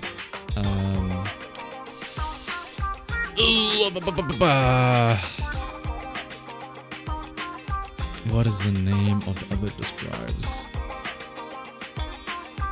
Ether. Resonia. Etheric. I don't know.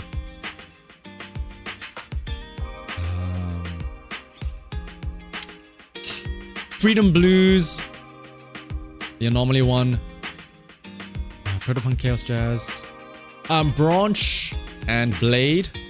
What's that? Branch and Blade? Song? Okay. Oh, the song as well. Thunder Metal for Electric. Ice is... Frost, no. Chaotic metal is the ether one, yes. Chaotic metal. So I need ice, I need physical ice. What was the other one in Bronze and Blade? Oh, I said Astral Voice, Bronze and Blade, Chaos Jazz, Protopunk. Those are the only 4 new ones, so I'm missing some of the base ones. I said Swing Jazz. Fang Metal is physical, yes, Fang Metal. Freedom Blues. Polar Metal for ice, thank you. So, what am I missing now? Fire? No, I have Inferno Metal. Oh, Soul Rock. Soul Rock and, Hormone Punk. The basic stat ones, yeah, okay. Bang Boo, Shark Boo, Eos. I hate you, why don't you include Eos? Rocket Boo. Overtime Boo isn't in here. Shark Boo. What? Shark Boo? Oh, I said it already. Avocado Boo. Butler. Explore Boo. Paper Boo. Lucky Boo. Worker Boo? What's the generic black one? A Million. Agent Gulliver. Red Marcus. Knight Boo? Yes. Butler. Yeah, we said that. Officer Kui. Plug Boo. Boy, Devil Boo. Devi Boo? Devil Boo? Ether Boo. What's the black hole one?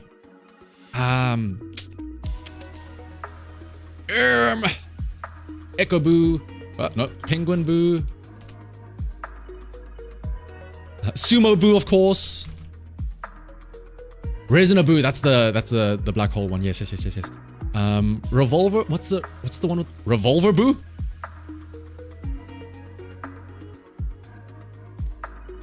Okay, I guess I said it somewhere, I guess. I've said back. Overtime Boo, I think, wasn't in the game because this is 1.4 and earlier. Okay, anyway, factions. Victoria Housekeeping, Cunning Hairs, Bellabog Industries. What? Belly Bog Industries. Co? Bellobog Industries? How do you spell it? Double L? Bella... Oh, Bell. Bellobog Industries. Bellobog... How do you write this? Heavy Industries. Bellobog... Heavy Industries? Fuck you. Okay, thank you. Section 6. Don't make me write hand. Hand section... Oh, I hate you. NEPS. New Eridu Police Force. What? NEPS. New Eridu... Oh wait, Police Service. What? NEPS. EPS. New Eridu Public Security. What do you mean?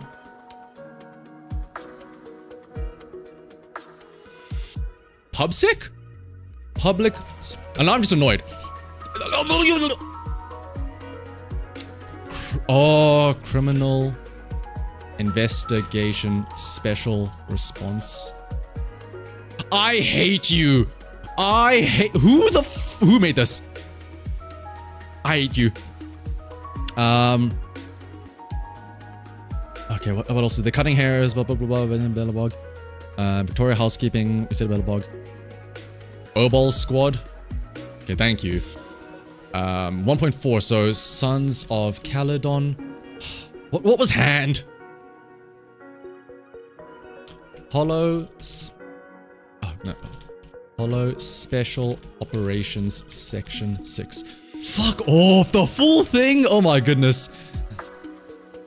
Attribute. Okay. Burn, Shock, Corruption, Assault, Freeze, Frost, Burn. Cool.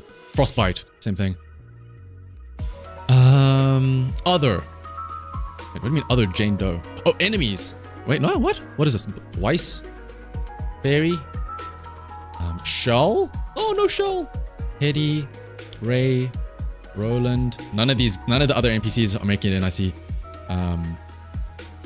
Chop, Tin Master, Alfie, Wolf. Why? Internet level, Phaethon.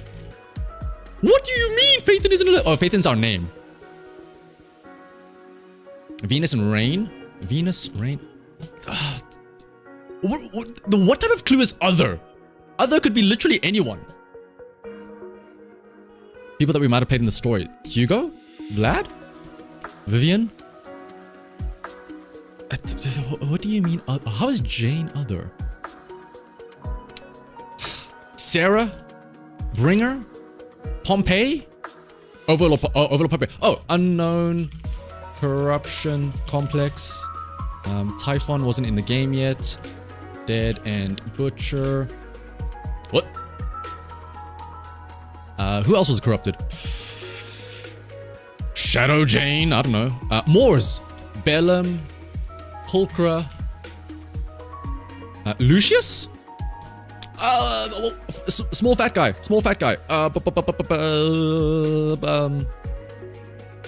my goodness, what's his name? From the main story. Perlman. Okay, not him. Marionette. Twins. Marionette? I'm spelling this correctly, am I not? Marionette. Twins. Oh my goodness. Is it like ballet? Ballet Tower Marionette Twins. Oh my goodness. Ballet Tower. Inky.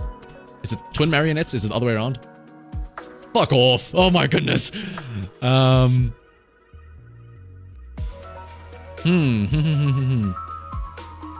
Okay, I should know some of these.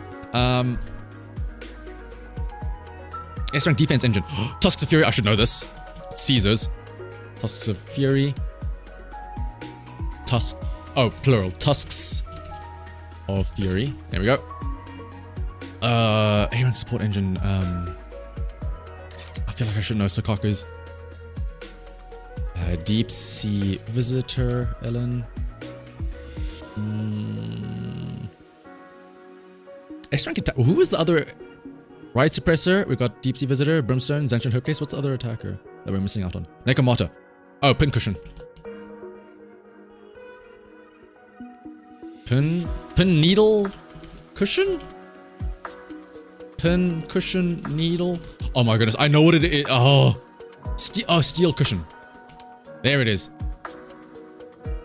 Weeping Gemini, Roaring Ride. Those are the only two signature ones. The Red Fang Gang Leader. What a specific knowledge, Kid Awesome. Red Fang Gang Leader. Gang Leader. Red Fang. Goodness. I'm gonna be so annoyed when these show up, right? What are they? Thrashian? No, this wasn't in the game yet. What is the name of the one that everybody always complained about at the start of the game, where it smacks you 3 times, and then the third one is one where you parry? What was his name? Silver. Oh, Rainform was... Oh, Thanatos, that's the name, thank you. Thanatos. Hans the Mex. Hans Greta Friday. Oh! Mr. White? The building? Okay, no. Hans Greta... Like, why is that specifically other? The Golden Boo. Golden Boo. Gold Boo? Platinum Boo? Golden Bang Boo? Oh, yeah, Silver Bang Boo. Was it Platinum? Hey, we got the others. Okay. Oh.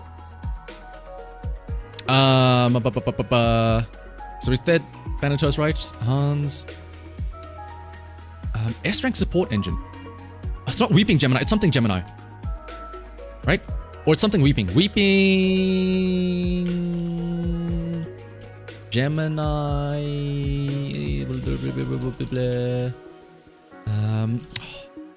Because this is only Arena, right? Because Astra wasn't included yet, so... Weeping Cradle! S-rank Stunners, The Restrained, Blazing Laurel... Ice Jade Teapot. Who was the other one? Blazing Laurel. Oh, What is it called? A big cylinder bin. Original transmorpher. Precious fossilized core. Steam oven. Steam oven. What's up with the rabbit's butt sticking out? Hellfire gears. Let's call it as one. Hellfire gears.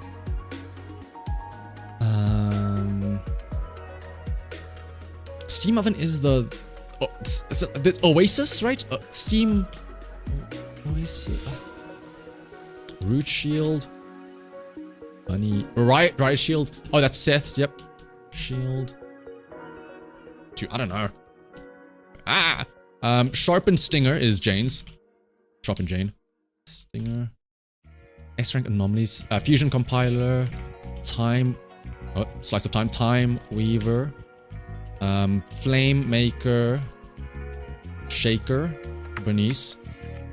Who's the other anomaly that we're missing out on? Oh, Miyabi's engine. I feel like I should know Miyabi's. Spring Embrace, that's the one. Spring Embrace. Oh my goodness, I feel like I should know Miyabi's. A Peacekeeper. Oh, that's Seth's, right? Peacekeeper. Original Peace?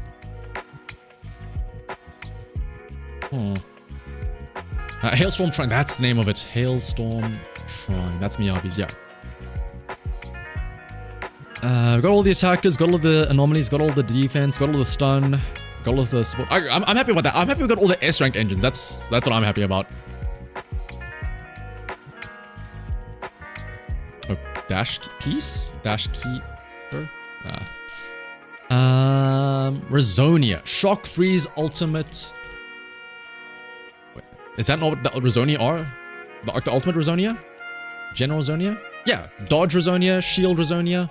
Oh, this is before 1.4, so this is the original Hollow Zero, not the roguelike one. This is like Lost Void Hollow Zero, right? Energy. Dodge, dash, chain. Harmony. Oh my goodness. Heal? Yeah, with a domain, that's the word.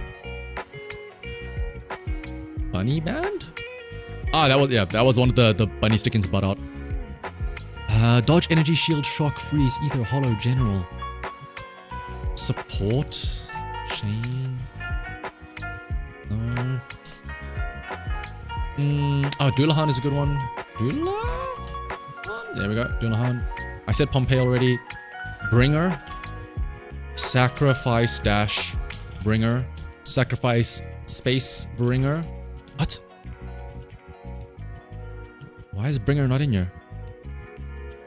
Because this includes Miyabi, so this includes 1.4. He was corrupted, was he not? Bringer? Sacrifice core bringer.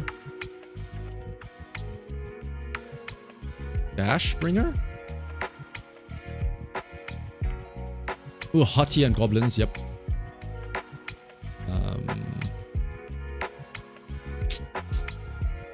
Was the Thracian not in the... Yeah, the Thracians were in the game, yeah, because it was in Horomoss's final battle. What am I thinking? I'm going crazy out here. What are the other Resonia? What are the other Bangbu? Rocket Boo, Red Rezona Boo, Red Marcus, Avocado Boo,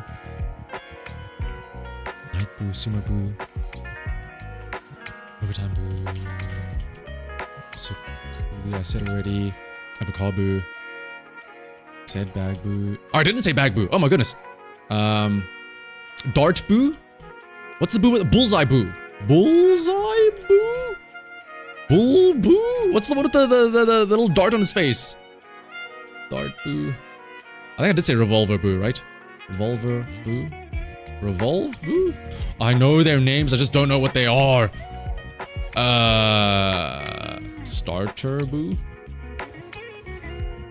Pressure Boo, that's a good one. That's the one you get from... Pressure Boo is the one you get from Hollow Zero. Why is this not... Pressure Boo? Boo? Pressure Boo? Oh my goodness, I have no idea. That's weird. Okay. Oh, it's Boo Resher. Oh my goodness, okay. Saving me out here, Bean. Gilded Blossom, that was the name of it. I was typing Golden Camellia because that was the name of the event. Golden Blossom.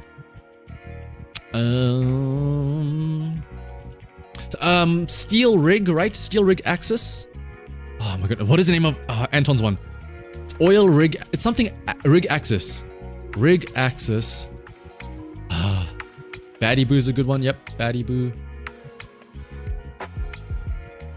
Oh my goodness, what? Drill Rig Axis. Drill Rig Axis. Red Axis? There we go. Brawler Boo. Oof, only 100 more to go. Yippee.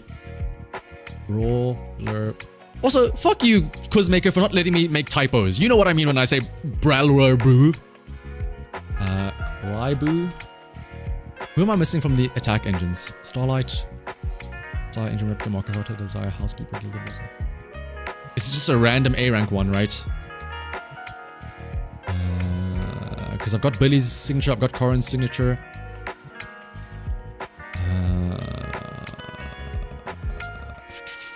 It's gonna be some random one, yeah. Street Superstar! Oh. Safety Boo. Safety, yep, there we go.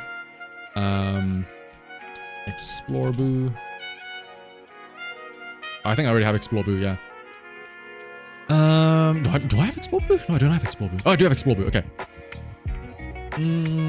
Fuck all of these, by the way. I don't know any of these enemy names. Bang Volver, that's the name of it. Not Revolver Boo. Bang Volver. Bang Volver.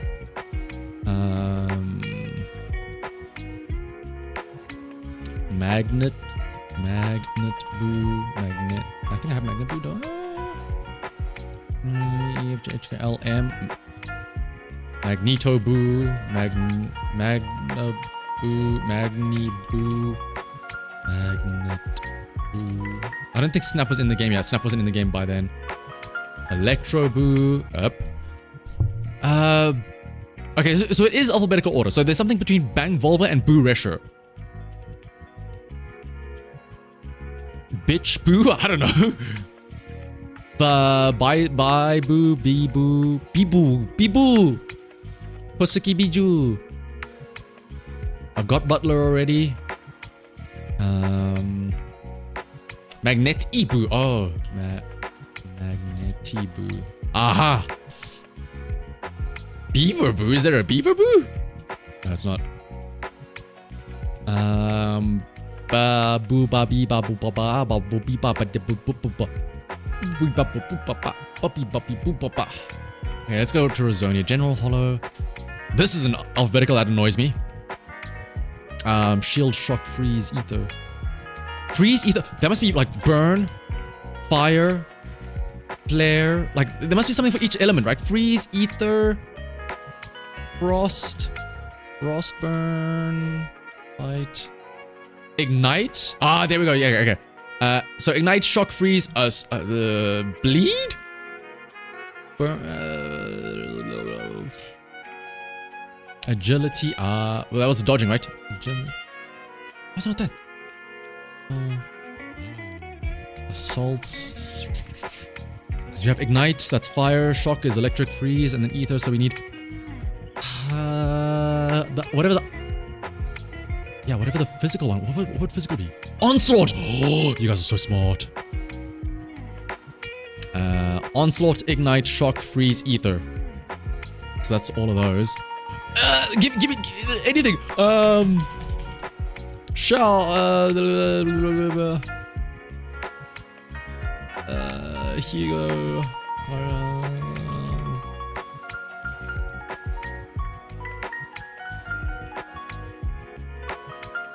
New area. I don't know. Wolves. Oh, bullseye. That's. Wait, no. How do you spell it? Bullseye. Boo. No! Bullseye. There we go. Okay, we got all the Bang Boo. I'm happy. We got all the Bang Boo. Charlie Bravo and Alpha. Fuck off. Okay. Average score 32%. Okay, to be fair, we did have help with you guys, but still. 63. That's a passing mark.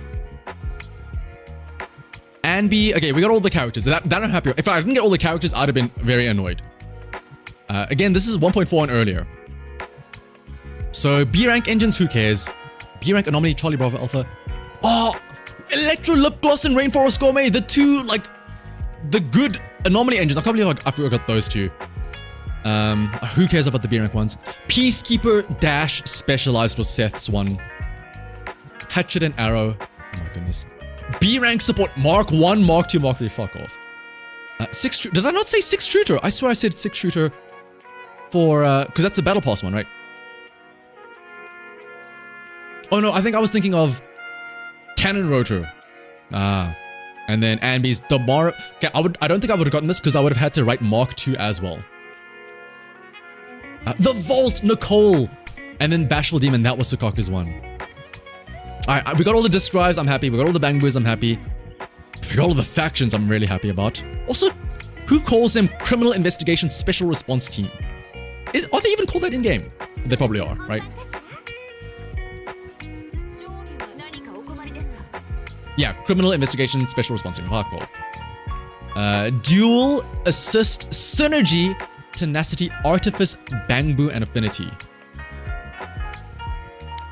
Alright, Novice Certified Senior Elite Legendary. Okay, I guess so. Nineveh, we probably could have guessed. Okay, a lot of the... how would I know these?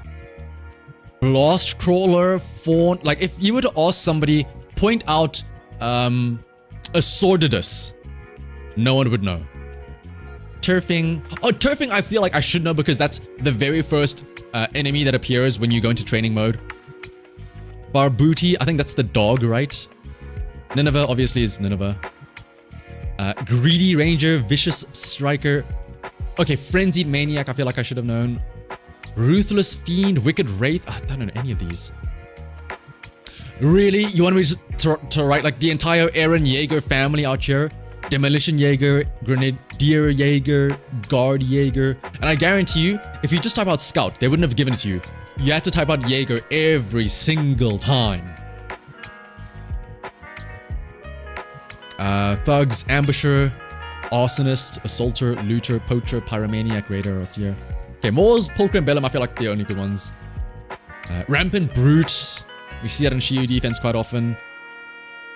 Wanted Enforcer. I'm glad with the other at least. What a strange assortment of other though. Okay, I can understand Golden Bangbu and Platinum Bangbu, but like, I guess Friday Greets and Hans are different, but like, why are Bell and Weiss in here? Like, this is very clearly like the enemy section. Well, why are Bell and Weiss out here? Also, like, we typed Jane Doe already up here, right? Like, what? Like, I would have given you Shadow Jane, but like, just Jane Doe herself? I feel confident. I'm happy that we got the important stuff. We got the characters, we got the S-rank engines, we got the disc drives, we got the Bangbu, we got the factions. Who cares if we don't know the enemy? I do not concern myself with the rabble that I will be dispatching with my Miyabi, right? Are we able to look at the stats? What is the one that nobody got? Yeah, like, they're just random names of random NPCs. Of course nobody got these. If they did, then they cheated. They looked it up.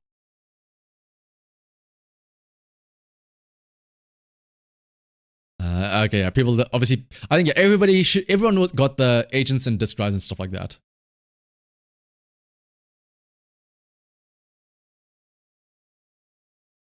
Maintenance in 10 seconds. Oh, wait, hang on. Can we see it together?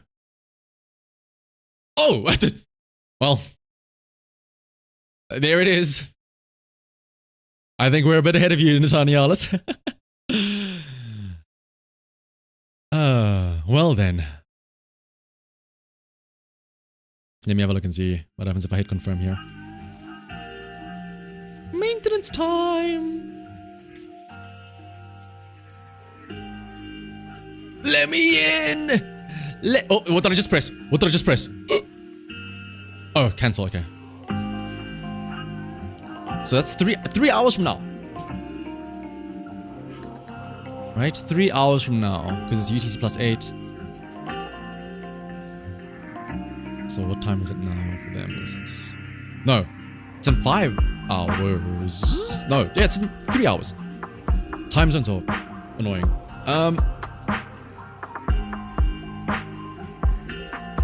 Yeah, it's in 5 hours.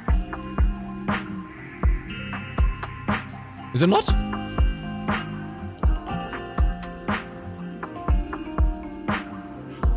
Wait, hang on. Opening time. You know what? I could just, instead of trying to rack my brain around it, current time UTC plus 8. I think it should be 6 a.m. for them right now. Yeah, it's 6 a.m. in UTC plus 8. So in 5 hours is when it should open, but it never, yeah, it never takes the full 5 hours. Like, odds are it'll be up within like 3.5, maybe 4 hours.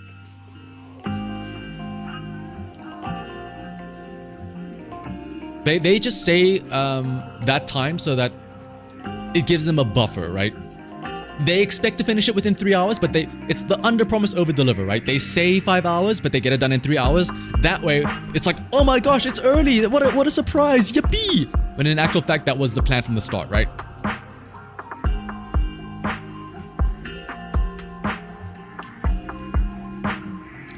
But yeah, unfortunately, like I said, I will probably not be staying up for another 5 hours just to wait and see. As much as I would love to, I'll be streaming again later today, or I guess later today / tomorrow, depending on when you are in the world, where we'll be able to properly enjoy with full energy the new banner and the pulls and everything like that.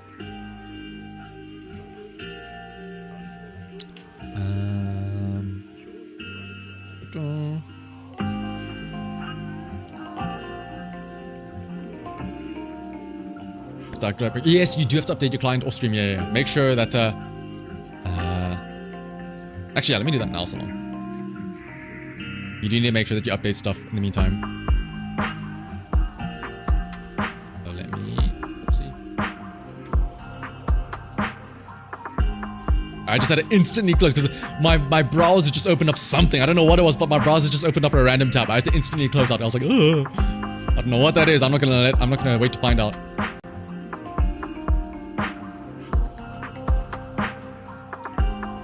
And yeah, she is resetting today, Rosen.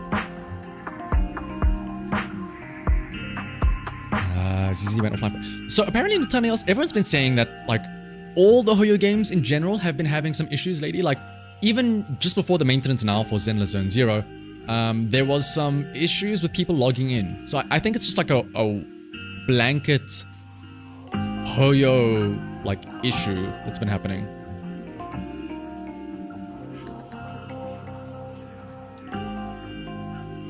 Yeah, global distribution area. Yeah, sounds about right.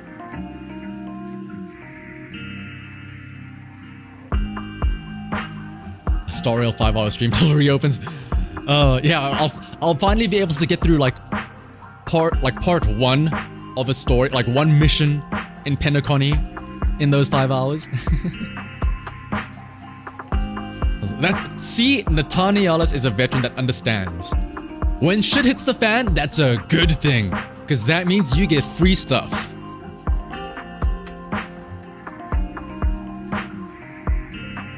Streets are saying it was a DDoS attack. Yeah, it was me. I'm DDoSing the server so that we can all get free Apologems. You're welcome. It means more polychromes for the pools.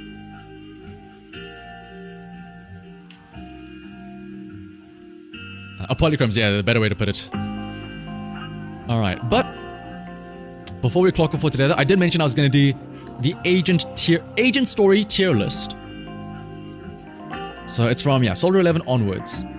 So there's 1, 2, 3, 4, 5, 6, 7, 8, 9, 10, 11, 12, 13. Okay. We'll go in order. Starting with Soldier 11's. What was Soldier 11's? That was before we meet up with her and like we give her the weird code name and then we meet up and then we get like ambushed, but then Triggers somehow saves us.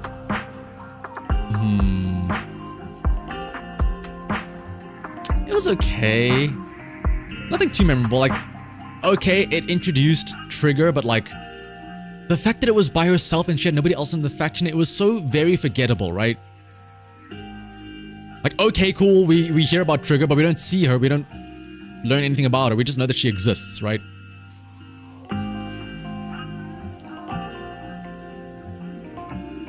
Nekomata.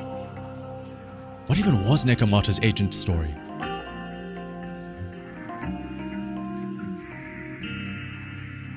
It wasn't about her backstory about being part of the gang, right? Because that was part of the main story, right?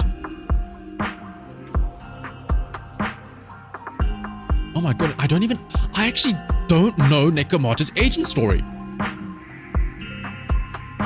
Okay, you guys are saying Ollie. I have no idea what that even means. The public training center. Oh! Right! Where, yeah, I remember the PubSec training camp, but I can't remember, like, what exactly did we do in that? Like, did Nekomata fake, like, taking out the enemies and then gave the credit to Ollie, right? Because he wanted to go to hand, like, section 5 or whatever, something like that? Oh my goodness. Honestly, like, it's so forgettable, like, it's D tier, like, okay. The story isn't even about Nekomata, it's about Ollie. Yeah, you guys are right.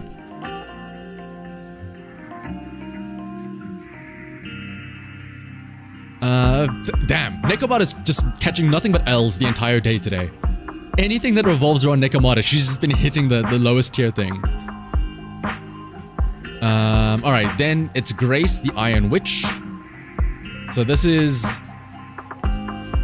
when we find her old college, or like her old like colleague or whatever that studied together, and then you go and you help her test out some mechs, but then like the other colleague infects a virus in it so it can take over the control system, so you can try and copy the mechs, right?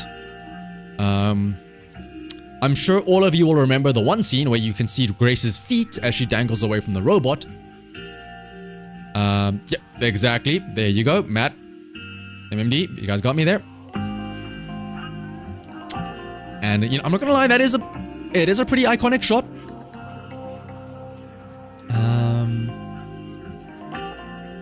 I'm willing to put it up. Low B, high C, maybe? Like, if at the end of the day, the only thing you remember is the feet shot, right? Like, it's... But to be fair, you do also get some...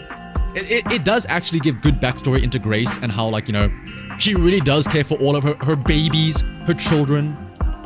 You know, she knows... Like, she can tell if it's her mech because she knows the code behind it.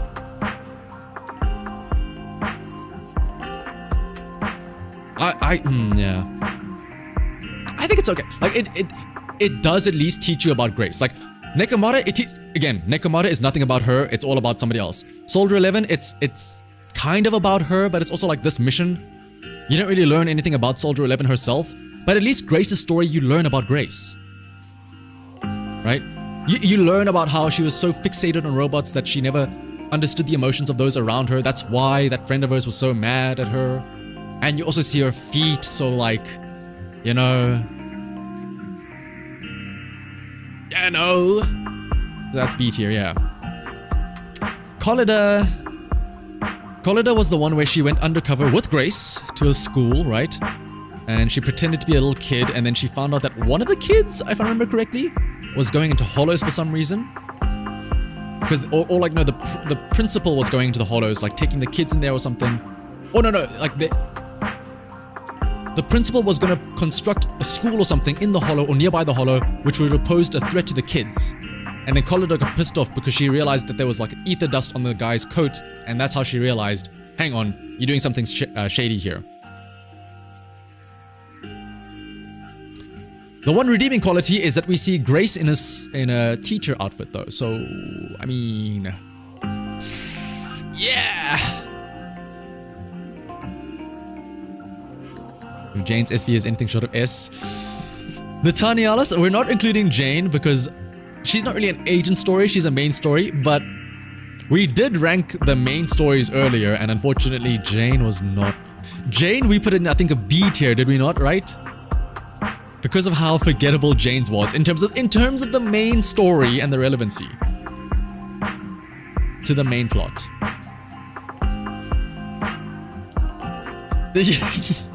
Nathaniel, no! Like, Jane's story was cool, but like, it was sort of like, it really is just like a nothing burger. Like, you could literally, our reasoning was you could literally take out Jane's story from the entire game, the entire plot, and it, like, there would be no, you wouldn't really lose anything from that, right? Okay, but coming back to Collida though.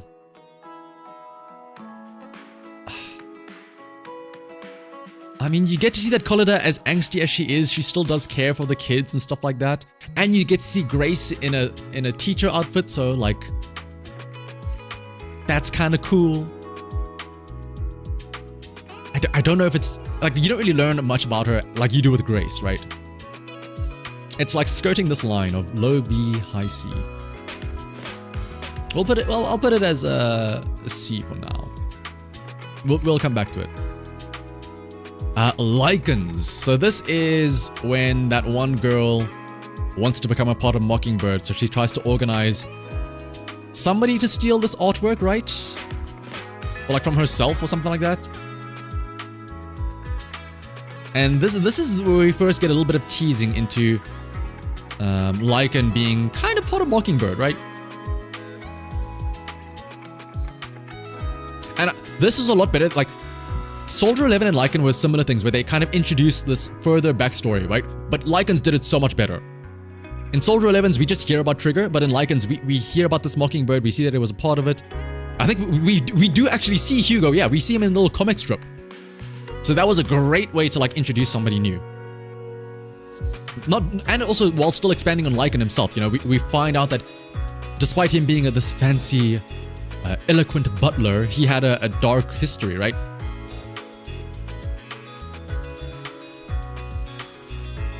Lampelucia, Annabelle, Phantom Hind Lilac, yeah, exactly.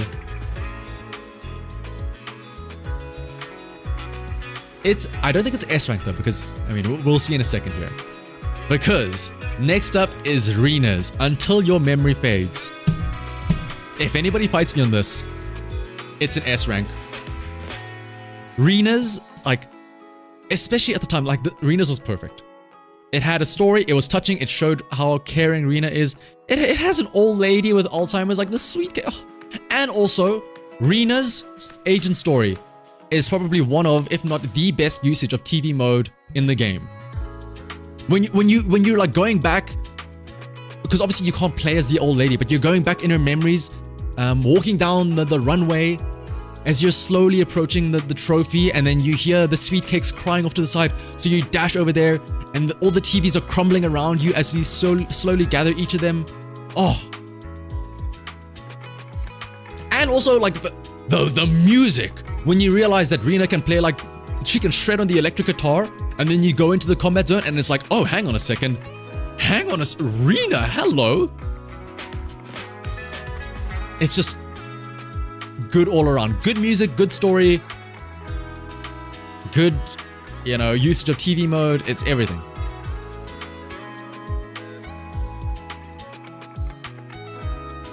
You couldn't be asked to play Rena's story. Oh, Natanya, honestly, you're missing out. I'm telling you now, you're missing out. It's so good. It's up there for me. It's up there. But then next up was Qing Yi. So that was the one where Qing Yi went into the hollow and grabbed a bunch of bamboo, right, to save them all. And then at the end of it all, she has that little, like, the love tap, that where she touches Eos's head and we like link up or whatever.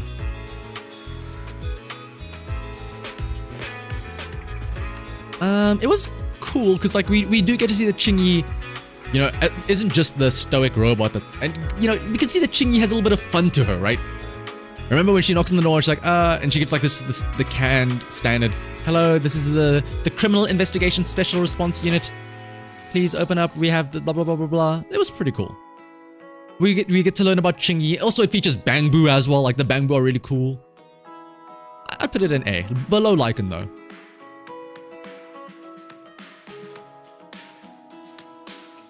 Because remember what is it? There was a kid who had a bamboo. I think it was a shark boo, right? And it's like the ship of Theseus thing where it was like, oh no, don't worry, we'll find you a new shark boo. And we do find a new shark boo, but it's like it's not the same shark boo, or we don't think it's the same. The father wants to just replace it with a different shark boo and be like, it's fine, it'll be the same thing. But then we're like, no, we know that this isn't the same shark boo. It had like a special name. It's like this little girl has a special connection to this specific shark boo. Bamboos are not replaceable. Bamboos are people too. They have feelings.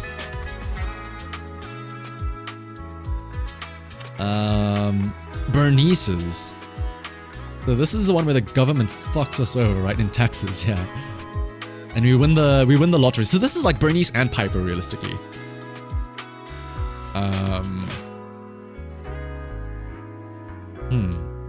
It was fun. It was okay. But the story is just, Piper gets really lucky, or one of the two get really lucky, or something like that, right?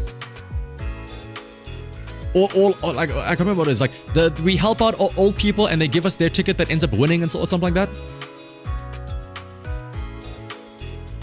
Like, this is just a slice of life episode. It has no impact for Bernice. It has no impact for Piper. Like, yeah, this is the Bernice agent story. I know nothing about her now. I didn't learn anything about Bernice after this. I just know that Piper has good luck and taxes in New Eridu suck. Right? It's what you would expect from a Bernice ad, yeah. Or Bernice EP. Yeah, I think this is D. Like, what happened in Bernice's story? We won a lotto ticket and that's it. Yeah. All right. Oh yeah, and at the end of it, she used the money to throw a party or something. Yeah. This is gonna sound wild. I don't remember what Light is. Was Light's story the one where we I can't remember if this is the main story now. That's the issue. Was Light's the one where we go and we meet up with Bellum and he's like, I remember you. You know my name surely. And he's like, sorry, I don't know who you were. And then we fight all of them, right? I remember at the end, like, there was that scene where it's like the sunset and he's like, takes his jacket off and then he's shirtless and he's like staring off into the sunset, right? Oh, the friendly buff guy. Yes, that was constantly challenging him. Yes. Okay, yeah. I got you. Like, he was challenging him to drinking contests and stuff like that. And he's like, nah, I can't do that. And he's like, okay, well, I'll meet me outside here and then we like fight or whatever. Yeah.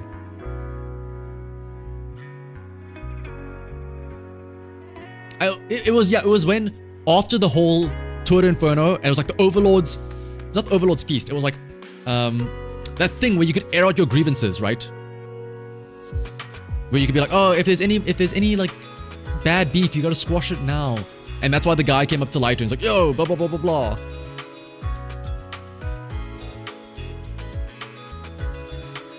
Was the 2D fight section part of that event?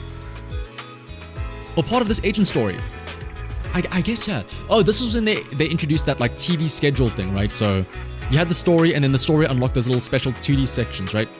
Yeah, so it wasn't linked to the story, but it was around at the same time.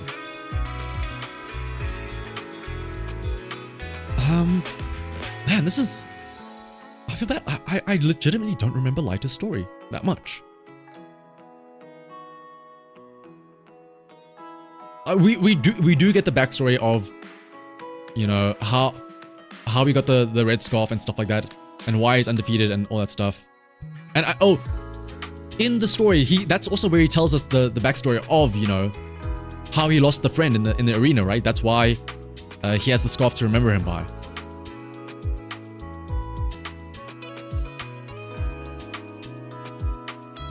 If I remember correctly. Like, I remember the ending was the big, like, lore dump or whatever. And then, like, you see him at the sunset with his shirt off after all that fighting. And, like, he has the scarf and all that stuff. And then doesn't he give us a ride back home as well? Yeah, and he fought all the guys. Yeah. Why can I remember that? That's crazy. I do remember, like, I don't think it's good, yeah. We do learn a little bit about Lighter. I think it's better than Chingy's. I'm just surprised that I don't remember it that much.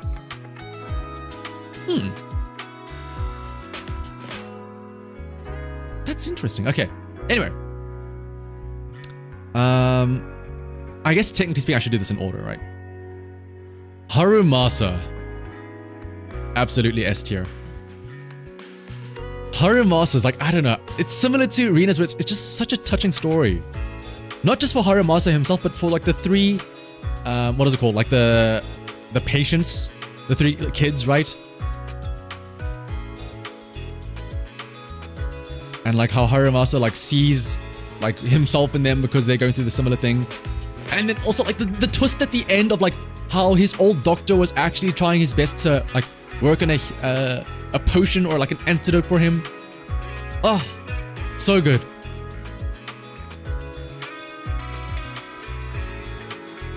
And like it got like super philosophical and like deep at the end there, where it was like, what is it? He was asking like, if I ever turn into an ethereal, would you like kill me or whatever? And I'm like, ugh. It was just so good, yeah. I'm trying to think what other words are to describe it other than just it being good.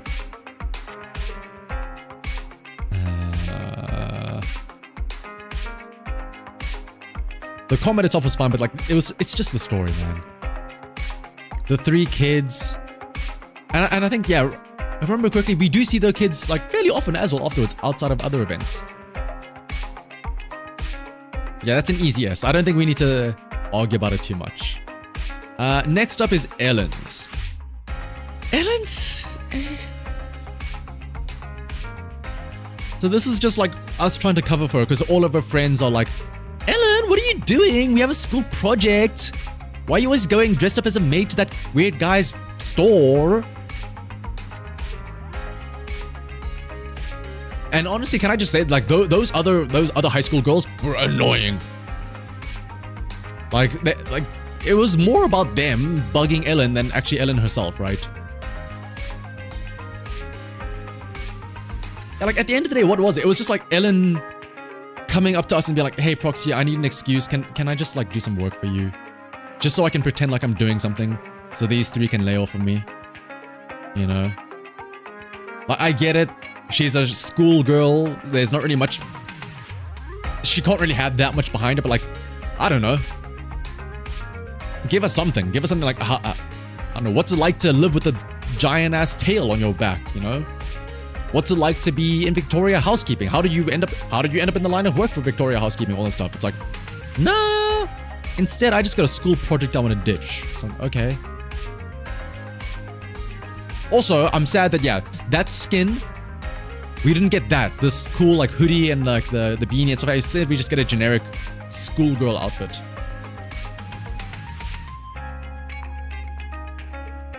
A for the sole fact that Lynn wanted to rent out sussy videotapes. Oh yeah, there was no cutscene. No, there was at the start, wasn't there? Oh, but yeah, I guess it's normally the end cutscenes that are very nice, right? But yeah, Ellen's just like, yeah. Alright, next up is Echoes and Bees one. Featuring Twiggy, the one I want to fix. So yeah, tragic Ambi backstory. And then we see all the Ambi clones. I mean, this is also like this is a double whammy, because this is also like Soldier 11, right? Because it's like Harren as well. And you get like Ambi apologizing to her and stuff like that.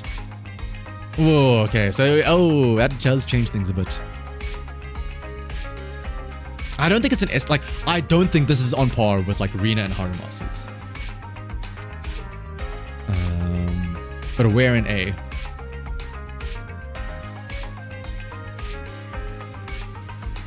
You're mad that they made Soldier forget, but not actually, oh yeah.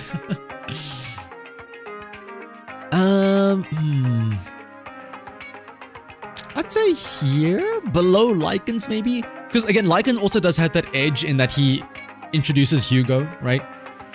So he also has the kind of like the double character thing.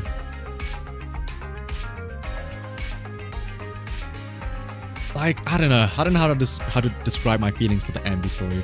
Also, the fact that like they kind of leave it. I mean, I understand that why they leave it ambiguous, right? Or what does Ambi do with like the organ harvesting stuff right there?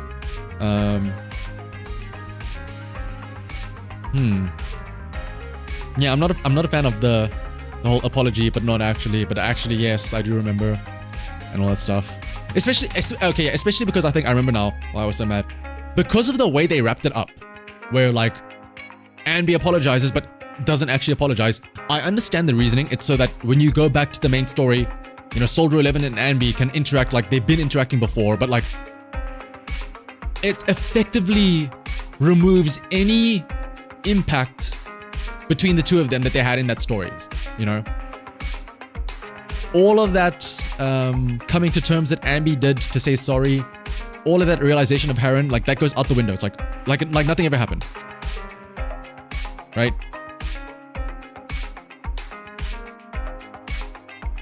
The fact that she magically gets the abilities from the clothes. Oh yeah, that's true as well.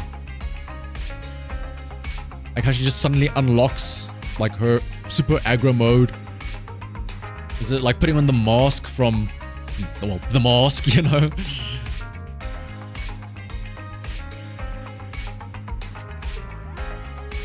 Yeah, I think it's fine at like mid-A. And then Toriga. Triggers is very similar to Ambi's, right? It's the PTSD plus redemption arc, but it's similar where it's like you in like Ambi and Twiggy versus Trigger and the other girl, right? They both have the same PTSD, but they handle it differently. Triggers has, you know, a little snipe down at the end. That final sniper shot though, that is pretty cool. Shooting through the sheet. And then Trigger just barely surviving, but like nailing the other girl.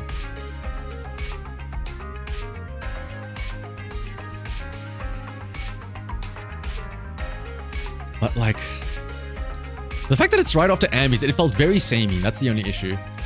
I will say, emotionally speaking, man, that ending with Trigger, where like where you go back and you play the final recording that her team had left her, wishing her like a happy birthday or whatever it was, and then you go back and you see that like the final thing that Trigger saw was her squad like looking back at her, like getting corrupted, like smiling back at her, saying like, no, you'll be the one to survive. That got me. That got me. More so than anything in Andy's. Like that And then if you go back and you get the little Easter egg of the last little like notebook entry where from the girl that like, you know, tried to kill Trigger or whatever and everything like that. And you see it was similar to her where she was, you know, she was getting married. She was so happy with her squad. She was in charge of training rookies, but they didn't like how she handled it. And she said that, you know, the way if she wanted to go out, the way she would want to go out is in battle, in training, where she has the high ground, and it's just how it ended up, you know. Oh. That was so good. I think I liked Triggers more, yeah.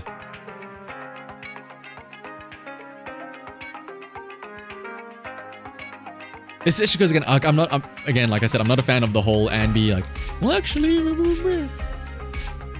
forget about the stuff. I like the way Trigger's ending was handled more. Like, you also get the flashback with Ambi where you see like the 11 Ambis, but like that's cool and all. But like, so what? Trigger on like her, like they were hyping, or not really hyping, but like they were talking on and on about how, you know, Trigger was the one lost to live. And she's been living with this like PTSD of like, why was I the only one allowed to live? You know, everybody else sacrificed himself for me. and like all of that weight on her shoulders to get lifted off, seeing that, you know, they were all happy to do it. They were smiling back at her. They wanted her to survive. It's like, oh, my heart. Also, yeah, trigger. I guess it's more PV. You get to make the cool Black Ops reference. The numbers trigger. What do they mean? And you play the harmonica. Remember trigger. What does the song mean?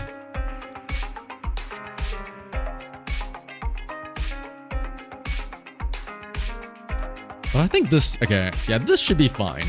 Rina Haramasa absolutely up there in the top.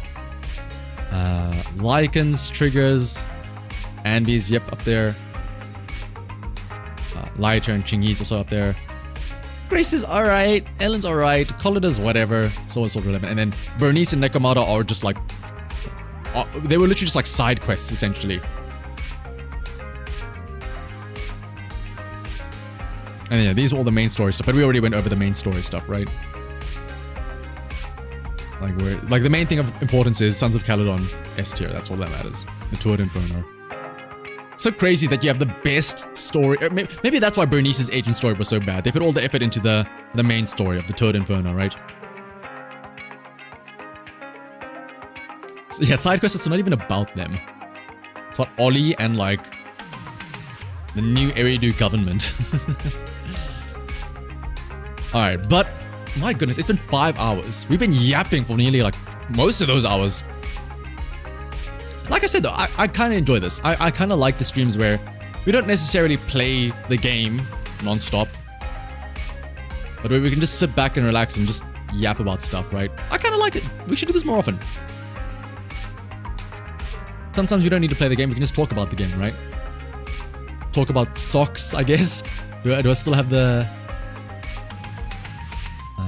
I do still have it up. I still got the Yishen stockings up here. With the, what did we call it? The seam or whatever. But yeah, no, unfortunately, I will not be able to stay up until the patch drops. But like I said though, I will be streaming same time as usual tomorrow. Or like later today, depending on where you are. And of course, I'll be streaming the pulls for Yishen for myself and for several viewers. If you would like to have your pulls on your account be live streamed in front of everybody else to absorb the good vibes for your pulls, there is a little form in the Discord server that you can fill out. But yeah, hopefully I will see you all tomorrow. And I leave you with this. I leave you with Yishen's fat thighs in those very nice leggings or stockings or whatever they're called. They're hot, that's all I can say. But otherwise, thank you all for stopping by. And I'll hopefully see you all tomorrow. If I don't see you tomorrow, good luck with your Yishen pulls. And until next time, bye-bye! Be sure to update your game, by the way. Remember to update that you aren't stuck loading the new patch or whatever. Bye!